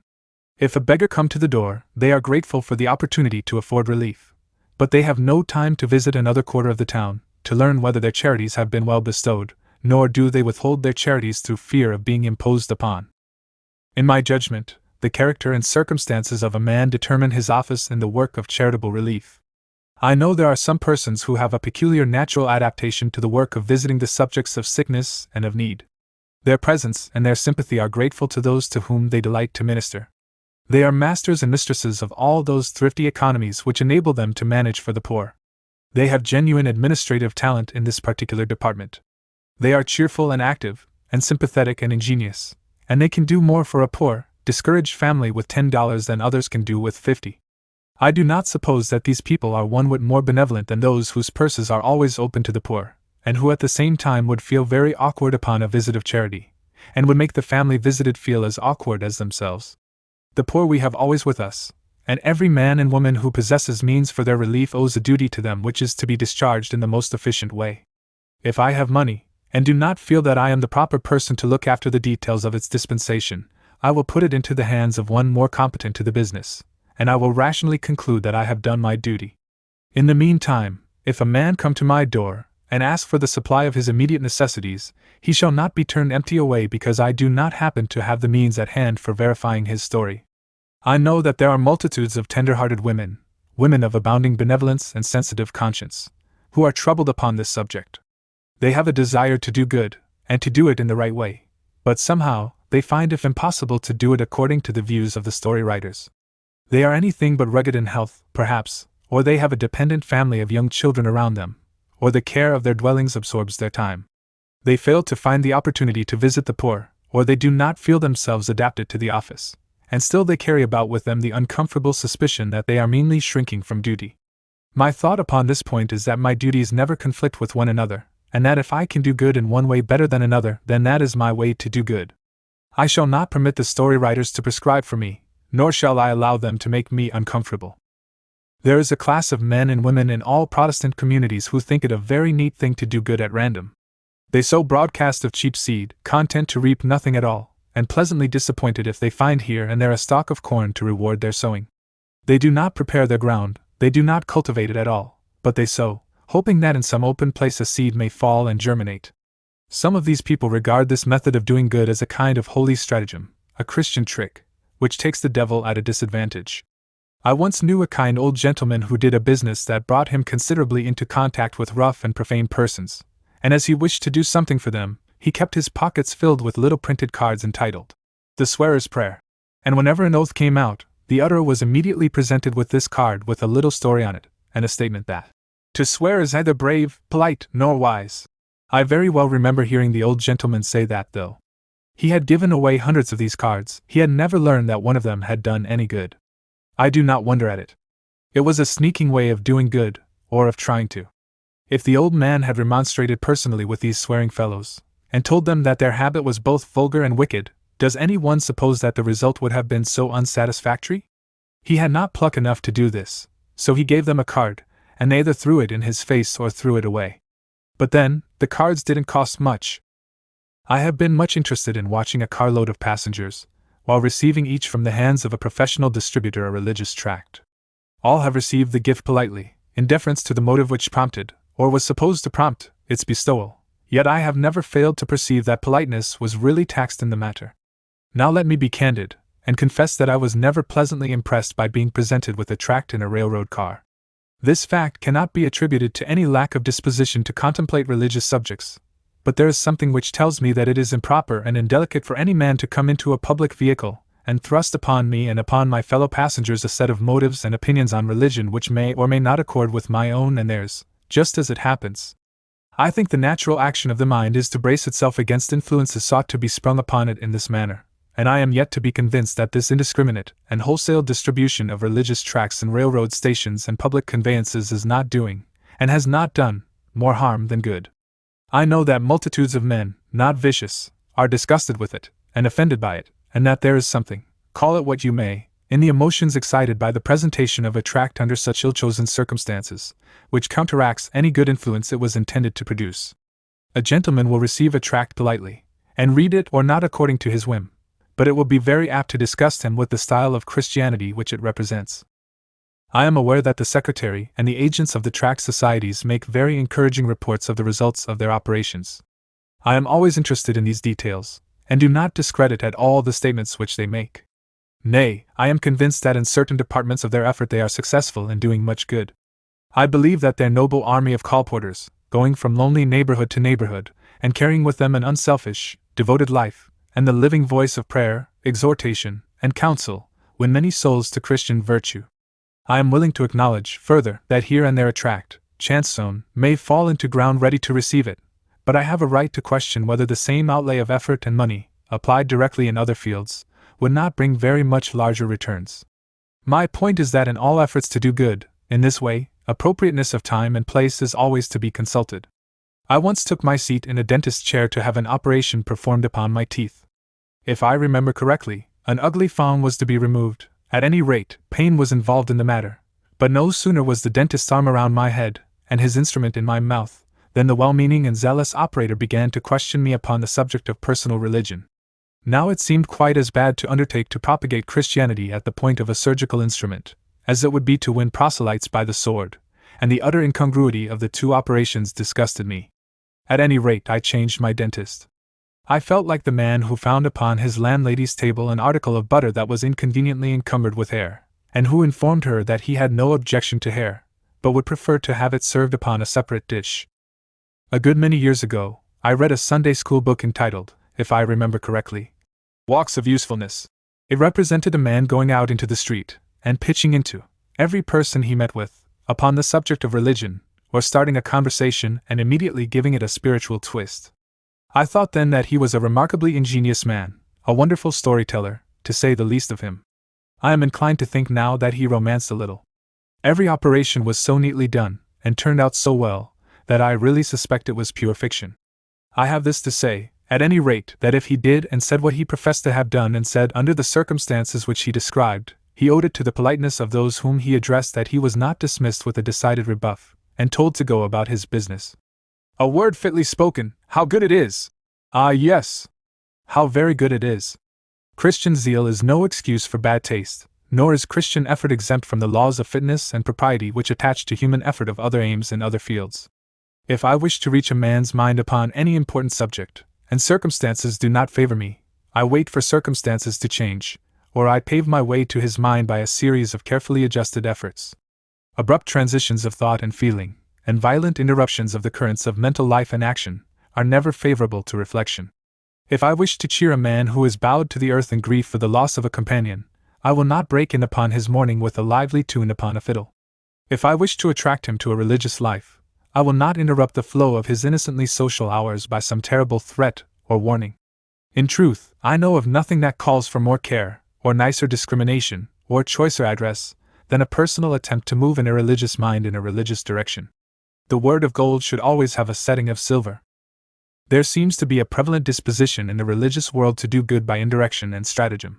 If a man can reach one mind by scattering 10,000 tracts, the result is more grateful than it would be if that mind were reached by direct personal effort without any tracts, and it makes a larger and more interesting show in the reports.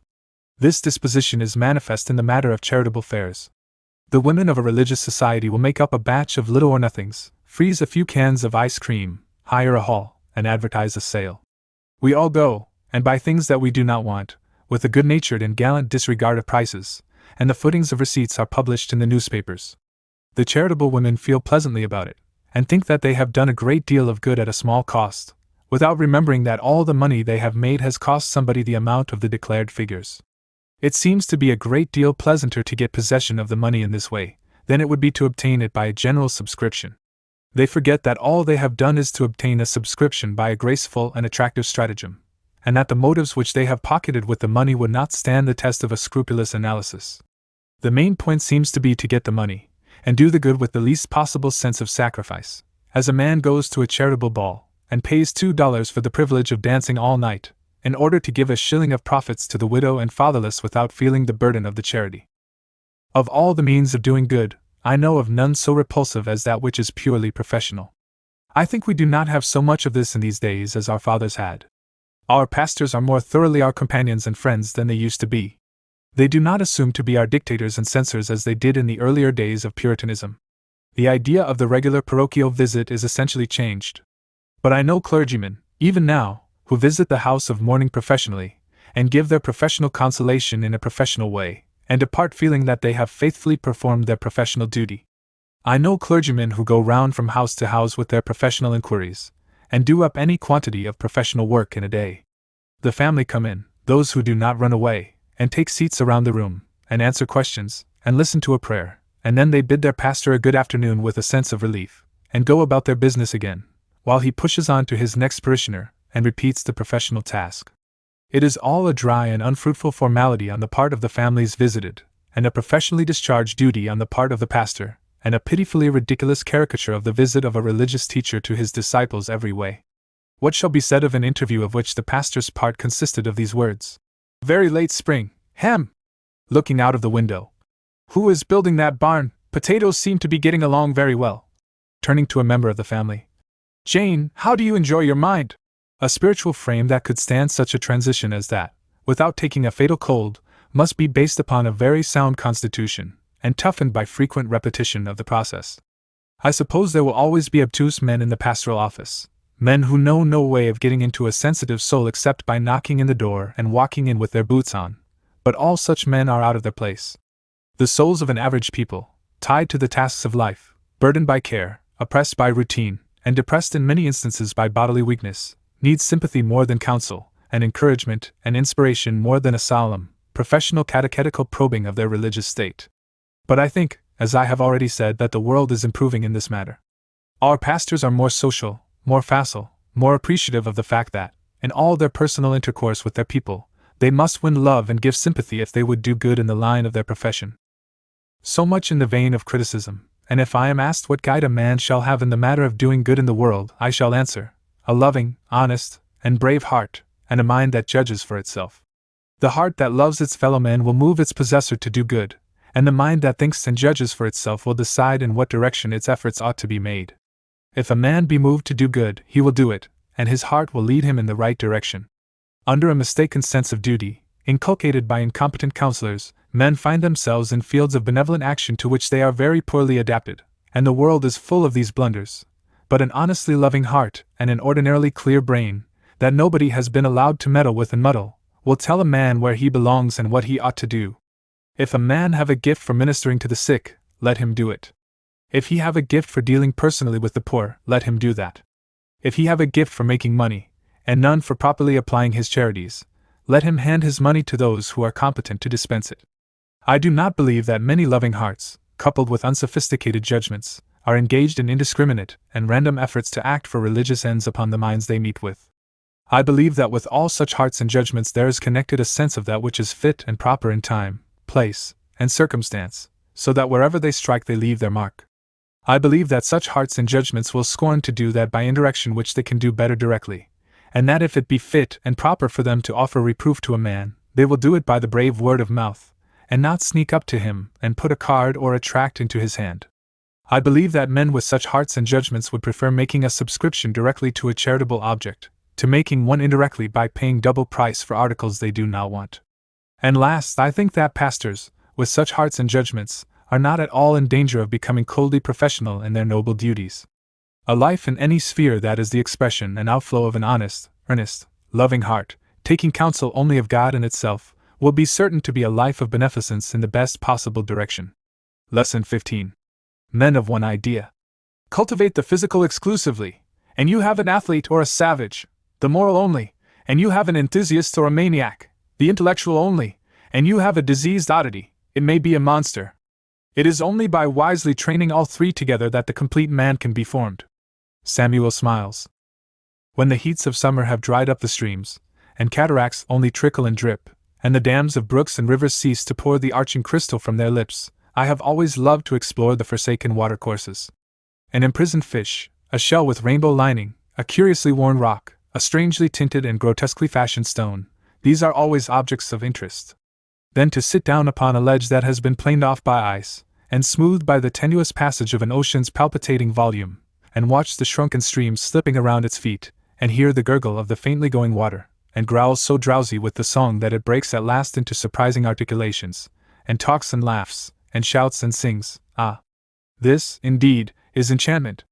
There are few men, I suppose, so fortunate as to have enjoyed a country breeding, who do not recall scenes like this, who do not remember a half-holiday, at least spent in the bed of a summer stream, and at the feet of scanty cataracts, making fierce attacks on water snakes, watching lizards lying among the stones of an old raceway, creeping up, hat in hand, to a gauze-winged devil's needle that shivered on a sunny point of rock, and looked as if it might be the ghost of a humming-bird. Starting to mark the sudden flight and hear the chattering cry of the kingfisher as he darted through the shadows and disappeared, and noting the slim-legged wagtail, racing backward and forward upon the border of the stream. Among the objects of interest very often, if not always, to be found at the feet of dams and cataracts, are what people call potholes. They are round holes worn in the solid rock by a single stone, kept in motion by the water. Some of them are very large and others are small. When the stream becomes dry, there they are, smooth as if turned out by machinery, and the hard, round pebbles at the bottom by which the curious work was done. Every year, as the dry season comes along, we find that the holes have grown larger and the pebbles smaller, and that no freshet has been found powerful enough to dislodge the pebbles and release the rock from their attrition. Now, if a man will turn from the contemplation of one of these potholes, and the means by which it is made, and seek for that result and that process in the world of mind which most resemble them, I am sure that he will find them in a man of one idea. In truth, these scenes that I have been painting were all recalled to me by looking upon one of these men, studying his character, and watching the effect of the single idea by which he was actuated. "There," said I involuntarily, "is a moral pothole with a pebble in it, and the hole grows larger and the pebble smaller every year." I suppose it is useless to undertake to reform men of one idea. The real trouble is that the pebble is in them, and whole freshets of truth are poured upon them, only with the effect to make it more lively in its grinding, and more certain in its process of wearing out itself in them. The little man who, when ordered by his physician to take a quart of medicine, informed him with a deprecatory whimper that he did not hold but a pint, illustrates the capacity of many of those who are subjects of a single idea. They do not hold but one, and it would be useless to prescribe a larger number. In a country like ours, in which everything is new and everybody is free, there are multitudes of self-constituted doctors, each of whom has a nostrum for curing all physical and moral disorders and diseases, a patent process by which humanity may achieve its proudest progress and its everlasting happiness. The country is full of hobby riders, booted and spurred, who imagine they are leading a grand race to a golden goal, forgetful of the truth that their steeds are tethered to a single idea, around which they are revolving only to tread down the grass and wind themselves up, where they may stand at last amid the world's ridicule, and starve to death. Man cannot live by bread alone, but by every word that proceeds out of the mouth of God, whether spoken through nature or revelation. There is no one idea in all God's universe so great and so nutritious that it can furnish food for an immortal soul. Variety of nutriment is absolutely essential, even to physical health.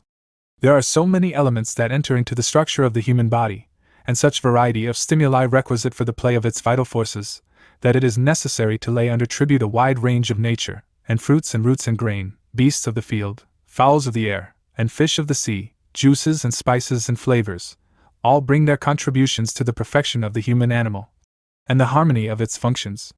The sailor, kept too long upon his hard biscuit and salt junk, degenerates into scurvy. The occupant of the Irish hovel who lives upon his favorite root, and sees neither bread nor meat, grows up with weak eyes, an ugly face, and a stunted body. It is precisely thus with a man who occupies and feeds his mind with a single idea. He grows mean and small and diseased with the diet. The soul bears relation to such a wealth of truth, such a multitude of interests cluster about it, it has such variety of elements, as illustrated by its illimitable range of action and passion, it touches and receives impressions from all other souls at such an infinite variety of points, that it is simply absurd to suppose that one idea can feed it, even for a day. A mind that surrenders itself to a single idea becomes essentially insane. I know a man who has dwelt so long upon the subject of a vegetable diet that it has finally taken possession of him. It is now of such importance in his eyes that every other subject is thrown out of its legitimate relations to him. It is the constant theme of his thought, the study of his life. He questions the properties and quantities of every mouthful that passes his lips, and watches its effects upon him. He reads upon this subject everything he can lay his hands on.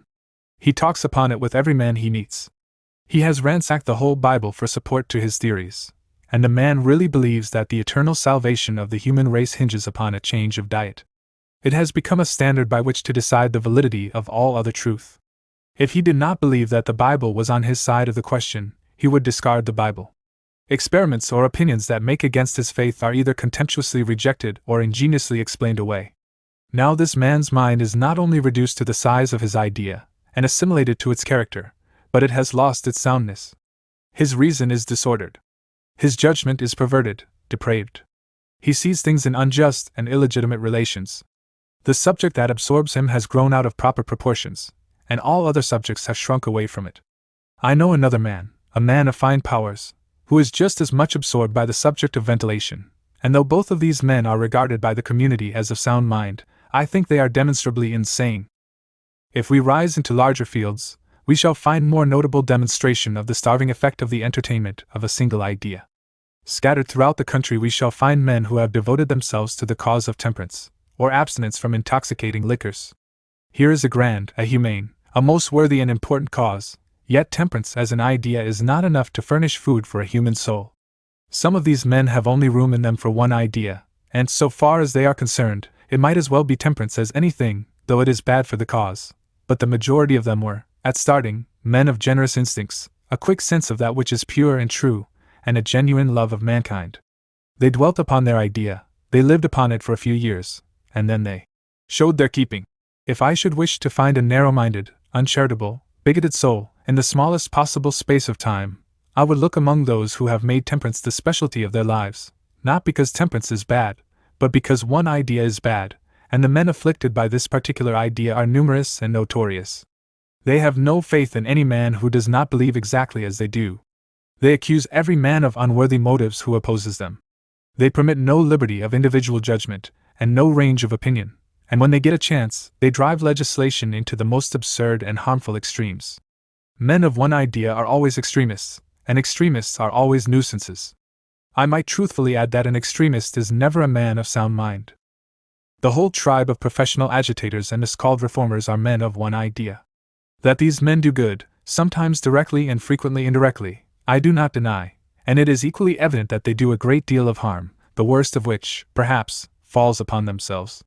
Like the charge of a cannon, they do damage to an enemy's fortifications, but they burn up the powder there is in them, and lose the ball. Like blind old Samson, they may prostrate the pillars of a great wrong, but they crush themselves and the Philistines together. The greatest and truest reformer that ever lived was Jesus Christ, but the difference between his broad aims, universal sympathies, and overflowing love, and the malignant spirit that moves those who angrily beat themselves to death against an instituted wrong. As an illustration, look at those who have been the prominent agitators of the slavery question in this country for the last 20 years. Are they men of charity? Are they Christian men? Is not invective the chosen and accustomed language of their lips? Do they not follow those against whom they have opposed themselves, whether for good cause or otherwise, into their graves with a fiendish lust of cruelty, and do they not delight to trample upon great names and sacred memories? Are they men whom we love? Do we feel attracted to their society? Teachers of toleration, are they not the most intolerant of all men living? Denouncers of bigotry, are they not the most fiercely bigoted of any men we know? Preachers of love and goodwill to men, do they not use more forcibly than any other class the power of words to wound and poison human sensibilities? It is not the quality of the idea which a man entertains that kills him. Freedom for every creature that bears God's image, the breaking of the rod of the oppressor, and letting the oppressed go free, this is a good idea. It is so great, so broad, so full, so flowing, that a world of men might gather around it for a time as they do around Niagara, and grow divine in its majestic music and the vision of the wreath of light which heaven holds above it. If a man undertake to live upon a single idea, it really makes very little difference to him whether that idea be a good or a bad one. A man may as well get scurvy on beans as beef. I suppose a diet of potatoes would be quite as likely to support life comfortably as a diet of peaches. It is because the human soul cannot live upon one thing alone, but demands participation in every expression of the life of God, that it will dwarf and starve upon even the grandest and most divine idea. The agitators and reformers are very ready to see the dwarfing effect of a single idea or a single range of ideas upon the Christian ministry, and a large number of Christian men.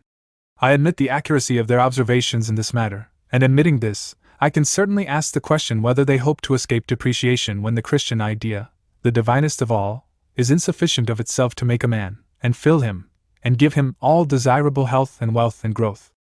As I have touched upon this point, I may say that it is coming to be understood that a man or a minister, in order to be a Christian, must be something else, that Christianity received into nature and life is only one of the elements of manhood, and that a man may become starved and mean and bigoted and essentially insane by feeding exclusively upon religion. What means the vision of these sapless, sad, and sanctimonious Christians, these poor, thin, stingy lives, but that all ideas save the religious one have been shut out from them? Is it not notorious that a minister who has fed exclusively upon religion is a man without power upon the hearts and minds of men? Is it not true that he has most efficiency in pulpit ministration who has the largest knowledge of and sympathy with men, the broadest culture, and the widest acquaintance with all the ideas that enter as food and motive into human life? Is it not true that in the lifelong, absorbing anxiety and carefulness of a multitude of souls to secure their salvation, those souls are constantly becoming less valuable, and thus, to use the language of the market, less worth saving?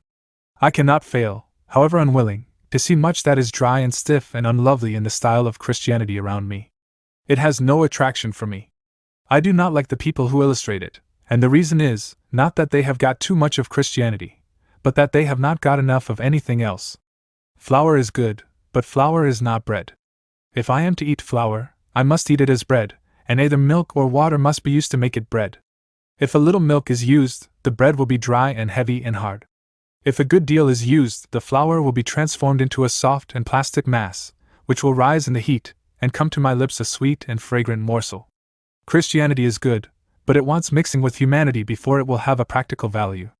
If only a little humanity be mixed with it, the product will be dry and tasteless. But if it be combined with the real milk of humanity, and enough of it, the result will be a loaf fit for the tongues of angels. No, the divinest idea that has yet been apprehended by the human mind is not enough for the human mind. That which God made to be fed by various food cannot be fed with success or safety by a single element. We cannot build a house of dry bricks. It takes lime and sand and water in their proper proportions to hold the bricks together. This selection of a single idea from the great world of ideas to which the mind is vitally related, and making it food and drink, and motive and pivotal point of action, and supreme object of devotion, is mental and moral suicide. It makes that a despotic king which should be a tributary subject. It enslaves the soul to a base partisanship. It is right to make money, and it is right to be rich when wealth is won legitimately, but when money becomes the supreme object of a man's life, the soul starves as rapidly as the coffers are filled. It is right to be a temperance man and an anti-slavery man, and an advocate of any special Christian reform, but the effect of adopting any one of these reforms as the supreme object of a man's pursuit never fails to belittle him. One of the most pitiable objects the world contains is a man of generous natural impulses grown sour, impatient, bitter, abusive, uncharitable, and ungracious, by devotion to one idea, and the failure to impress it upon the world with the strength by which it possesses himself. Many of these fondly hug the delusion to themselves that they are martyrs, when, in fact, they are only suicides. Many of these look forward to the day when posterity will canonize them, and lift them to the glory of those who were not received by their age because they were in advance of their age. So they regard with contempt the pygmy world, wrap the mantles of their mortified pride about them, and lie down in a delusive dream of immortality. Whether the effect of devotion to a single idea be disastrous or otherwise to the devotees, nothing in all history is better proved, nothing in all philosophy is more clearly demonstrable, than the fact that it is a damage to the idea. If I wished to disgust the community with any special idea, I would set a man talking about it and advocating it who would talk of nothing else. If I wished to ruin a cause utterly, I would submit it to the advocacy of one who would thrust it into every man's face, who would make every other cause subordinate to it, who would refuse to see any objections to it, who would accuse all opponents of unworthy motives, and who would thus exhibit his absolute slavery to it. Men have an instinct which tells them that such people as these are not trustworthy, that their sentiments and opinions are as valueless as those of children. If they talk with a pleasant spirit, we good-naturedly tolerate them. If they rant and scold and denounce, we hiss them if we think it worthwhile, or we applaud them as we would the feats of a dancing bear. If they say devilish things in a heavenly sort of way, and clothe their black malignities in silken phrases, we hear them with a certain kind of pleasure, and take our revenge in despising them, and feeling malicious towards the cause they advocate. It would kill us to drink cologne water, but the perfume titillates the sense, and so we sprinkle it upon our handkerchiefs. No great cause can be forwarded by the advocacy of men who have no character, and no man can devote himself to an idea without the loss of character. When a man comes forward to promulgate an idea, we inquire into his credentials.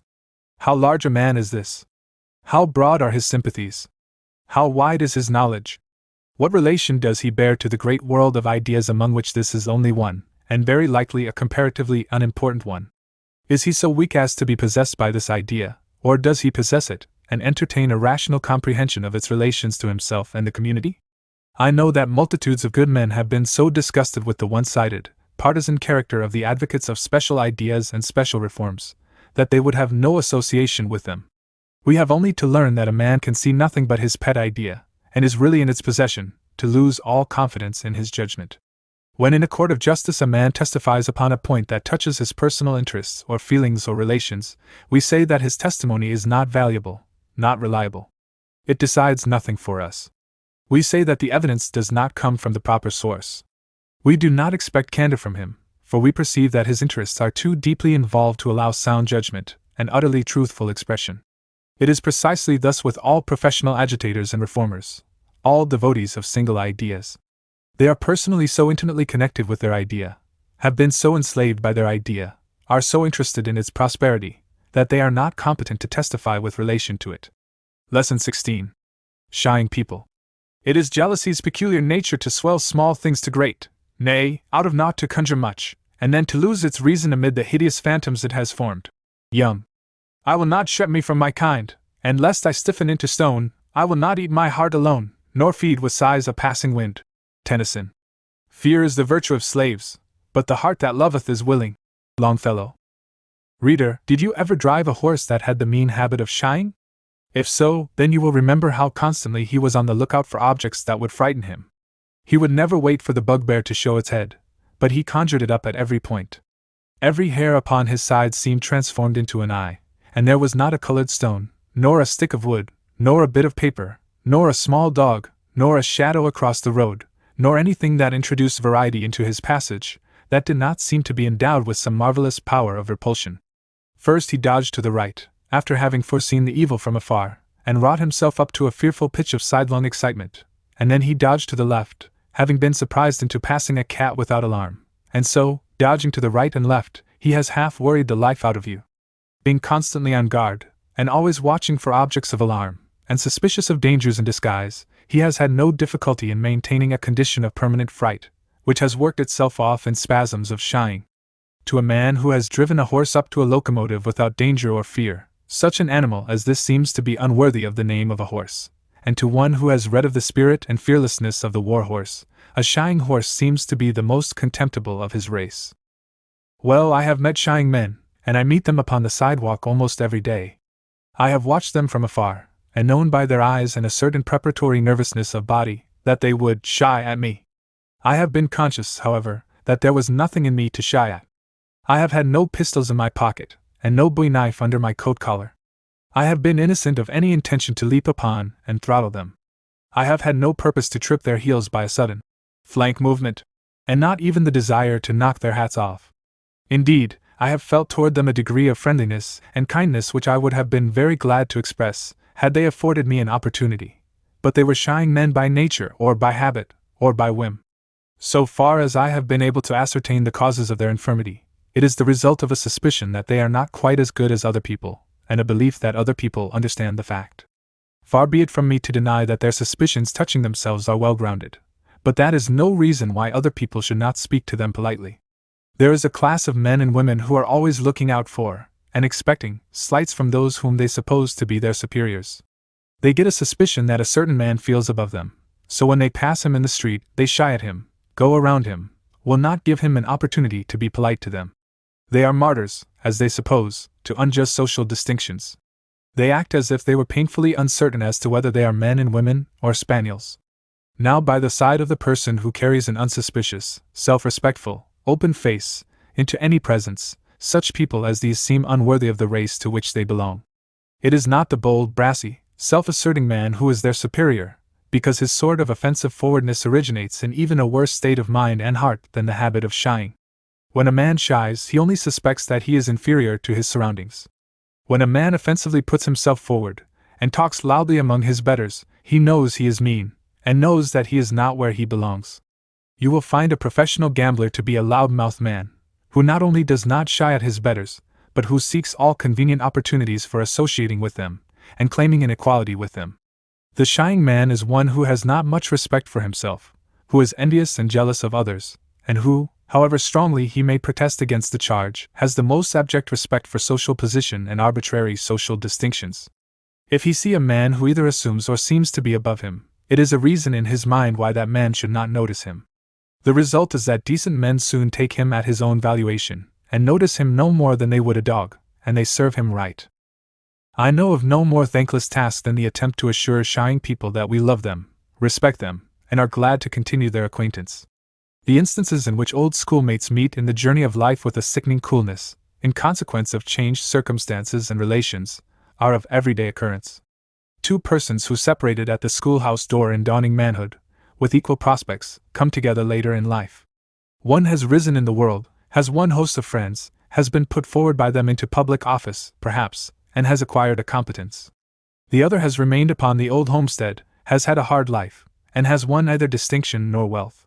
The fortunate man grasps the hand of the other with all the cordiality of his nature and of his honest friendship, but he meets a reserve which may be almost sullen. He strives to call up the scenes gone by, the old school sports, the school companions, boys and girls, the old neighborhood friendships, but they will not come. All attempts to touch the heart of his former schoolmate, and bring him into sympathy through the power of association, fail.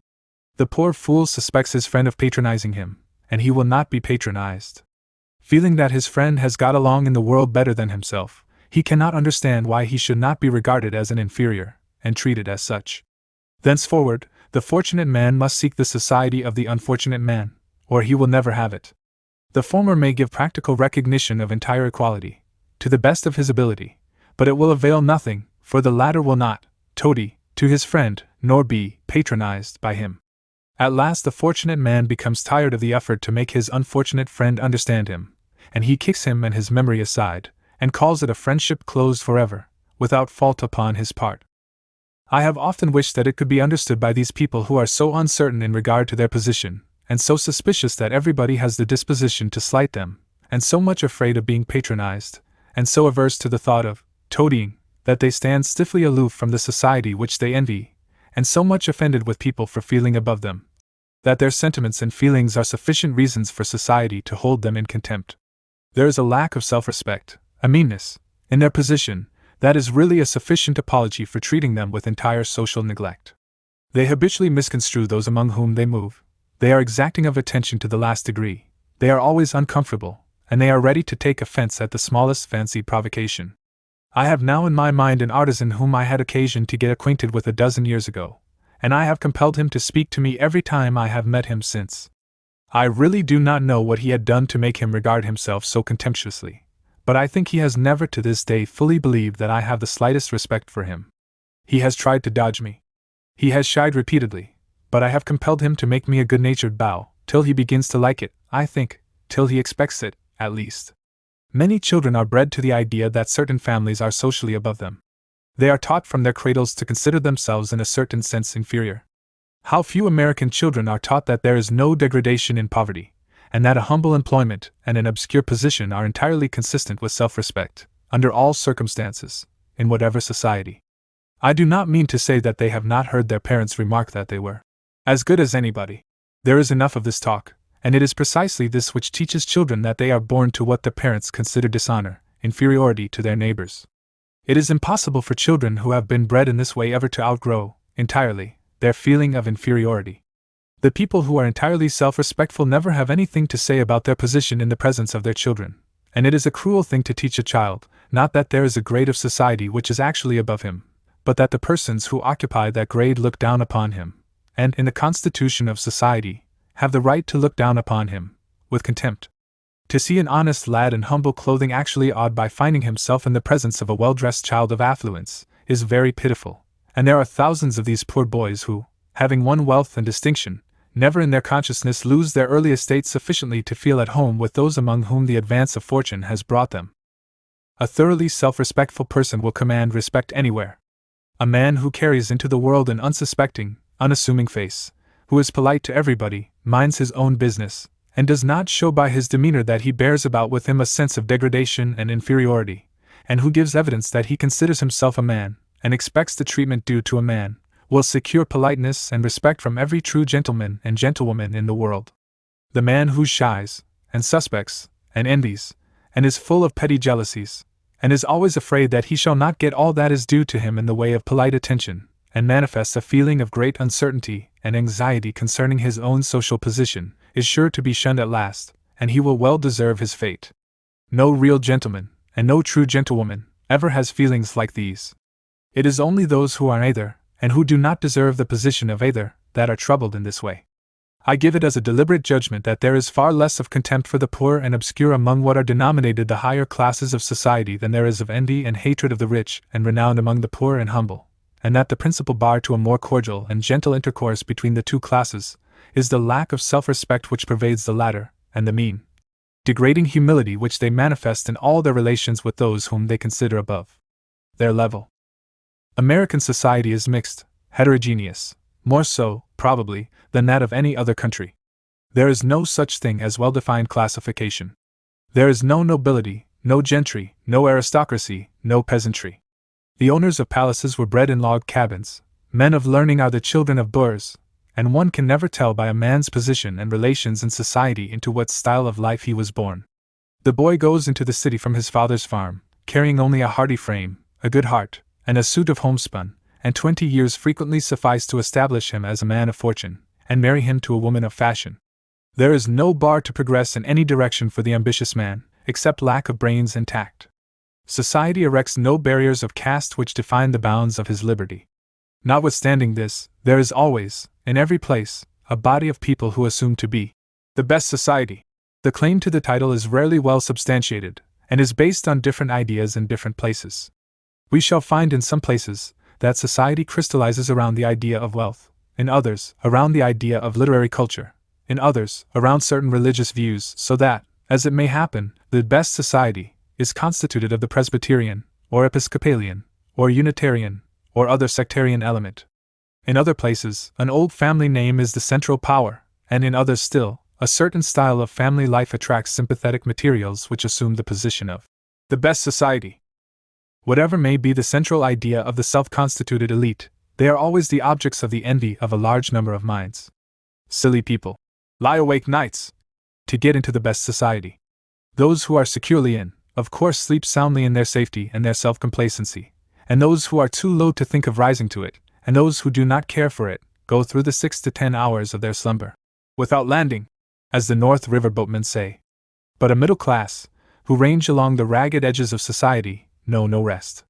They sail along in an uncertain way, like the moon on the border of a cloud, sometimes in and sometimes out, feeling naked and very much exposed among the stars, and rather foggy and confused in the cloud, as if, after all, they did not belong there. It is in this class that we meet with shying men and shying women. It is in this class that we find heart-burnings, and jealousies, and envyings, and sensitive misunderstandings. It is a sort of purgatory through which the rising man and woman pass to reach the paradise of their hope, and from which an unhappy soul is never lifted. These people do not stop to inquire whether they have any sympathy, or anything in common with the society which they seek, whether they would be lost, or whether they would be at home in it. They do not even seem to suspect that much of that which is called the best society is the last society that a sensible, good man should seek. Let us suppose that wealth is the central idea of the best society, and then let the aspirant to this society ask himself whether he has wealth. Has he a fine house and an elegant turnout? Does he dress expensively, and is he able to give costly entertainments? Is he prepared to unite, on a plane of perfect equality, with those who give the law to this society? If so, it will not be necessary for him to seek it, for the society will seek him, that is, if he be an agreeable man. If he be very rich indeed, why, it is not necessary that he be agreeable at all. But suppose literary culture be the central force of this society, has the aspirant any fitness for, or sympathy with it? Can he meet those who form this society as an equal, or mingle in it as a thoroughly sympathetic element?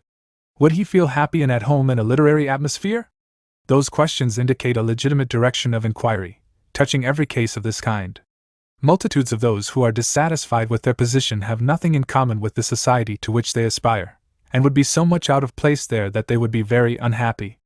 My idea, then, is that so far as society is concerned, men and women naturally find their own place. A true gentleman and a genuine gentlewoman, wherever they may appear, and whoever they may be, are as readily known as any objects, and really good society recognizes its affinities for them at once. They do not have to seek for a place, for they fall into their place as naturally as a soldier falls into, and joins step with, his company. Now what can be meaner than the jealousy which sits in the circle where it is really most at home, and regards with its green and greedy eyes, a circle for which it has no affinities, except the affinities which envy has for that which it considers above itself? It is a meanness, too, which has two sides to it.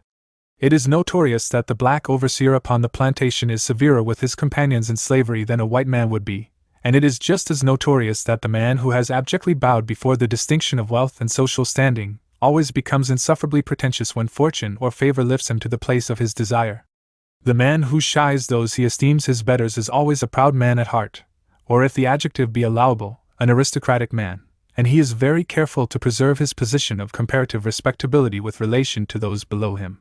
He will always be found to be pretentious in his own circle, and supercilious with relation to those in lower life. Is it not true that half of the neighborhood quarrels that take place, and 3/4 of the slander, and all the gossip that are indulged in, result from these petty jealousies between circles, and the sensitiveness that is felt regarding social standing on the part of those who are not quite so high in the world as they would like to be? I can only notice briefly the shying that is done by the other side of society. In effect, I have done this already, perhaps, but it is proper to say directly that there are many moving in what is called the best society, who, with a suspicion that they do not belong there, or a feeling that their position is not secure there, shy a humble man when they meet him, and dodge all vulgar associations. I suppose that no true gentleman is ever afraid of being mistaken for anything else. A gentleman knows that there is nothing which is more unlike the character of a gentleman than the supercilious treatment of the humble, and the fear of losing caste by treating every class with kindness and politeness. I recognize no difference between the two shying classes, the men who shy their fellow men because they are high, and the men who shy their fellow men because they are low. Both are mean, both are unmanly, and both are deficient in the self-respect necessary to the constitution of a gentleman. There are no better friends in the world, no men who understand each other better, none who meet and converse more freely at their ease, none who have more respect for each other, than a genuine gentleman and a self-respectful humble man, who knows his place in the social scale, and is abundantly satisfied with it. There is no need of any intercourse between men, of whatever difference of social standing, less dignified and gentle than this. Lesson 17. Faith in Humanity. Say, what is honor? 'Tis the finest sense of justice which the human mind can frame, intent each lurking frailty to disclaim, and guard the way of life from all offense, suffered or done. Wordsworth. A child of God had rather 10,000 times suffer for Christ, than that Christ should suffer by him. John Mason. For mankind are one in spirit, and in instinct bears along round the earth's electric circle the swift flash of right or wrong, whether conscious or unconscious, yet humanity's vast frame through its ocean-sounded fibers feels the gush of joy or shame, in the gain or loss of one race, all the rest have equal claim. Lowell. One of the most reliable supports of that which is best in man is faith in other men.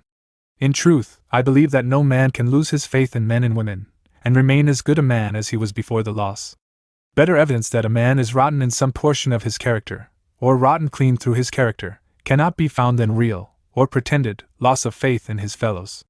When a young man tells me that he has no doubt that certain persons, publicly reputed to be good, take sly drinks in their own closets, and descend into grosser indulgences when in strange places, that the best men are hypocrites, that there is no such thing as womanly virtue, and that appetite and selfishness outweigh everywhere principle and manly honor, I know that, 99 times in 100, he finds a reason in his own heart and life for his declarations. I know that he simply wishes to maintain a certain degree of self-respect, and that he finds no way to do this save by bringing everybody around him down to his own level. A man who has lost his virtue, and is still suffering under the blows of conscience, is very both to believe that there is any virtue in the world. Yet there are circumstances in which faith in humanity is lost without fault, though never without damage, on the part of the loser, and very sad cases they are. I remember an abused, broken-hearted, and forsaken wife, who declared to me her belief that her husband was no worse than other men. Pleasant for me, wasn't it? That there was not a man in the world who could withstand temptation, or who would have done differently from her husband under the same circumstances. Why was this? She had loved this man with all the devotion of which her warm woman's heart was capable. She had respected him as an embodiment of all manly qualities.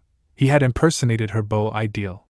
If he, the peerless, the prince, could fall, and forsake, and forget, who would not?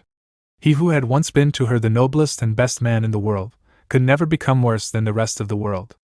Now one of the foulest wrongs and one of the deepest injuries which this man had inflicted upon his wife was the destruction of her faith in men. He had not only blotted out her faith in him, but he had blotted out her faith in humanity, and of course, her faith in herself. What safeguards of her own virtue fell when her faith in man was destroyed, she did not know, but in her innermost consciousness, she must have grown careless of herself, possibly desperate. Hardly a month passes by in which we do not hear of some defalcation, some lapse from integrity, by a man who, through many years of business life, had maintained an untarnished reputation. I have half a dozen such cases in my memory now, and I do not know what to make of them. When I see a character standing today above all reproach, compacted through many years of manly, honest, Christian living, overthrown tomorrow, and trodden in the mire, I am shocked. If such men fall, where are we to look for those who will not? If such men, with worthy natures, and long practice of virtue, and myriad motives for the maintenance of an unspotted character, yield to temptation, and are suddenly overthrown, what reason have I to suppose that my partner, my brother, myself, shall escape? I am scared, and grow cautious, and suspicious. Did you ever think that there is one individual, at least, in the world, that possibly there are 10 individuals, possibly 100, possibly more, who believe that you are, as a man or a woman, just as nearly right as you can be? Did you ever think that there are people who pin their faith to you, who believe in you, who trust you, and that among those people your own reputation is identified with the reputation of the race? I care not how humble a man may be, there are always those who trust in him. Think of the trust which a family of children repose in their parents, and of the faith which the parents have in their children. Very humble the parents may be, very untrustworthy as moral guides, and judges, and authorities. But if they were angels, with the light of heaven in their eyes, they would not be more confided in and relied upon by the little ones who cling to their knees. So, at all ages, we garner our faith in individuals, and so, all men and women, however humble and unworthy they may be, become the objects and recipients of this faith. Now, if there be 10 men and women who have garnered their faith in me, who believe in me, through and through, and whose faith in all humanity would be sadly shocked, if I should fall, and prove to them that their confidence had been entirely misplaced, then I hold for those 10 persons the reputation of the human race in my hands. If you, my reader, have attracted to yourself the honest faith of 1,000 hearts, then you hold in your hands, for those hearts, the good name of humanity. Upon the shoulders of each man in the community, there rests a great responsibility. He has not only his own reputation to take care of, but he has the reputation of his race. If all mankind are to be thought more meanly of by mankind, to be less trusted, and less loved, because I have been untrue, though my untruth touch but one person directly, I commit a great crime against my race. Yet this crime is nothing by the side of that which I commit against those who have trusted in me. It injures them to think meanly of mankind, to have their confidence shaken in humanity, much more than it injures humanity to be thought meanly of. A man may as well stab me as to destroy my faith in my kind, for the comfort and happiness of my life depend upon the maintenance of this faith.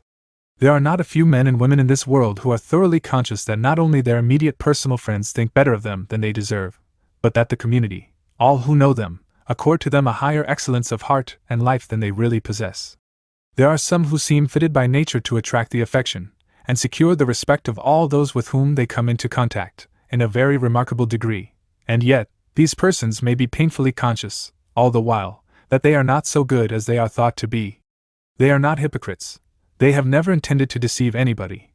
They have never pretended to be what they are not. But people believe in them without limit. A person who has this power of attracting the confidence of men has forced upon him an immense responsibility. To say nothing of his duty to himself and his God, he owes it to his race to be, or to become, as good as he seems.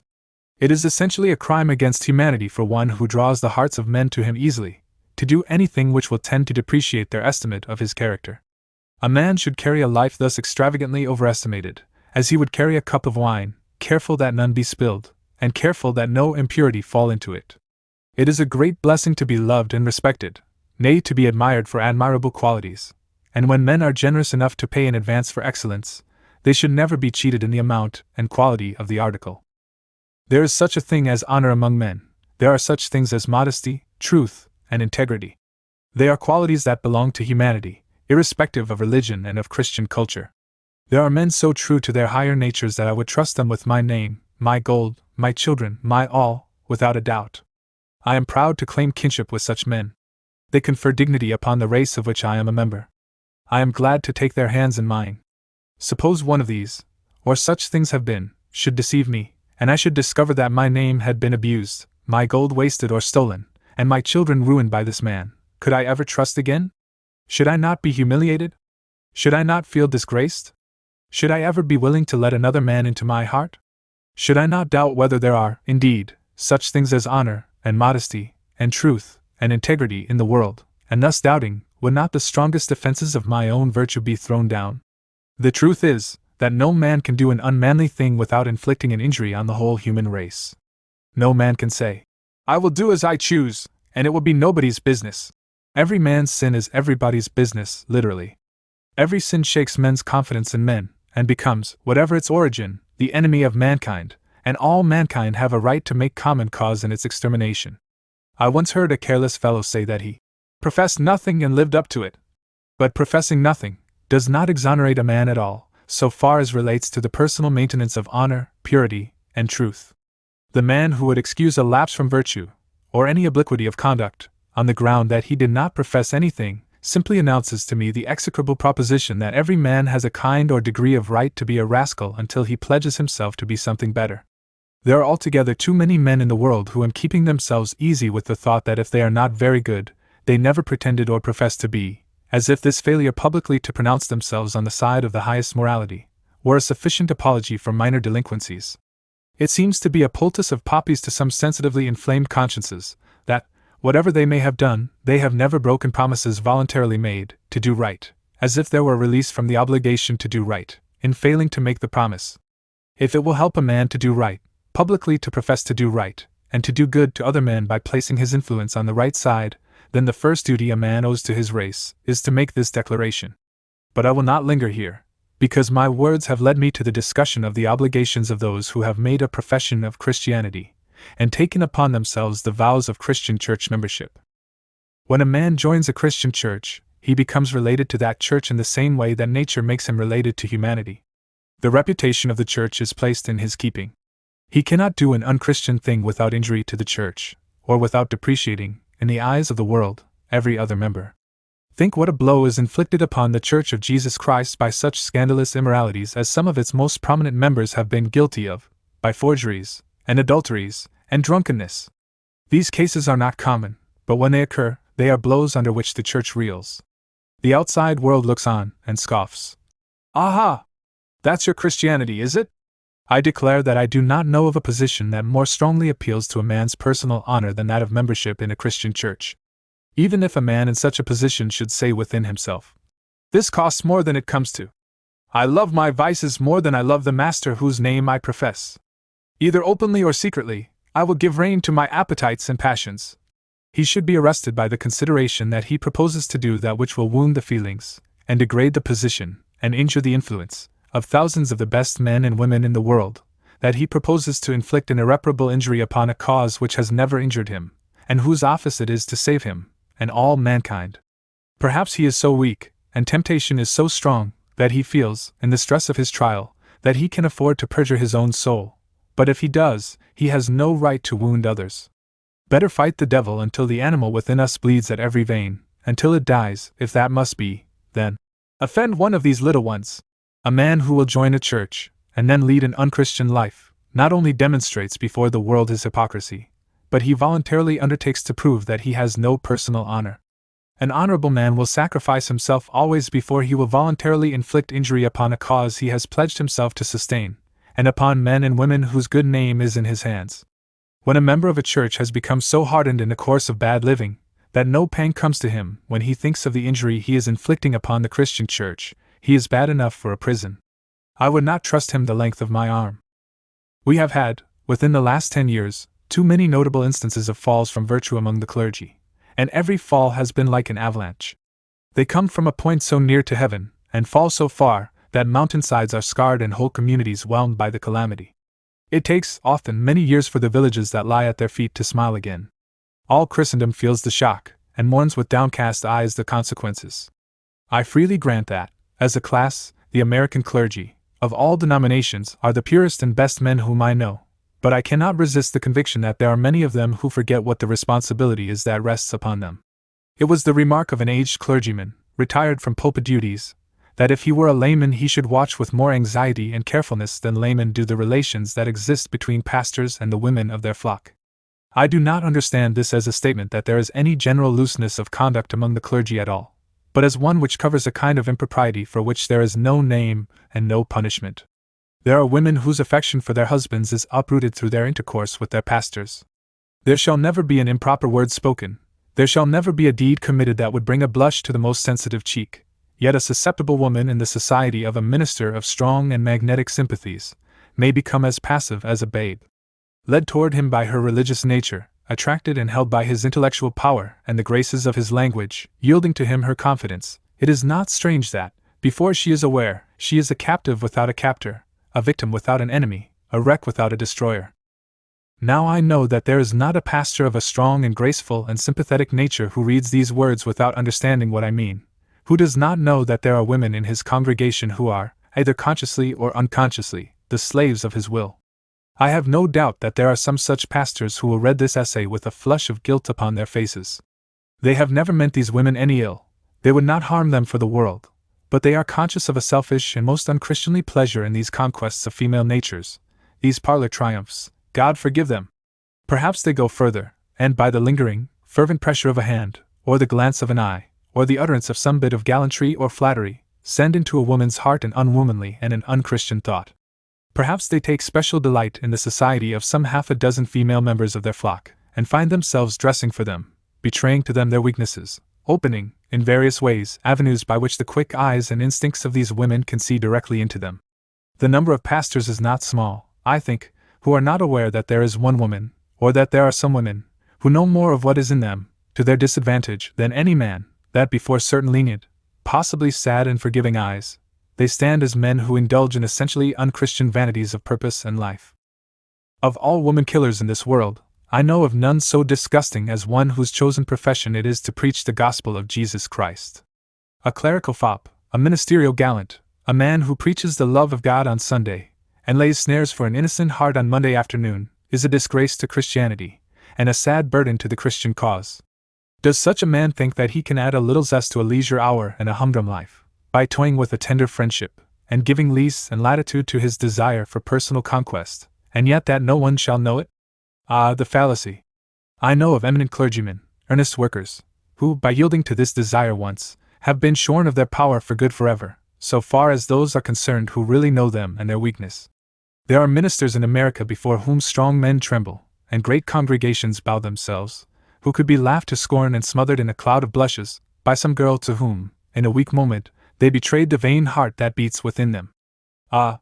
Ye men of the black coat and the white neckcloth, toying with women, under whatever disguise, indulging in the vanity of personal power, however ingeniously you mask it, is not for you. You can never do it without an injury to the religion which you profess to preach. If you find that you are too weak to resist these temptations, and they are great to such as you, then you should leave the desk forever. You, at least, are bound in personal honor to quit the public advocacy of a cause which your private life dishonors. Easy to preach, you say? Easier to preach than practice? Nobody knows it better than I, unless it be you. I do not expect perfection in this world, of anybody. I do not expect impossibilities of anybody. But there are certain duties which men owe to humanity and their race, and which members of Christian churches and teachers of Christian churches owe to Christianity and to their brotherhood, which are possible to be performed, and which I insist upon. I do not appeal to the highest motives, at least I do not appeal to religious motives. I appeal to personal honor. I say that every man, high or low, is bound in honor so to conduct himself as not to disgrace humanity, as not to shake the confidence of men in human honor. I say that every man who belongs to a Christian church, no matter what his internal life may be, is bound in honor so to carry himself before men and women, that the Christian name receive no damage and the Christian cause no prejudice in their eyes. Every man carries the burden of his race and his brotherhood, and if he be a man, he will either ignore it nor try to shake it off. Lesson 18. Sore spots and sensitive spots. Canst thou not minister to a mind diseased, pluck from the memory a rooted sorrow, raze out the written troubles of the brain? Shakespeare. I have gnashed my teeth in darkness till returning morn, then cursed myself till sunset. I have prayed for madness as a blessing, 'tis denied me. Byron. Alessandra. Methinks thou hast a singular way of showing thy happiness. What ails thee, cousin of mine? Why didst thou sigh so deeply? Castiglione. Did I sigh? I was not conscious of it. It is a fashion, a most silly fashion I have when I am very happy. Did I sigh? Poe. There is a hill opposite to my window, up which, during all the long and weary day, horses are drawing heavy loads. The majority of them crawl patiently along, with their heads down, and with reeking flanks and shoulders, pausing occasionally as the water bars brace the wheels, and impatient only with the flies that vex their ears, and the insufficiency of their short and stumpy tails to protect their quivering sides. Some of these animals are not so patient, but are nervous and spasmodic and unhappy. I have noticed one among them particularly, that has a very bad time every morning with his first load. He is what the teamsters call bulky. though evidently an excellent horse. Much coaxing and not a little whipping seem necessary to get him started, and then he plunges into his work as if he were determined to tear his harness and his load all in pieces. I notice that there are certain unusual fixtures about his collar, and learn that the poor animal has a galled shoulder, so raw and inflamed that all his first efforts in the morning are attended by pain, and that he only works well after the flesh has become benumbed by pressure. I ask his driver why he does not turn the creature into the pasture, and let the ulcer heal, and am told that he has been treated thus repeatedly, but that it always returns when labor is resumed. There is a livery stable that I visit frequently, and while I wait to be served I notice what the grooms are doing.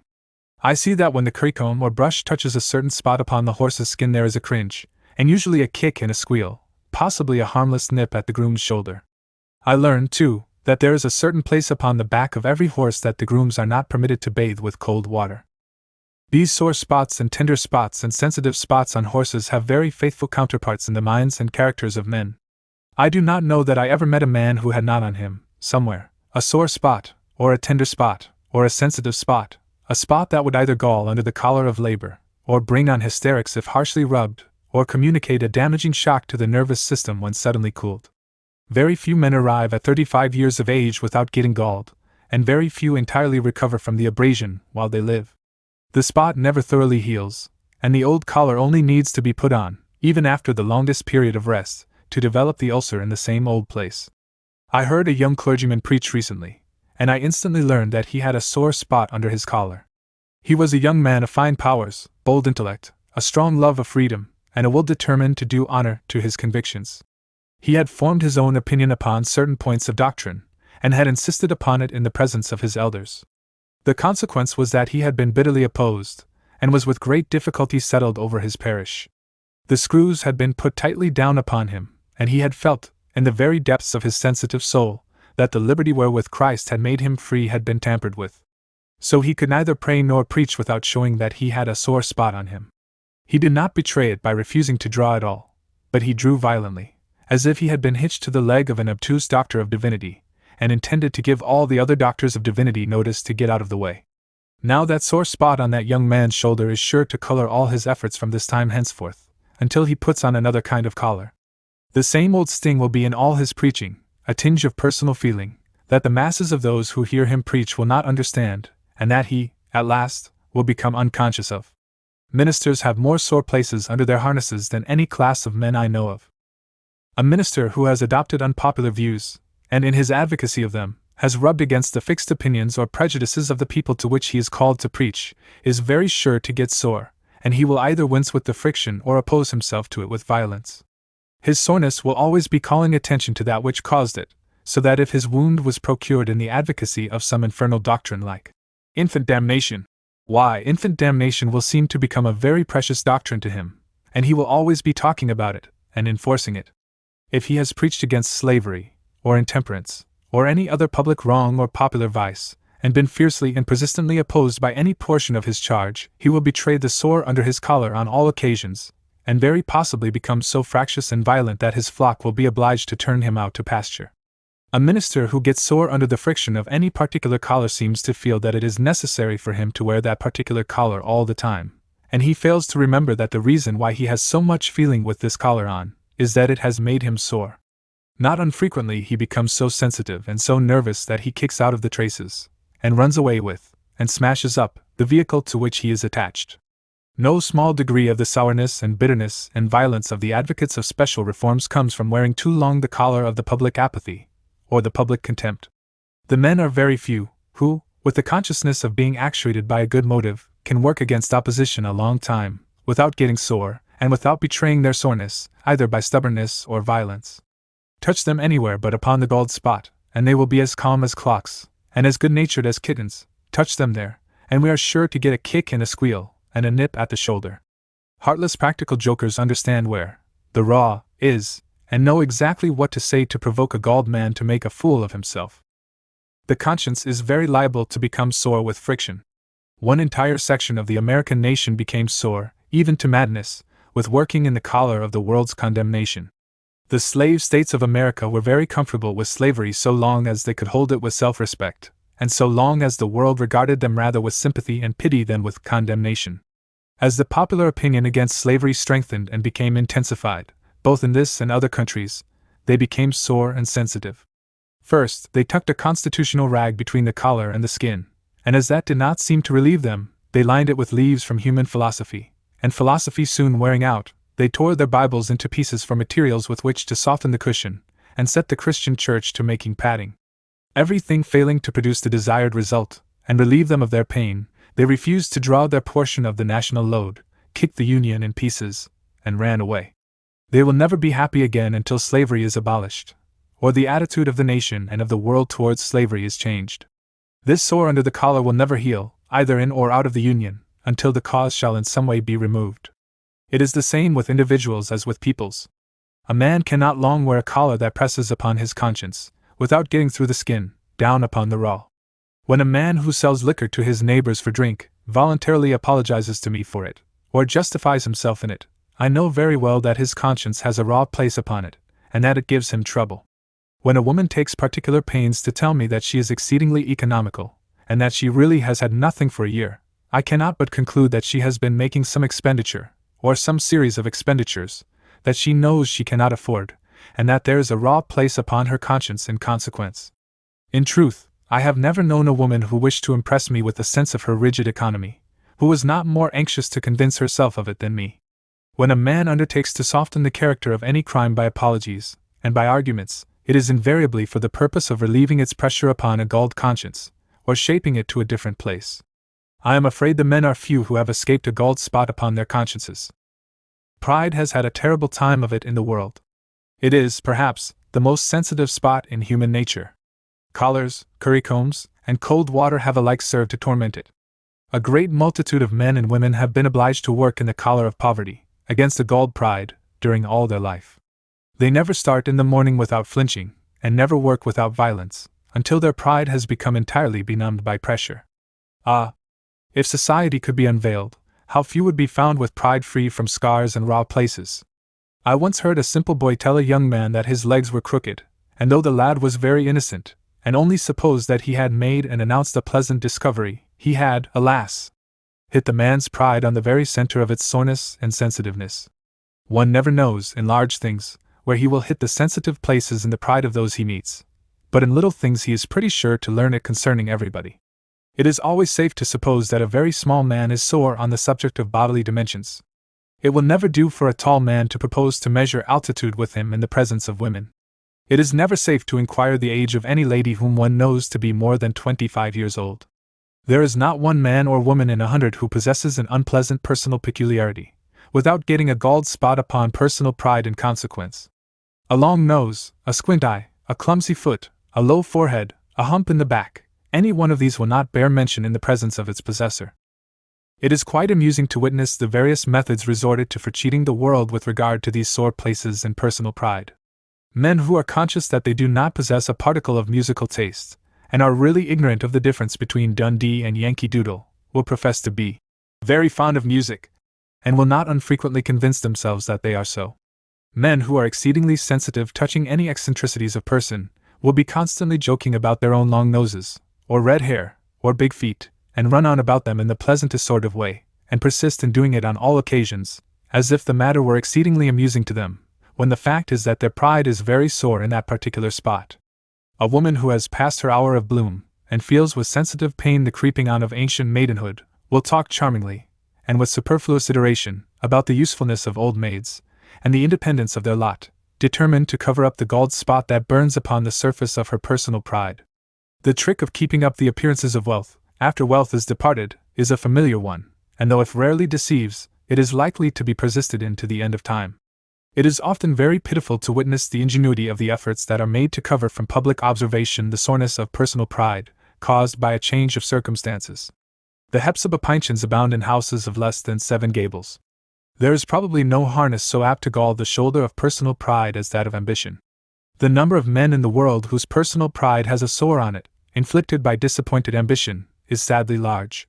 I have seen many a worthy man utterly spoiled by his failure to reach the political, social, or literary eminence at which he has aimed. Thenceforward, his hand has been against every man, and he has imagined that every man's hand has been against him.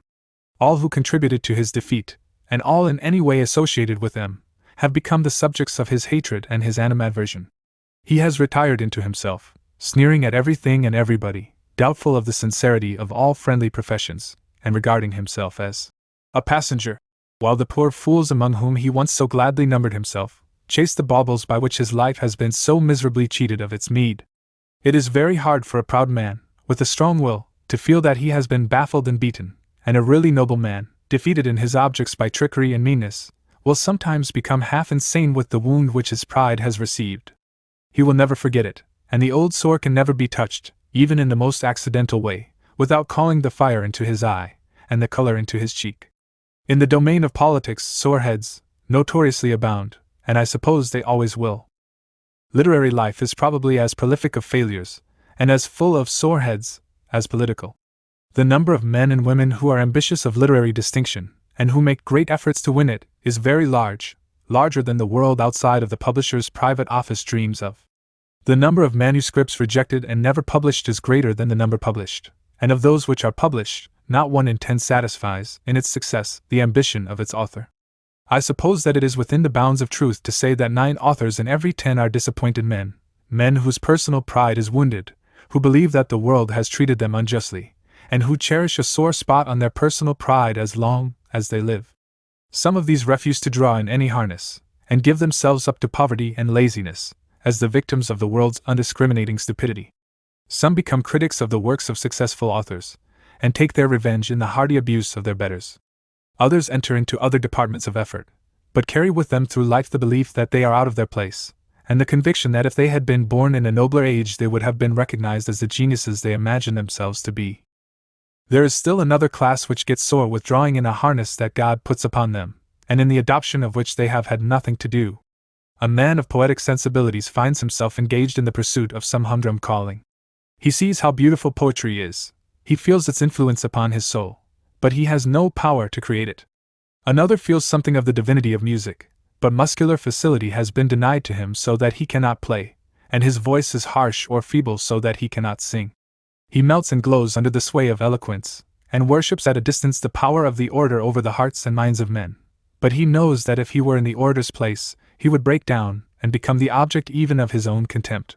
Great susceptibilities these people have, passive spirits, open to all good impressions, appreciative of that which is best in nature and art, yet without the power to act.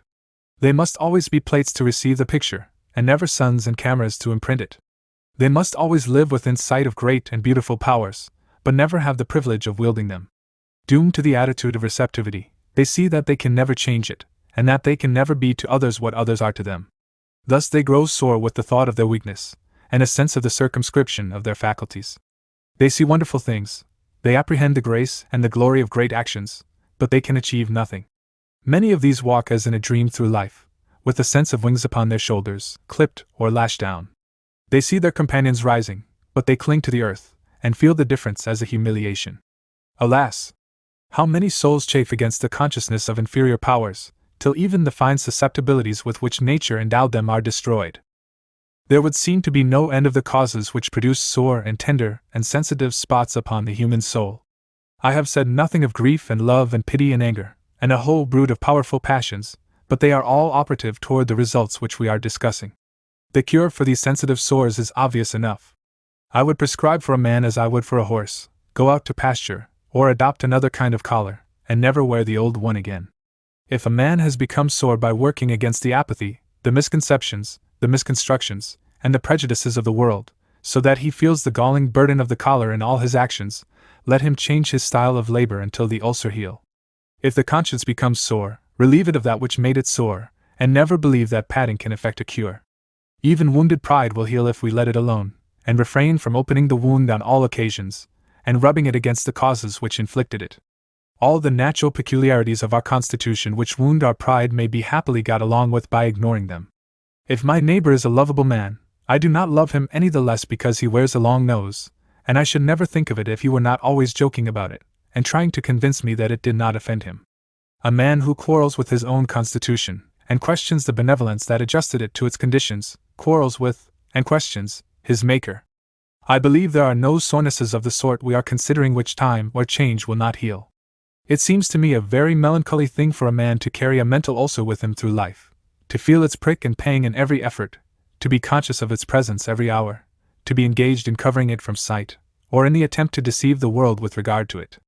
Life is altogether too good a thing to be spoiled by a little sore, or a large one, when there exists an obvious mode of cure.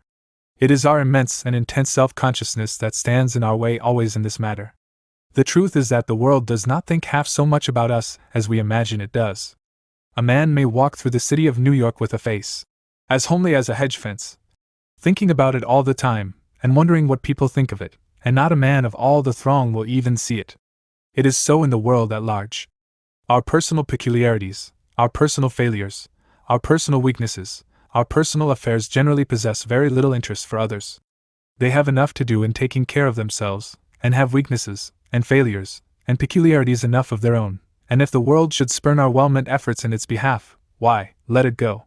It mends nothing to get sore and sensitive over it. When a man truly learns how little important he is in the world, he is generally beyond the danger of becoming galled by his harness, whatever it may be. Lesson 19. The Influence of Praise. Now I praise you, brethren, that ye remember me in all things, and keep the ordinances as I delivered them unto you. St. Paul. O popular applause! What heart of man is proof against thy sweet seducing charms? Cooper. Arbuses. Why now you flatter? Mardonius. I never understood the word. A king and no king. Praising what is lost makes the remembrance dear. Shakespeare. It is pleasant to be praised. The man does not live who is insensible to honest praise. The love of approbation is as natural to every human soul as the love of offspring, or the love of liberty. It was planted there by God's hand, and it is as useful and important in its fruit, as it is fragrant and beautiful in its flower. I repeat that the man does not live who is insensible to honest praise. That great orator who seems to be a king in the world, independent of his race, holding dominion over human hearts, lifted far above the necessity of the plaudits of those around him, will pause with gratified and grateful ear, to listen to expressions of approval and admiration from the humblest lips. The greatest mind drinks praise as a pleasant draught, if it be honest and deserved. Perhaps you think that doctor of divinity who weighs 200 pounds more or less, and is clad in glossy broadcloth, and lifts his shining forehead above a white cravat, as Mont Blanc pierces a belt of cloud, and talks articulated thunder, and veils his wisdom behind gold-mounted spectacles, and moves among men with ineffable dignity, is above the need of, and the appetite for, praise. Ah! You don't know the soft old heart under that satin waistcoat. It can be made as warm and gentle and grateful, with just and generous praise, as that of a boy. Nay, the barber who takes his reverent nose between his thumb and finger, and sweeps the beard from his benevolent chin, understands exactly what to say in order to draw from his pocket an extra sixpence. There is no head so high, there is no neck so stiff, there is no back so straight, that it will not bend to take the flowers which praise tosses upon its path. It's a sign of weakness, after all. Sighs my friend, who is not praised quite as much as he would like to be. Begging your pardon, sir, it is no such thing. The strongest being in the universe, the God of the universe, is the one who demands, receives, and accepts the most praise. Listen for a moment to those marvelous ascriptions which rise to him from the bosom of Christendom as ceaselessly and beautifully as clouds from the heaven-reflecting ocean. Thou art the King, immortal, invisible. Thou art the source of all life, the author of all being, the fountain of all light and love and joy. Thou art love itself, thou art the sum of all perfections. For what thou art, we worship thee, for what thou hast done for us, in thy infinite loving kindness, we praise thee. We bless thy holy name. We call upon our souls and all within us to magnify thy name forever and ever. The Bible itself has given us almost numberless forms of expression into which we may cast our divinest adoration, and the broadest outpourings of our hearts. The poets of all ages have been touched to their finest utterances in the rapture of worship and of praise. Now why should God want praise of us? It certainly is not because he is weak. Can it be because he wishes by means of it to produce some desired effect in us? Is there no hearing of this praise in heaven? Are we who sing and shout mere brawlers, who get a little strength of lungs by the exercise? There are some poor souls, doubtless, who believe this, as they believe that prayer has significance only as a moral exercise, and effect only as it reacts upon the soul. I believe that praise is pleasant to him who sits upon the throne, that the honest and sincere expressions of love and adoration, and gratitude and praise, that rise to him from the earth are at least shining ripples upon the soundless ocean of his bliss. Out from him proceed, through myriad channels of effluence, the expressions of his love for those whom he has made and endowed with intelligence, and I believe that it is requisite for his happiness that back along these lines of manifestation there should flow a tide of grateful recognition and adoring praise. Even a god would pine in loneliness and despair if there should come back no echoes to his loving voice, no refluent wave to the mighty bosom which makes all shores vocal with its breath and beating. God demands of all men that which all men owe to him, that which his perfections and his acts deserve. This love of approbation in men, then, is heaven-born and godlike. The desire for approbation is as legitimate as the desire for food. I do not suppose that it should be greatly a motive of action, perhaps it should never be, but when a man from a good motive does a good thing, he desires the approval of the hearts that love him, and he receives their expressions of praise with grateful pleasure. Nay, if these expressions of praise are denied to him, he feels in a certain sense wrong. He feels that justice has not been done him, that there is something due to him that has not been paid. I met a friend the other day who unveiled his heart to me, and I caught in the vision his heart's sense of the world's injustice. He had been a very poor boy, and had been bred under a poor boy's disadvantages, but a strong will, a good heart, fine talents, and a favoring fortune brought to him gold, and lands, and equipage. They brought these not only, but they brought the power to be a benefactor of his native town. He won competence for himself, and then he became a public-spirited citizen, and did that for his home which no other man had done. Now he felt that he had done for himself and for those around him nobly, and it was natural that he should desire some response, some expression of praise. He did not get it. People either envied him, or they misconstrued his actions, and he felt that his townsmen had been and were unjust, that they owed him something which they had failed to pay.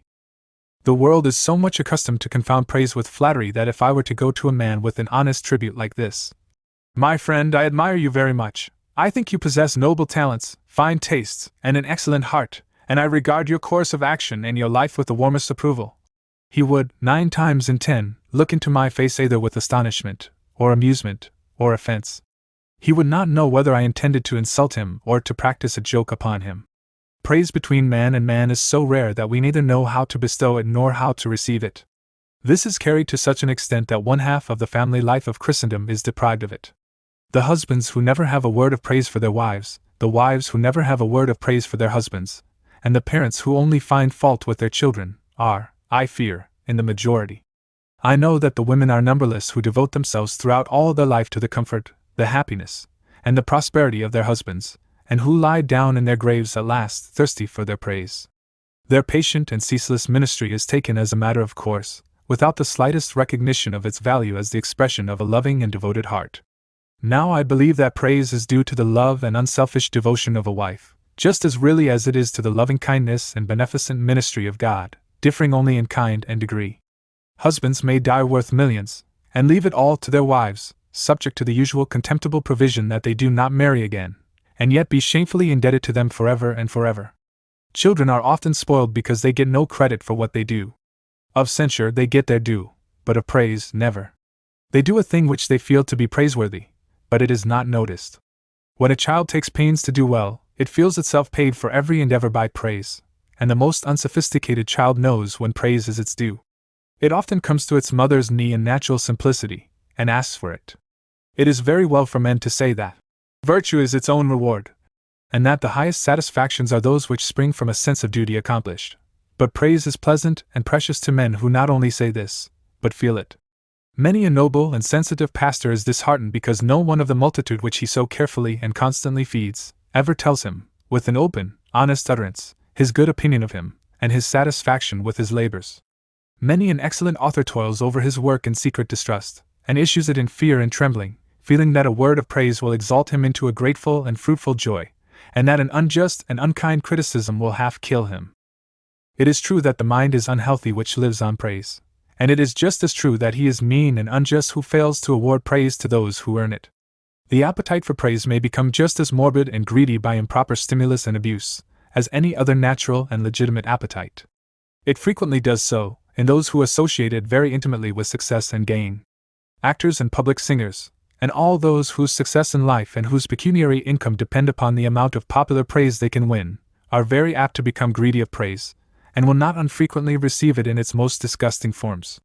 There are lecturers and public speakers who depend upon praise for strength to speak an hour, men who, if their performances are repetitions, wait at certain points for applause, As a horse, traveling over a familiar road, stops always at certain hills to rest and take breath, and at certain wayside cisterns to drink.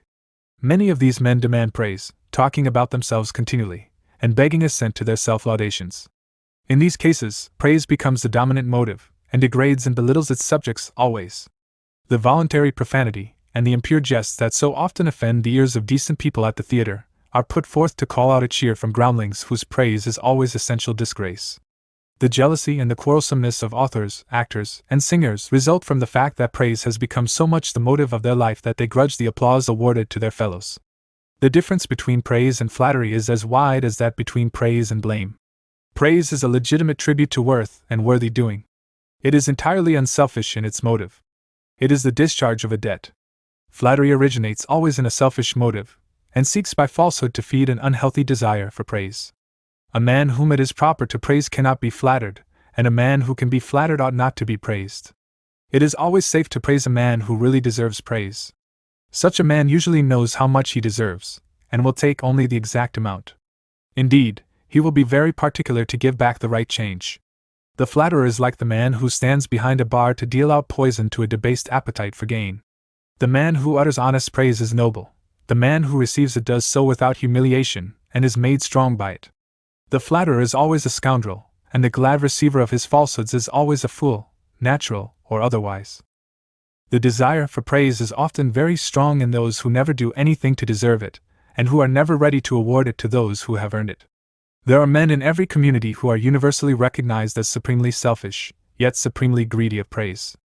This desire does not arise from overindulgence in the article, for they never had even a taste of it. They are known to be selfish and hard and mean, yet they long for praise and popularity, with a desire that is almost ludicrous. They never give $1 to the poor, they never deny themselves for the good of others, they are shut up in themselves, without any good or great or generous qualities, yet they clutch at every word that sounds like praise as if they were starved. The only use of the desire in these men is to furnish the world with a nose by which to lead them. It is a mistake to suppose that praise should be rendered directly in all cases to the persons to whom it is due, for the relations between debtor and creditor may be such as to forbid it. I may be a humble admirer of some great and good man, who has been the doer of great and good deeds, but my personal relations to him may be such that it is not proper for me to approach him, and pay my tribute into his hands. Men are often careful of the channels through which the response to their deeds, in the hearts of other men, reaches them, but I may discharge my debt, nevertheless, by sounding their praise in other ears. It is usually the work of those who stand next to a man, to gather up the tributes of a grateful and admiring community or people, and bear them to him to whom they belong. Because I may not approach a praiseworthy man, with the offering which I feel to be his due, it is none the less incumbent upon me to discharge the debt. Just and generous praise will come from every just and generous nature in some form, and will be deposited in some bosom subject to the draft of the owner. It is not easy for any man to work alone, out of the sight of his fellows, and beyond the recognition of his deeds. However self-sufficient he may be, he is stronger, and he feels stronger, in the approbation of generous and appreciative hearts. We are very much in the habit of thinking that men of great minds and noble deeds and self-reliant natures do not need the approval of other minds, and do not care for it. But God never lifted any man so far above his fellows that their voices were not the most delightful sounds that reached him. If this be true of great natures, how much more evidently true is it of smaller natures? We, the people of the world, go leaning on each other, and we totter sometimes, even to falling, when a shoulder drops from underneath our hand. We need encouragement with every step. In the path of worthy doing, we need some loving voice to witness with our approving consciences that we have done that which becomes us as men and women. We long to hear the sentence, "Well done, thou good and faithful servant," from day to day, and when we hear it, we are ready for further labor. We need also to give this daily meed of praise to those who deserve it, that we may keep ourselves unselfish, and root out from ourselves all niggardliness. We owe it to ourselves to pay off every debt as soon as it is incurred, and never, under any selfish motive, to withhold it. It is notorious that the finest spirits of the world, and the world's greatest benefactors, have gone through life unrecognized. They have lain down in their graves at last without having received a tithe of the debt which their generation owed to them. When the turf has closed over their bosoms, and the mean jealousies of their contemporaries have been vanquished by death, then whole nations have thronged to do them honor. Songs have been sung to their memory, and the words of praise which would have done so much to cheer and strengthen them once, are poured out in abundance when the need of them is past. Stately monuments are erected to them, and their children are petted and caressed, and a tardy, jealous, and hypocritical world strives to win self-respect by the payment of a debt long overdue. Speak nothing but good of the dead is a proverb that had its birth in the world's sense of its own meanness, the consciousness that it had not done justice to the dead while they were living. Many a man is systematically abused during all his active life, only to lie down in his grave amid the laudations of a nation. I know of nothing in all the exhibitions of human nature meaner than this. It amounts to a virtual confession of fraud. It is the acknowledgement of a debt, which, while the creditor could get any benefit from it, the world refused to pay. Posthumous fame may be a very fine thing, but I have never known a really worthy man, with a healthy nature and a healthy character, who did not prize far above it the love, the confidence, and the praise of the generation to which he gave his life. It is the mark of a noble nature to be quick to recognize that which is praiseworthy in others, and ready on the moment to award to it its fitting meed. Such a nature looks for that which is good in men, sees it, encourages it, and gives it the strength of its endorsal. All that is noble in other men thrives in the presence of such a nature as this. It is sunshine and showers and healthful breezes to all that is amiable and laudable in the souls around it. Woman grows more womanly and lovable and happy in its presence. Men grow heroic and unselfish by its side. Children gather from it encouragement and inspiration, and impulse and direction into a beautiful life. What knows the charming wife whom we lay in the tomb, of the tears we shed above her, of the endearments we lavish upon her memory, and of the praises of her virtue with which we burden the ears of our friends? This same wife would have drunk such expressions during her life with satisfaction and gratification beyond expression. Why can death alone teach us that those whom we love are dear? Why must they be placed forever beyond our sight before our lips can be unsealed? Why must it be that in our public, social, and family life we have penalties in abundance, but no rewards, censure in profusion, but no praise, fault-finding without stint of freedom, but approbation dealt out by constrained and niggardly hands? Lesson XX. Unnecessary burdens. I groan beneath this cowardice of heart which rolls the evil to be borne today upon tomorrow, loading it with gloom. Alexander Smith. There are two ways of escaping from suffering, the one by rising above the causes of conflict, the other by sinking below them, for there is quiet in the soul when all its faculties are harmonized about any center. The one is the religious method, the other is the vulgar, worldly method. The one is called Christian elevation, the other Stoicism. Beecher. There were few houses of the old time in New England that did not contain a well-thumbed volume of the Pilgrim's Progress, and there were few children who did not become acquainted with its contents, either through its text or its pictures. I am sure that all the children felt as I did, very tired with sympathy for the poor pilgrim who was obliged to lug that ugly pack from picture to picture, and very glad and lightsome when at last it fell from his shoulders, and went tumbling down the hill. We did not marvel that he stood still a while, to look and wonder, or that he looked, and looked again, even till the springs that were in his head sent the waters down his cheeks. It was a great thing for a man who was bent on progress to be freed from an unnecessary burden, and it may be pleasant to know that at the foot of the hill of life the same sepulchre which swallowed the burden of Bunyan's pilgrim, so that he saw it no more, still stands open, and has room in it for all the burdens of all the pilgrims there are in the world. I wonder whether all the pilgrims who have undertaken the journey from this world to that which is to come ever lose the pack whose fastenings were so quickly dissolved when our favorite old pilgrim looked upon the cross? I doubt it. I hear many people groaning throughout the whole course of their Christian experience with the oppressive weight of this same burden. Instead of losing it at the sight of the cross, they hold to it, and will not let it go. They mean well enough, but they do not understand that the cross was reared, and the meek sufferer nailed to it, that the burden of the penitent soul might be forever rolled off. They carry their own sins, and never yield the pack to him who bore it for them. In his own body on the tree, they are never light and gladsome, with a sense of great relief, and their Christian progress is sadly impeded by the burden from which the central truth of the Christian scheme releases them. If there be any such thing as forgiveness, then there is such a thing as release.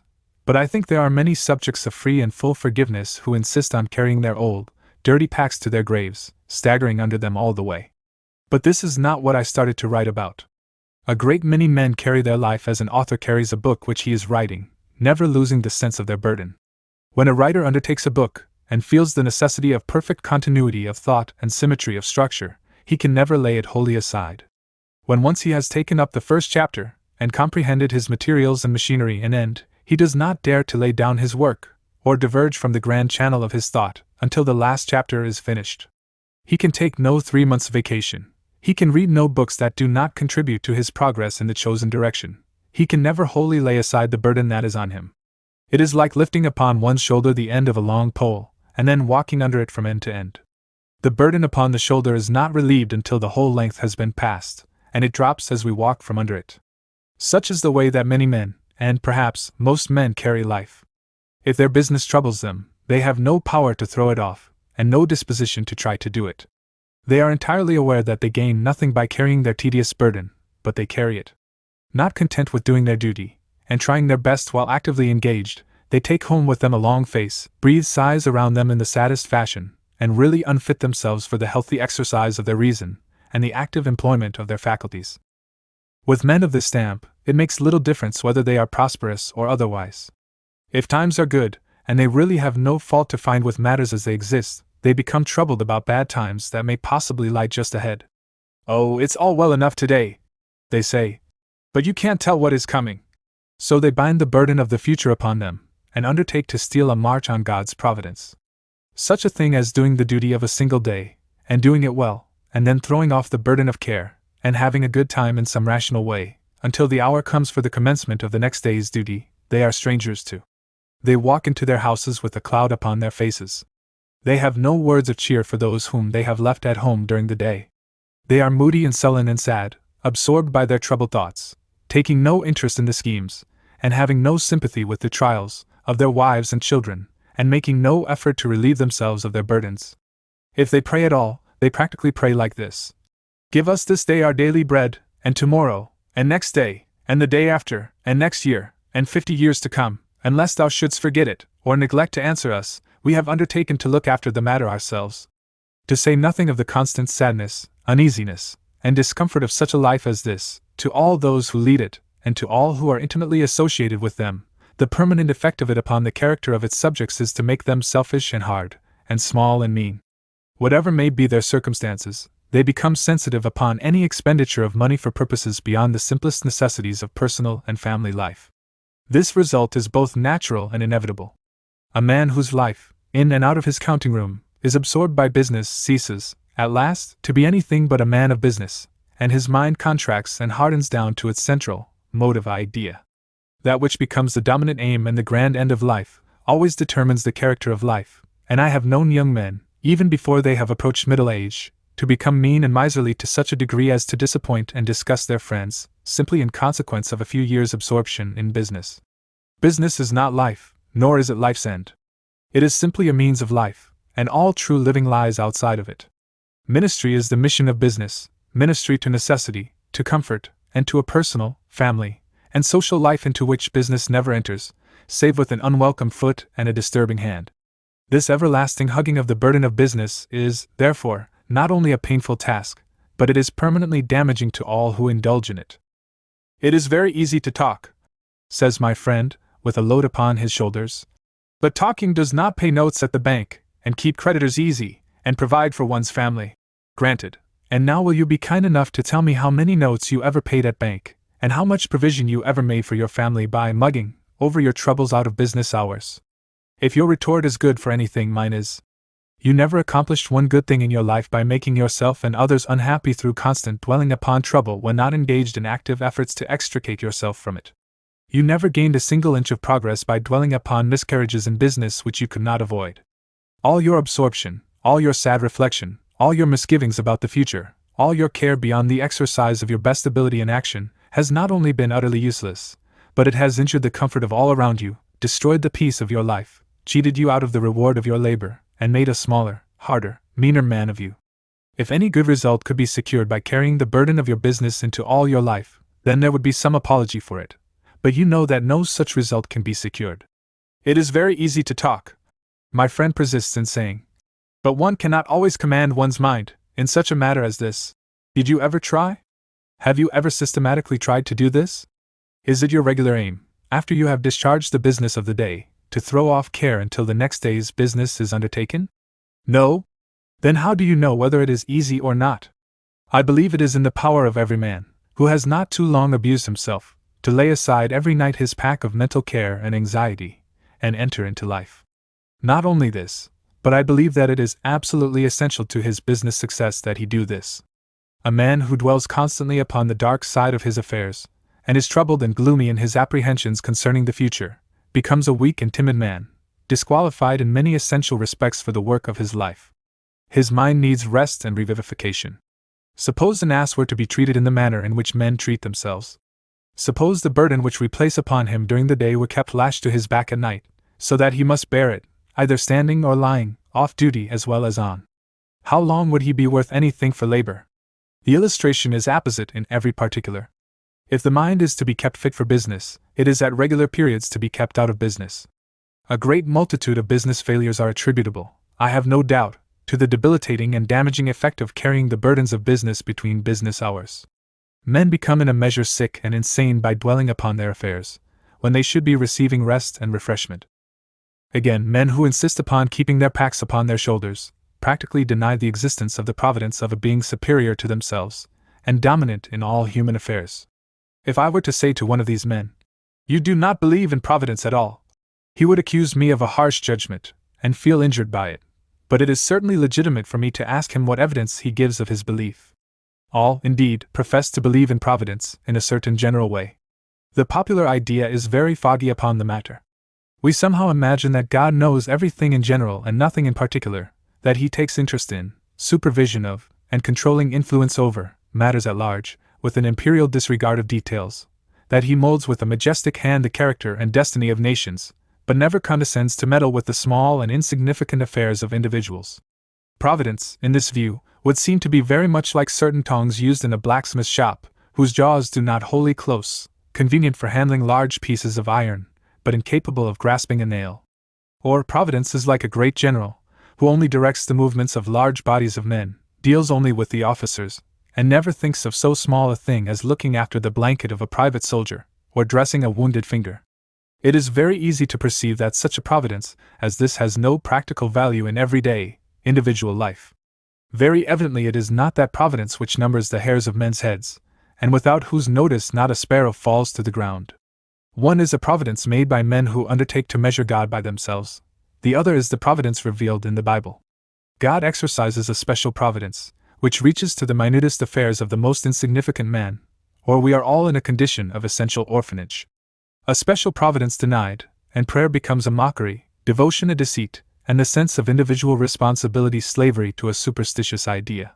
Now I do not pretend to address myself to men who do not believe in prayer. I know men well enough to know that there are very few of them who do not believe in prayer, and that there are very few of them who do not, particularly in moments of danger, pray.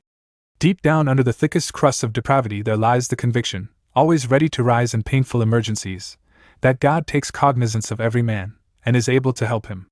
Smooth away the idea of providence as we may, into an unmeaning generality, the time comes, in every man's life, when he recognizes the fact that God is dealing with him, and he may as well recognize the fact all the time as when he is driven to feel that he has no help in himself. So if there be a special providence, it is a providence to be trusted, and the man who believes in it has no apology for carrying a single unnecessary burden. This providence in all human affairs is like the principle of vitality in the vegetable world.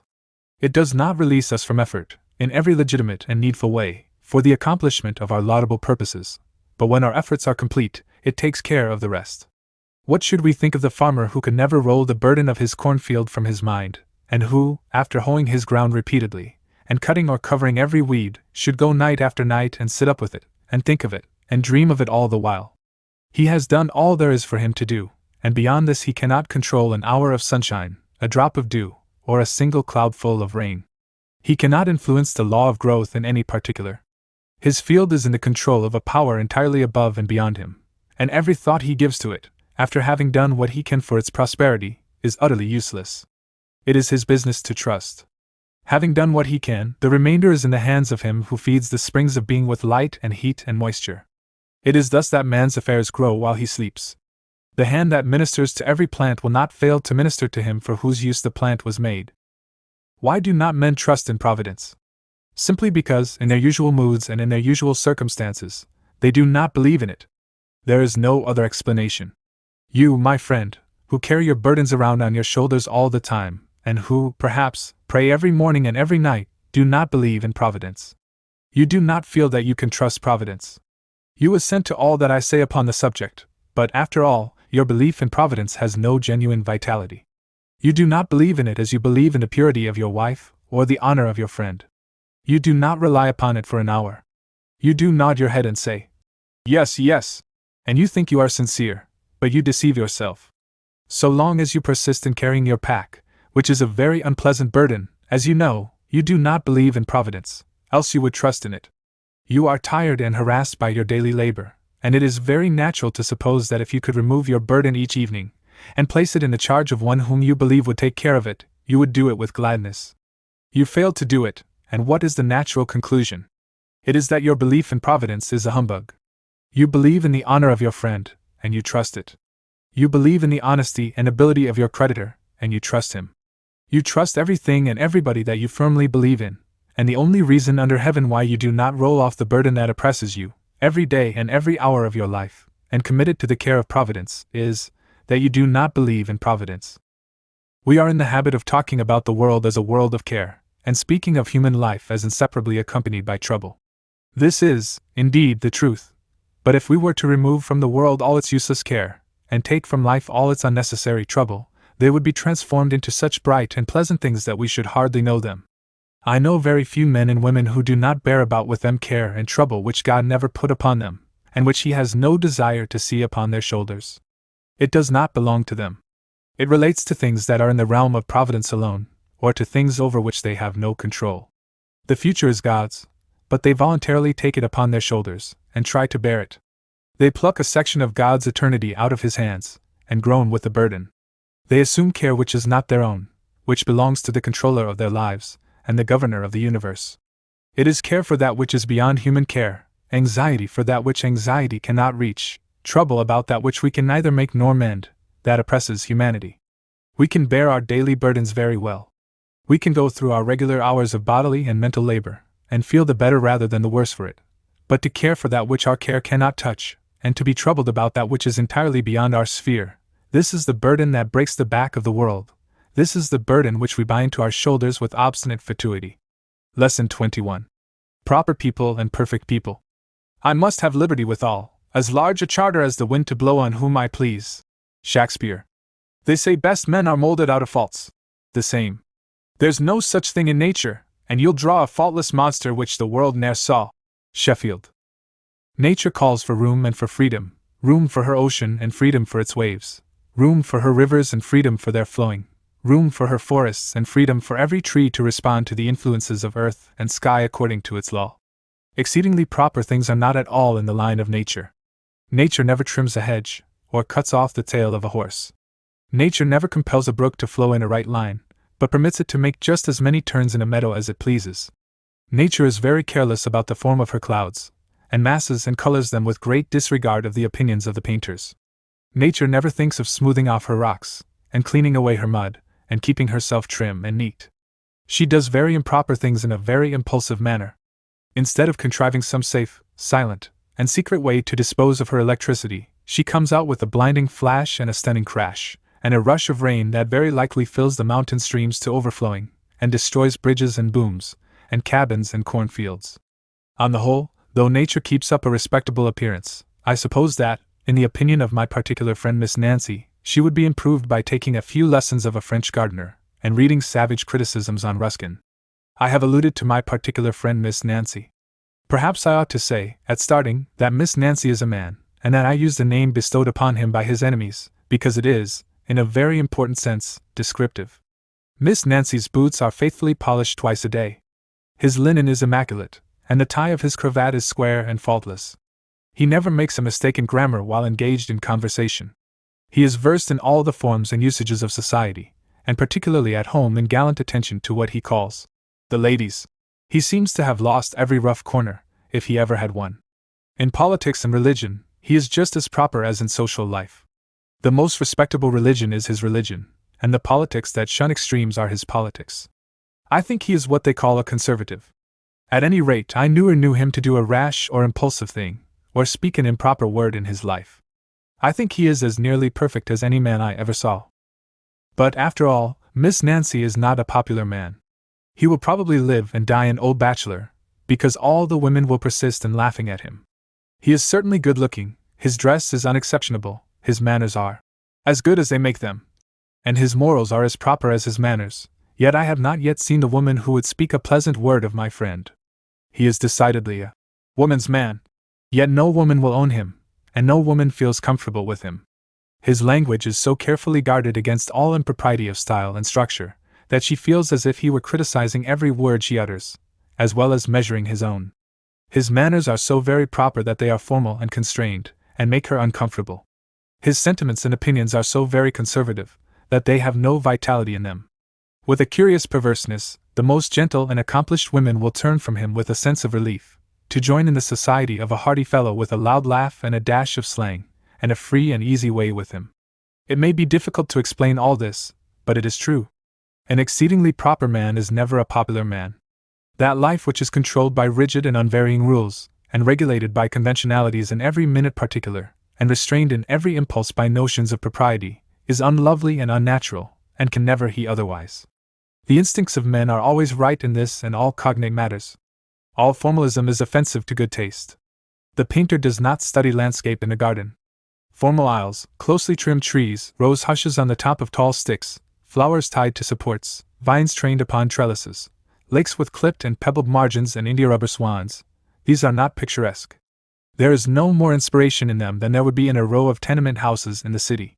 The painter looks for beauty out where nature reigns undisturbed amid her imperfections, where the owls are made by the deer going to his lick, where the trees are never trimmed save by the lightning or the hurricane, where the rosebushes spread their branches and the vines trail themselves at liberty, and where the lake looks up into the faces of trees centuries old, and hems itself in with thickets of alders and green reaches of flags and rushes, and throbs to the touch of the mountain breeze while on its bosom the black duck, with her glossy breast, sits swinging silently.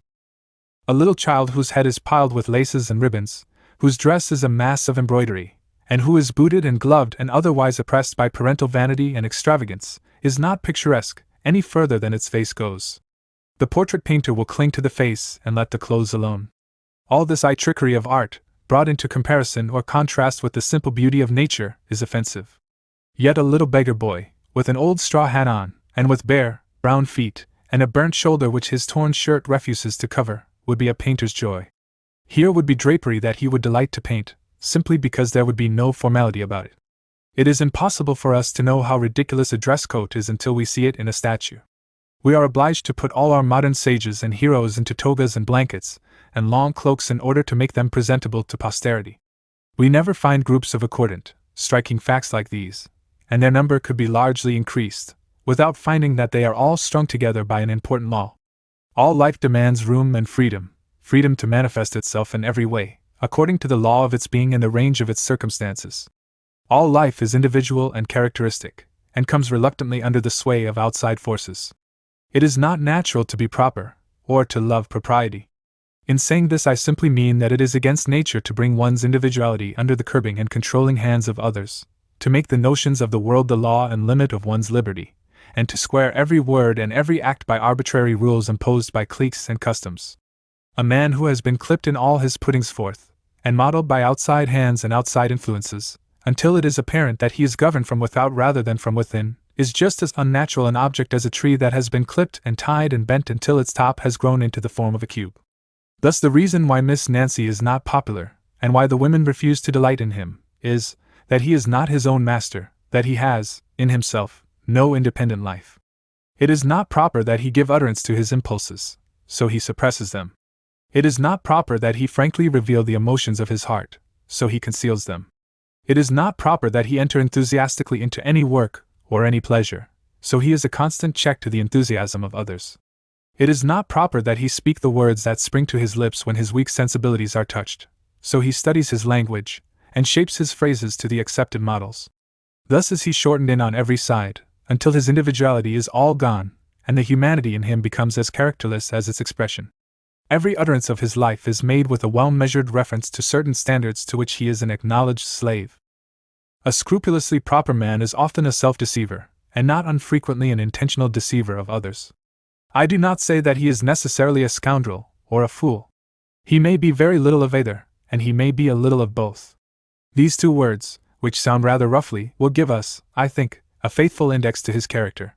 A man who is punctiliously proper has usually become so in consequence of an attempt to cover up his mental deficiencies or his moral obliquities. Punctilious propriety is always pretentious, and pretentiousness is always an attempt at fraud. A shallow mind is very apt to clothe itself with propriety as with a garment. A brain that cannot handle large things very often undertakes to manage a multiplicity of little things, and runs naturally into those minute proprieties of life which are showy, and which appear to the ignorant to indicate great powers and acquisitions in reserve. Most proper men are nothing but a shell, although many of them pass with the world for more. Their life is all on the outside, and is placed and kept there for show. We approach them, and very frequently find them so well guarded that we do not get a look into their emptiness for a long time. We examine them as we would a hillside strewn with fragments, and planted with boulders of marble. We are obliged to dig to learn whether the signs we see are from an outcropping ledge, or an outside deposition. Sometimes the plunge of a single question will reveal the whole story. A man with large brains and a large life in him has something to do besides attending to the notions of other people. He has at least no motive to deceive the world by striving to appear to be more than he is. I have said that there are some men who are punctiliously proper for the purpose of covering their moral obliquities. The virtue of a prude is always to be suspected. "So you have been looking after the bad words," was savage old Dr. Johnson's reply to the very proper woman who found fault with him for introducing so many indecent words into his dictionary. There are few men who have not frequently, during their lives, broken their way through a crust of punctilious propriety into hearts full of all the blackness of sensuality and sin. The world is full of hypocrisy, and hypocrisy is nothing more than appearing to be what one is not. Indeed, I believe that one of the strongest motives operative in the world to render men scrupulously proper in their deportment and behavior is sin. I make no hesitation in saying that shallowness and sensuality are the leading ingredients in the majority of the exceedingly proper characters with which I am acquainted. Leaving this particular phase of my subject, I wish to call attention to the well-recognized fact that all perfect people are bores. A perfect character in a novel has no more power over a reader, no more foothold among his sympathies, than a proposition in mathematics would have. Of all stupid creations that the brain of man has given birth to, there are none so stupid as the perfect men and women whom we find upon the pages of fiction. Sometimes we find in actual life a character so symmetrical, so rounded off at the corners, and smooth at the edges, and polished on the sides, and unexceptionable in all its manifestations, that we cannot find fault with it, yet we find it impossible for us to love it. Such a character gets beyond the reach of our sympathies. Human affection is like ivy. It cannot cling to glass, it must plant its feet in imperfections. It is not to be denied that imperfection is the true flavor of humanity. The mind refuses to sympathize where it does not exist. What the world would call a perfect man, what would be adjudged a perfect man by the best standards, would be as tasteless as a last year's apple. A perfect woman could no more be loved than she could be hated. I never saw a man with a perfect face, a face modeled so symmetrically and so perfectly that no fault could be found with it, who was not more or less a numbskull.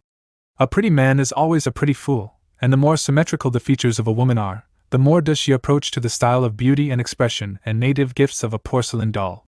The mind and the character can be so symmetrical that they will lose all charm and all significance. They descend into simple prettiness, which is simple insipidity. I say that imperfection is the true flavor of humanity. In explanation, I ought to say that all individuality is either based upon it or presupposes it. For instance, the preponderance of certain powers and qualities of mind and character in me, over certain other powers and qualities, and the weakness and imperfection of these latter as related to the former, and to the individualities of others, make my individuality what it is. If in me all mental and moral powers were in equipoise, if I were a symmetrical man, as the first Adam may possibly have been, I should have no individuality, no qualities that would distinguish me, no weaknesses that would furnish footholds for human sympathy, no freshness and flavor. A whole world full of perfect men and women, each one like every other, would be unutterably stupid.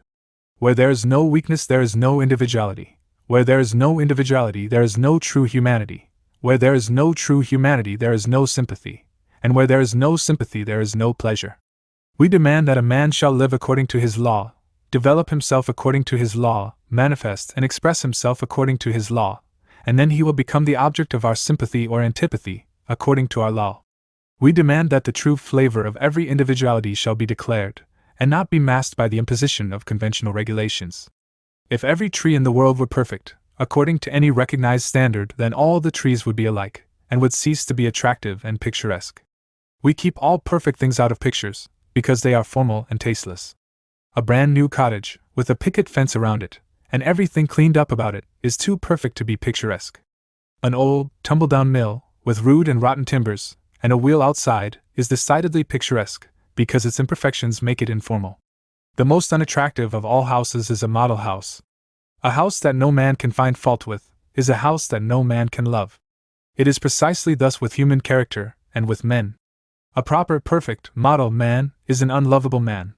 A sphere cannot be made to fit an angle, and a spherical character has no point of sympathy with one that is thrown into the angles necessary for individuality.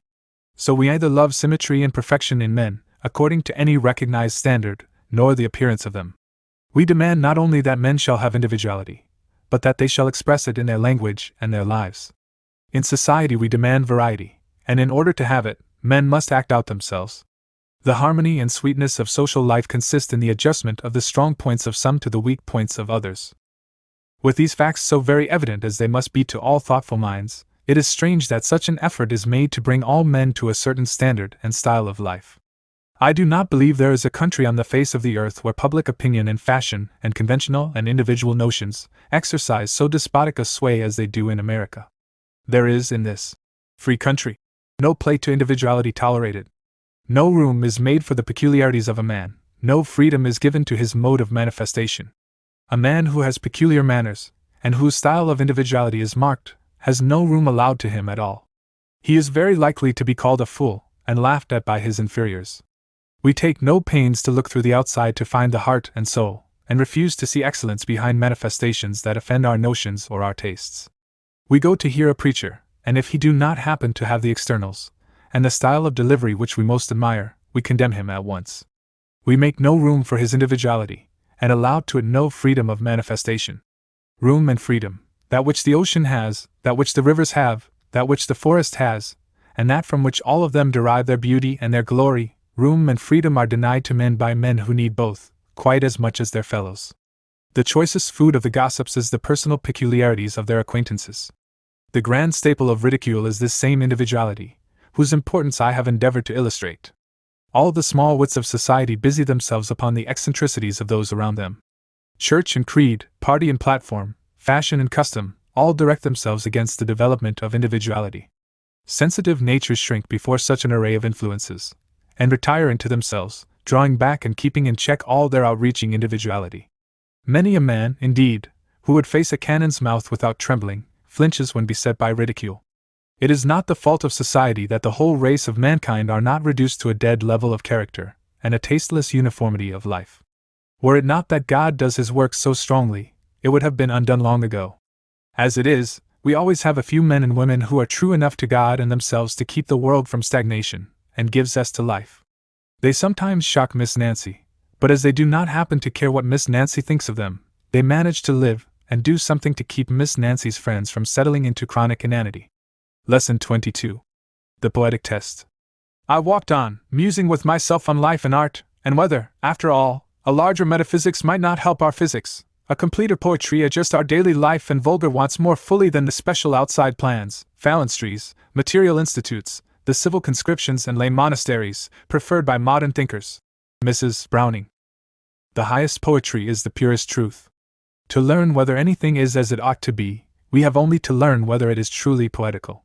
It is a popular fallacy to suppose that poetical things are necessarily fanciful, or imaginative, or sentimental. In other words, that poetry resides in that which is both baseless and valueless. In the popular thought, poetry is shut out of the realm of truth and reality. The reason, I suppose, is that poetry demands more of truth and harmony and beauty than is commonly found in the actualities of human life. Let us suppose that in a country journey we arrive at the summit of a hill, at whose foot lies a charming village embosomed in trees, from the midst of which rises the white spire of the village church. If we are in a poetical mood, we say, "How beautiful is this retirement! This quiet retreat, away from the world's distractions and great temptations, must be the abode of domestic and social virtue, the home of contentment, of peace, and of an unquestioning Christian faith. Fortunate are they whose lot it is to be born and to pass their days here, and to be buried at last in the little graveyard behind the church." As we see the children playing upon the grass, and the tidy matrons sitting in their doorways, and the farmers at work in the fields, and the quiet inn, with its brooding piazzas like wings waiting for the shelter of its guests, the scene fills us with a rare poetic delight. In the midst of our little rapture, however, a communicative villager comes along, and we question him. We are shocked to learn that the inn is a very bad place, with a drunken landlord, that there is a quarrel in the church which is about to drive the old pastor away, that there is not a man in the village who would not leave it if he could sell his property, that the women give a free rein to their propensity for scandal, and that half of the children of the place are down with the measles. The true poet sees things not always as they are, but as they ought to be. He insists upon congruity and consistency. Such a life should be in such a spot, under such circumstances, and no unwarped and unpolluted mind can fail to see that the poet's ideal is the embodiment of God's will.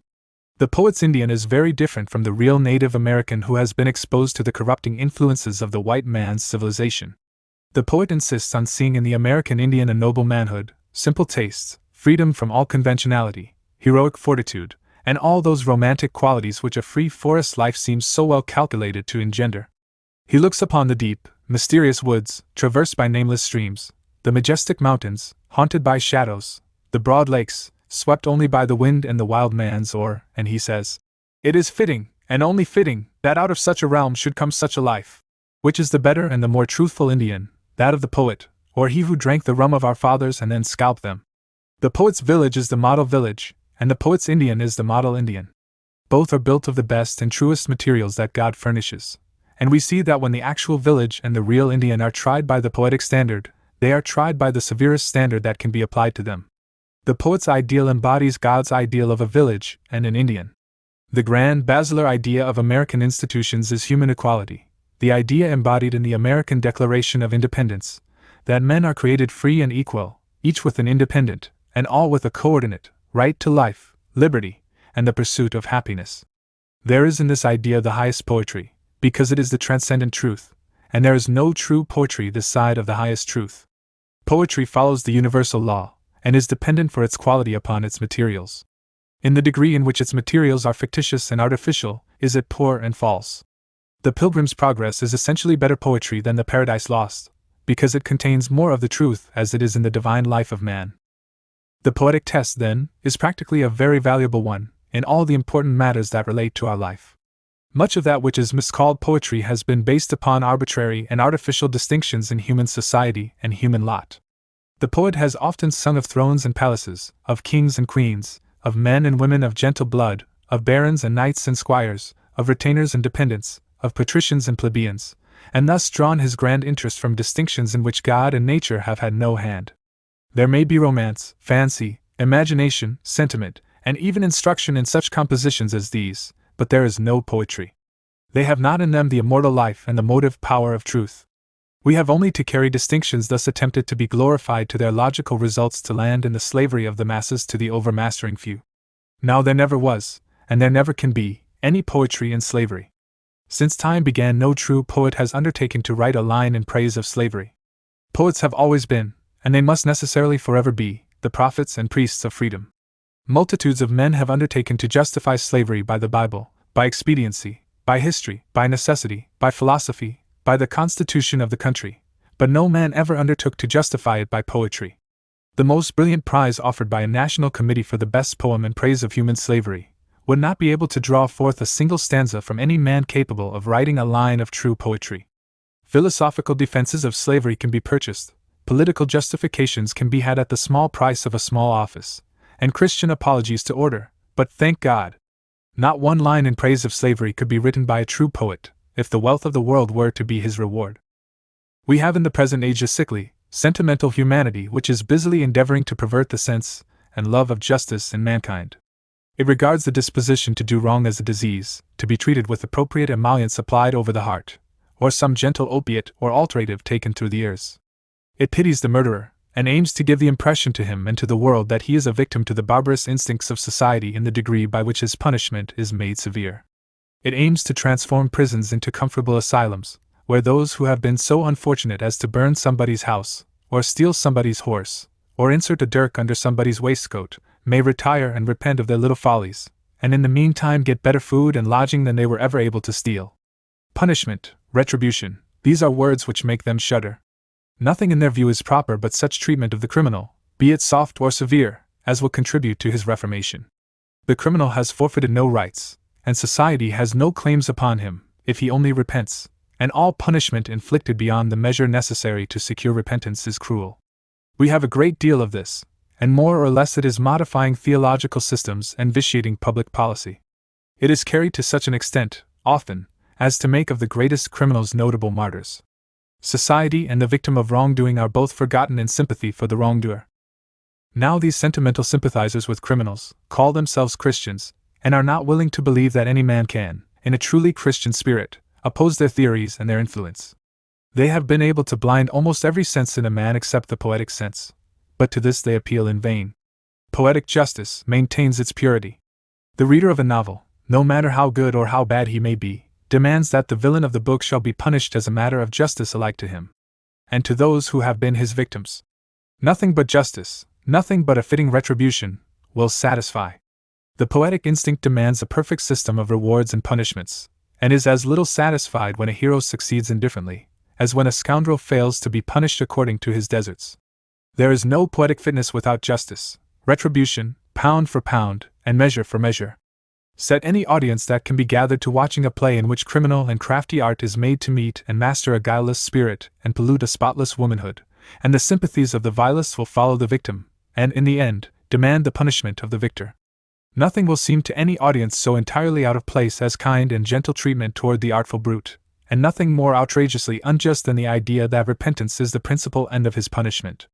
The poetic instinct of fitness once thoroughly roused, as it is in a story, a poem, or a play, will be satisfied with nothing but full suffering for every sin. Now I would trust this poetic instinct of fitness further than I would all the sympathies of the humanitarians, all the sophistries of the philosophers, all the subtleties of the theologians, and all the milder virtues of Christianity itself. To me, it is as authoritative as a direct revelation from God, and is equivalent to it. Again, nothing is more apparent in American character and American life than a growing lack of reverence. It begins in the family, and runs out through all the relations of society. The parent may be loved, but he is much less revered than in the olden time. Parental authority is cast off early, and age and gray hairs do not command that tender regard and that careful respect that they did in the times of the fathers. In politics, it is the habit to speak in light and disrespectful terms of those whose experience gives them the right to counsel and command. Young men talk flippantly of fossils and old fogies, and wonder why men who have been buried once will not remain quietly in their graves. Of course, when such a spirit as this prevails, there can be no reverence for authority, no respect for place and position, and no genuine and hearty loyalty. We nickname our presidents, and Old Buck, and Old Abe, are spoken of as familiarly as if they were a pair of old oxen we were in the habit of driving. Every man considers himself good enough for any place, and great enough to judge every other man. If a pastor does not happen to suit a parishioner, the parishioner has no feeling of reverence for him that would hinder him from telling him so to his face. Every man considers himself not only as good and as great as any other man, but a little better and a little greater. No being but God is revered, and he, I fear, not overmuch. What we call young America is made up of about equal parts of irreverence, conceit, and that popular moral quality familiarly known as brass. It is the habit to applaud young America, to magnify the superior wisdom and efficiency of young men, to treat old age familiarly, and to compel those of superior years to ignore the honors with which God has crowned them. Every dog has his day, we say, and we are impatient of a man who declines to step into retirement the moment that his hair turns gray, to make room for some specimen of young America with a snub nose and a smart shirt collar. Now, however this irreverence may be justified, and it is not only justified but shamelessly gloried in, it is not poetical. Poetry cannot be woven of improprieties. A people bowing with reverence to those in authority, and regarding with profound respect high official station, a family of children clinging, even through a long manhood and womanhood, around the form of an aged parent with assiduous attentions and tender reverence, a community or a nation of young men looking to age for wisdom and for counsel, universal respect for years on the part of the young, these are, and must forever remain, poetical. Out of reverence can be woven the most beautiful pictures which the poet's brain can conceive, but young America can no more excite poetic sentiment, or inspire poetic imaginations, than the sham Havana it smokes, or the mongrel horse it drives. There is no poetry in an irreverent character, or in an irreverent community. Irreverence in any form will not stand the poetic test. Americans boast habitually of their country, and their boastings always assume the poetic form. The ballot box that they talk about is the ballot box that ought to be and not the ballot box that is. One would think, to hear what is said of the ballot box, that it literally shines with glory, so that every American freeman who marches up to it to deposit the paper embodiment of his will glows like a god in its light, and grows godlike by his act. If we are to believe Mr. Whittier, the poor voter sings on election day, "The proudest now is but my peer, the highest not more high. Today, of all the weary year, a king of men am I. Today, alike are great and small, the nameless and the known. My palace is the people's hall, the ballot box my throne." This is a very splendid sort of a ballot box, and he is a very fine sort of an American who sings about it. But what are the facts? There are a good many chances that the box stands in a corner grocery, and that the poor voter is led up to deposit his priceless ballot so drunk that he cannot walk without help. Mr. Whittier would have us believe that the poor voter sings, "Today shall simple manhood try the strength of gold and land. The wide world has not wealth to buy the power in my right hand." The truth is that gold and land try the very simple manhood, as a rule, and very much less than the wide world is sufficient to buy the power in a great multitude of poor voters' hands. The poet sees what the ballot box may be, ought to be, and in some rare instances, really is. He unerringly seizes upon the dignity and majesty of self-government, the equal rights and privileges of manhood, and the dissipation of all distinctions in the exercise of the political franchise among freemen. The great truth of human equality inspires him, and he uses the ideal and possible ballot box to illustrate it, and thus furnishes the standard by which the real ballot box is to be judged. The poetical view of our American system of government is that all men have a voice in the government, that we choose our own rulers and make our own laws, that no man has a hereditary right to rule, and that men are selected for the service of the people, in the construction and the execution of the laws, because of their fitness for office. Outside of this view, the American system of government has no beauty and no foundation in truth and justice. If we undertake to argue with a monarchist, we never bring forward any other. It has in it the essential element of poetry, because it does justice to the nature and character of man, and describes a perfect political society. The poetical view of the American system of government is, then, the highest view. It covers the sovereignty of the citizen, and the wisdom of the popular voice.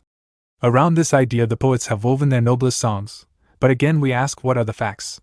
The people are led by the nose by politicians, and not one officer of the government in 100 is chosen to his place because of his fitness for it. The people do not nominate those who shall rule them, or those who shall make laws for them. Those whom the politicians do not nominate for office, nominate themselves.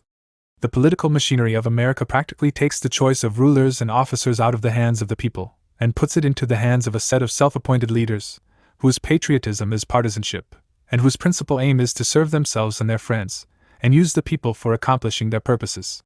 No greater fiction was ever conceived than the pleasant one that the people of America govern America. The people of America, except in certain political revolutions, have always been governed by a company of self-appointed and irresponsible men, whose principal work was to grind axes for themselves. The poetry of American politics is then the severest standard by which to judge the reality of American politics. Religious freedom is another poetical idea in which the American glories.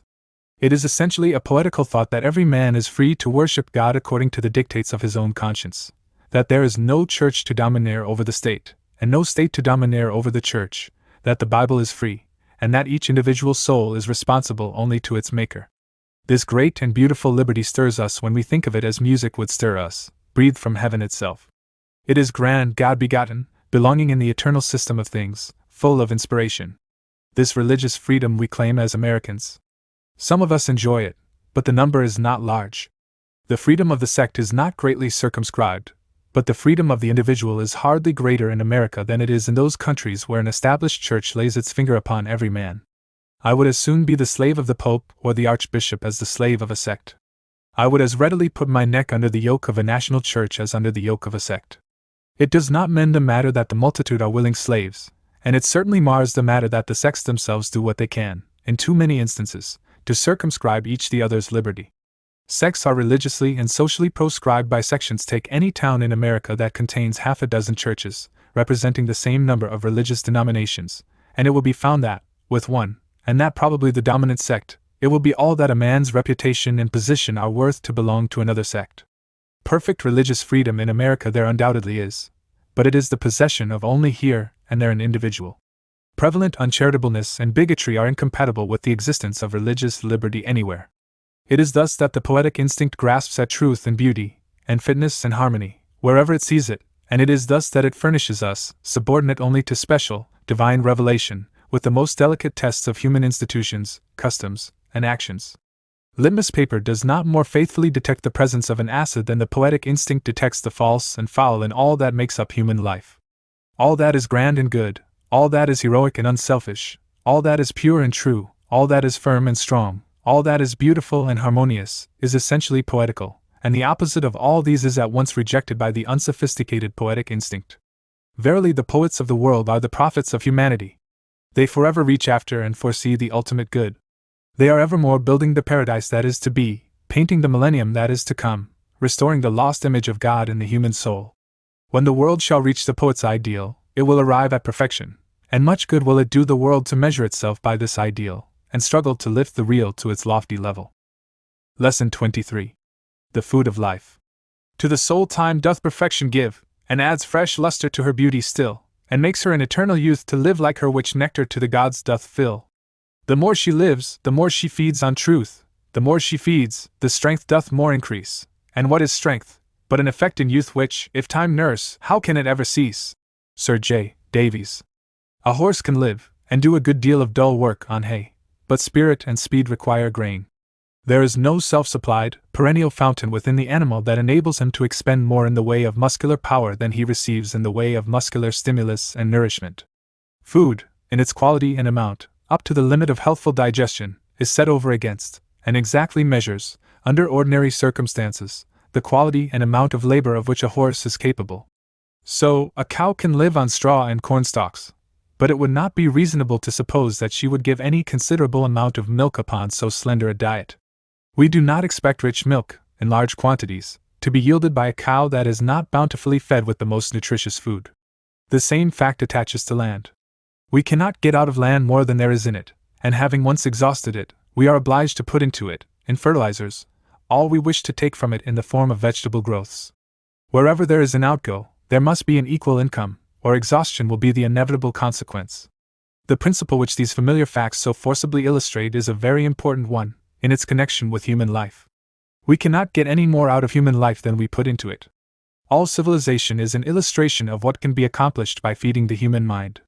All barbaric and savage life is an illustration of mental and moral starvation. The differences among mankind are the results of differences in the nourishment upon which their minds are fed. Eunice Williams, who was taken captive by the savages of Canada 150 years ago, was the daughter of a most godly minister, of the old Puritan stamp, but a very few years of savage feeding made her a savage.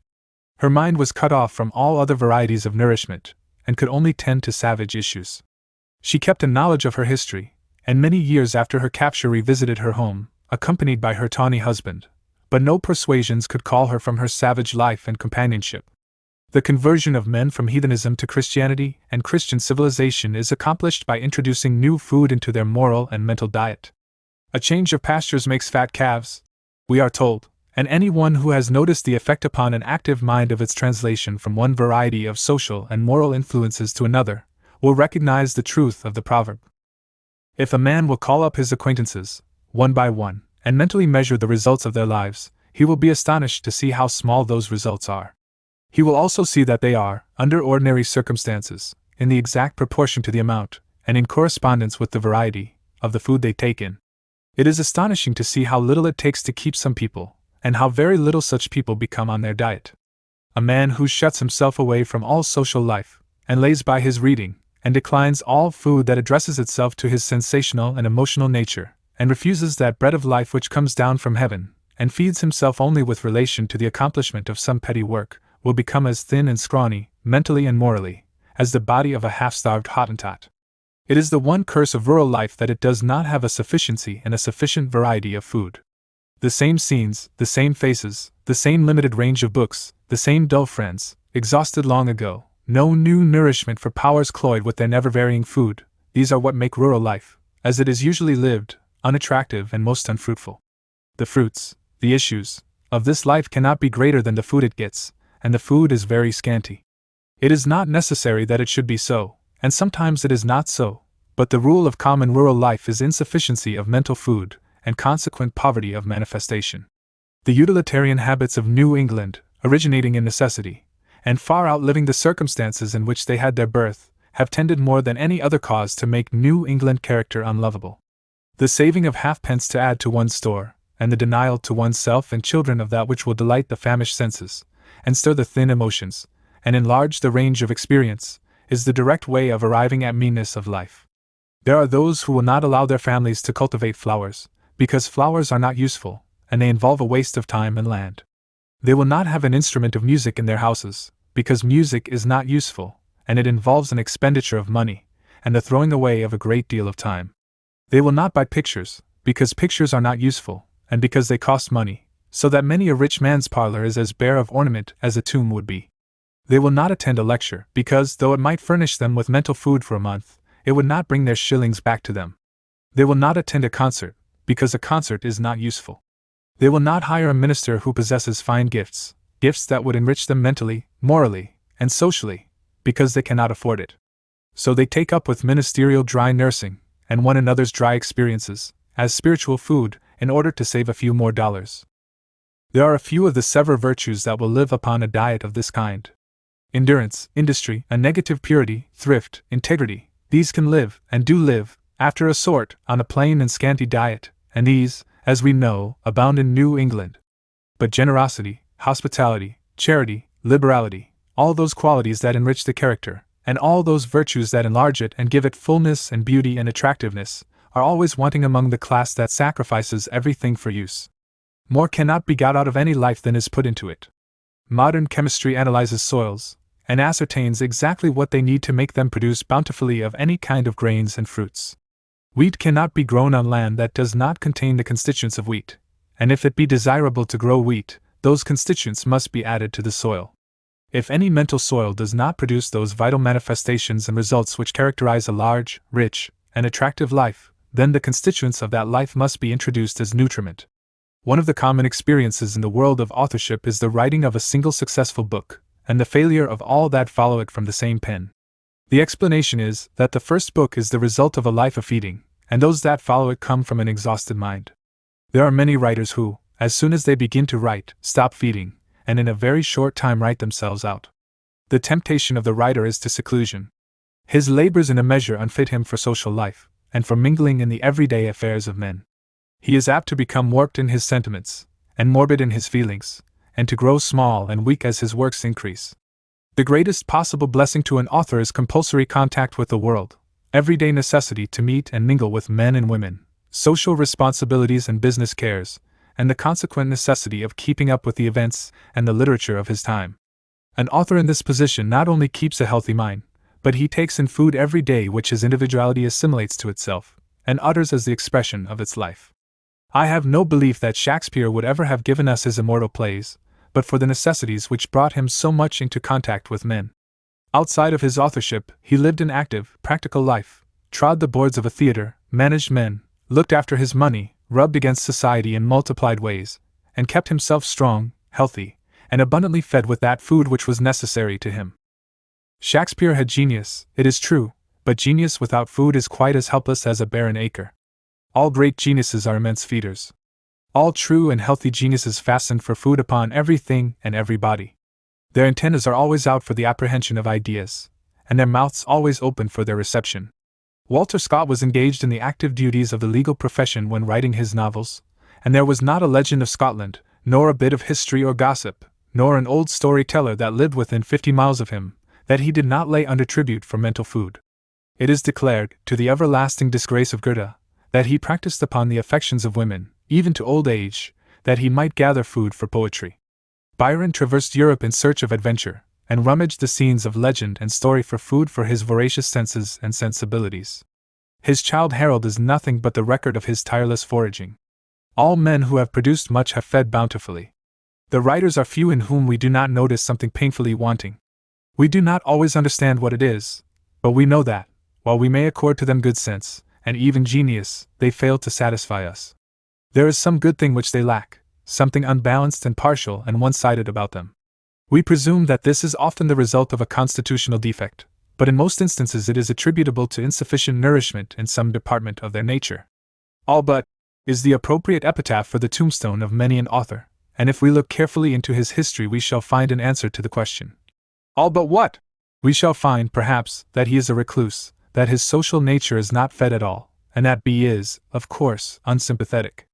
This is a very frequent cause of dissatisfaction with an author, as it always gives a morbid tinge to his writings. Dickens is eminently a social man, and eminently healthy and sympathetic. Possibly an author may starve his senses and become purely reflective, yielding up his points of contact with the outside world, and shutting the channels by which the qualities of things find their way to his mind. Not unfrequently a man's domestic affections may be starved, or ill-fed, and if so, the fact is sure to be betrayed in his writings. And if a writer's religious nature be starved, it invariably vitiates all his characteristic works. No man who shuts out God and heaven from his life can write without betraying the poverty of his diet. If an author would write satisfactorily, touching all kinds of human nature and all sides of human nature, he must feed every department of his own nature, for he has nothing to give that he does not receive. As in animal, so in mental life, there are gormandizing and gluttony, tending always to paralysis of voluntary effort. The devouring of facts, as they are found both in nature and in books, indulgence in social pleasures immoderately and constantly, pietism that feeds exclusively upon the things of religion, the feasting of the imagination upon the creations of fiction, all these are debilitating, and a blessed thing to the world is it that they unfit the mind for writing at all, as the overfeeding of the body unfits its organs for labor. Plethoric minds do not trouble the world with books, or with conversation, or with preaching. Activity simply demands food enough, and in sufficient variety, to feed its powers while operative, from day to day. This is the reason why immensely learned men have rarely done much for the world. Many of them have won reputations, like remarkably fat steers, for breadth of back and depth of brisket, but they are never known to move more than their own enormous bulks. Beyond a certain point of mental feeding, over and above the necessities of labor, the mind gets sleepy and clumsy. I have alluded to authors, particularly, because, unlike the world in general, they give form and record to their life. The masses of men live as authors live, but their lives are not put down in books, so that the public may read and measure them. We will suppose that two men are fed upon the same diet.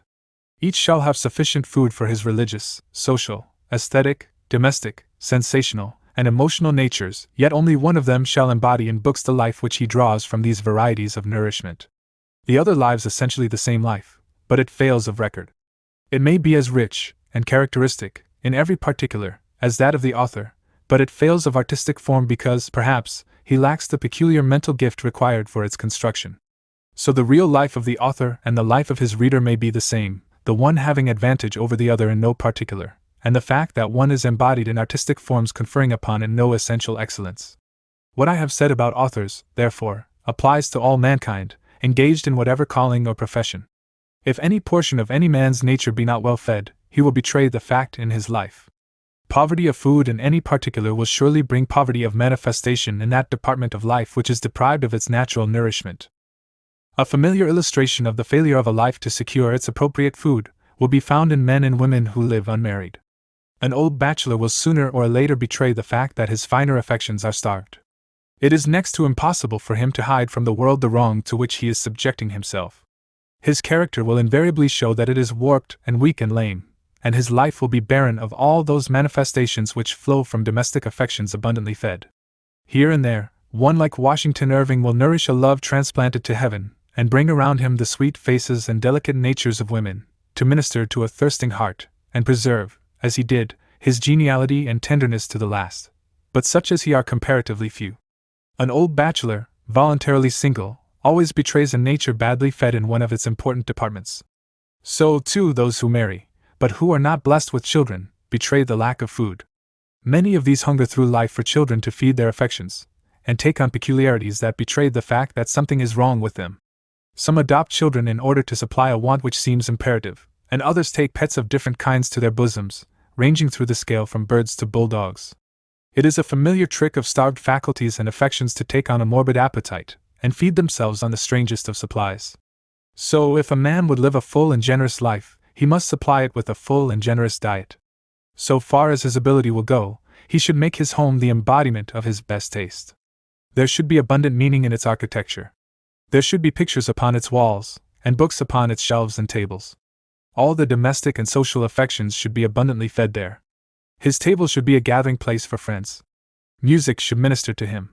He should bring himself into contact with the great and wise and good, who have embalmed their lives in the varied forms of art. The facts that live in the earth under his feet, the beauty that spreads itself around him, and all those truths which appeal to his religious nature, are food which should minister to his life. An irreligious man, no matter what his genius may be, is always a starveling. An unsocial man can by no possibility lead a true life. A man's nature should be thrown wide open at every point, to drink in the nourishment that comes from the healthy sources of supply, and thus only may his life become abundantly rich and beautiful. I repeat the proposition that I started with: we cannot get more out of human life than we put into it. There is another aspect of this subject that I have barely space to allude to. The illustration with which this article opens, touching the effects of hay and grain respectively upon the life of the horse, suggests that the food with which our bodies are nourished may have an important bearing upon our mental and moral life. Of this I have no doubt. Coarse food, made of material but feebly vitalized, makes coarse men and women. Muscular tissues not formed from choice material, brains built of poor stuff, nervous fibers to which the finest and most delicate food has not ministered, are not the instruments of the highest grade of mental life. The dispensation of sawdust is passed away. It is pretty well understood that the most complicated, the noblest, and the finest creature in the world requires the best food the world can produce, and that he requires it in great variety. If a man leads simply an animal life, eating, working, and sleeping, let him feed as animals do. But if he lives a life above animals, as a social and religious being, then let him take food that gives pleasure to his palate, and pluck and power to all the instruments of his mind.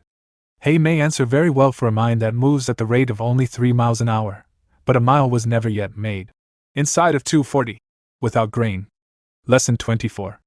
Half-finished work. Ah God! Well, art is long, and life is short and fleeting.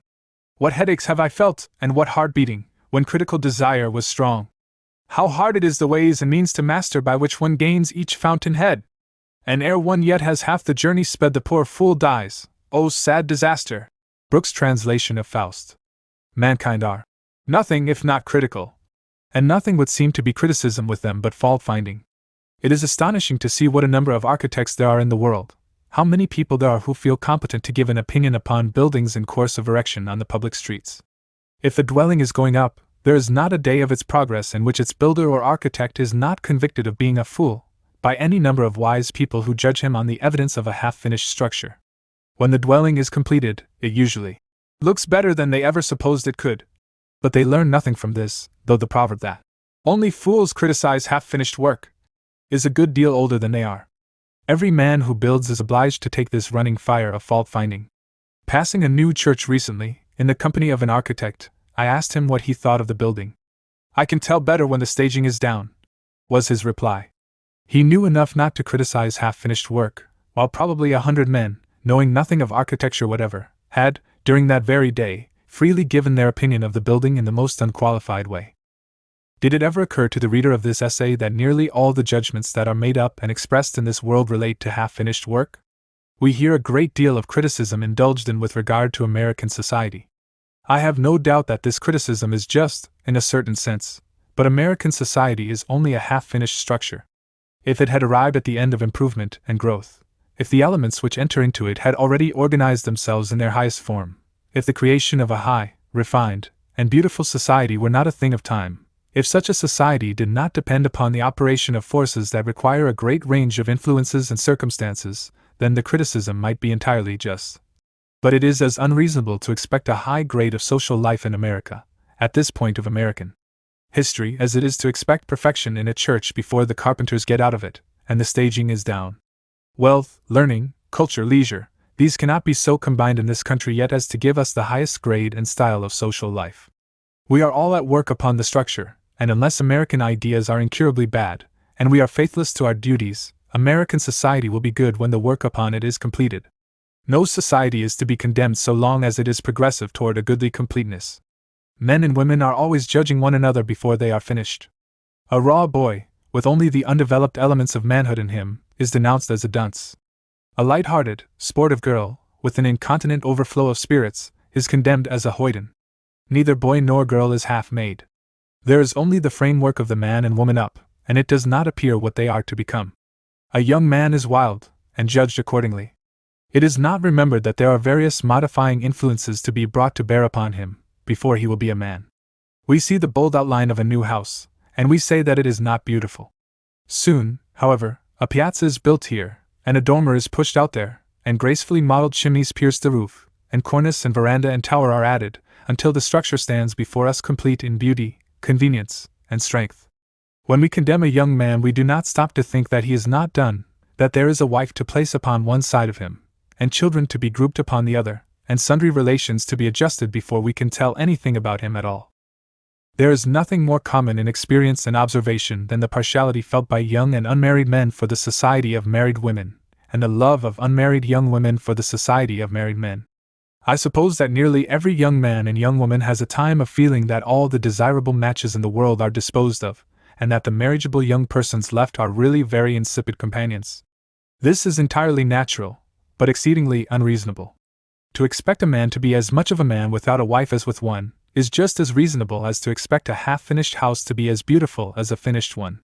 It is impossible for an unmarried man, other things being equal, to be as agreeable a companion as a married man, and lest I be suspected of a jest in this statement, I wish to assure my reader that I am entirely in earnest. Intimate contact with the nature of a good woman, in the relation of marriage, is just as necessary to the completeness of manhood, as the details of an architectural design are to the homely conveniences around which they are made to cluster. Every man is a better man for having children, and the more he extends those relations which grow out of the family life, the more does he open up to culture and carry to completeness the very choicest portions of his manly nature. It is natural, therefore, that the unmarried woman should become possessed of the notion that all the desirable men are married, and that the unmarried man should be the subject of a similar mistake with relation to the other sex.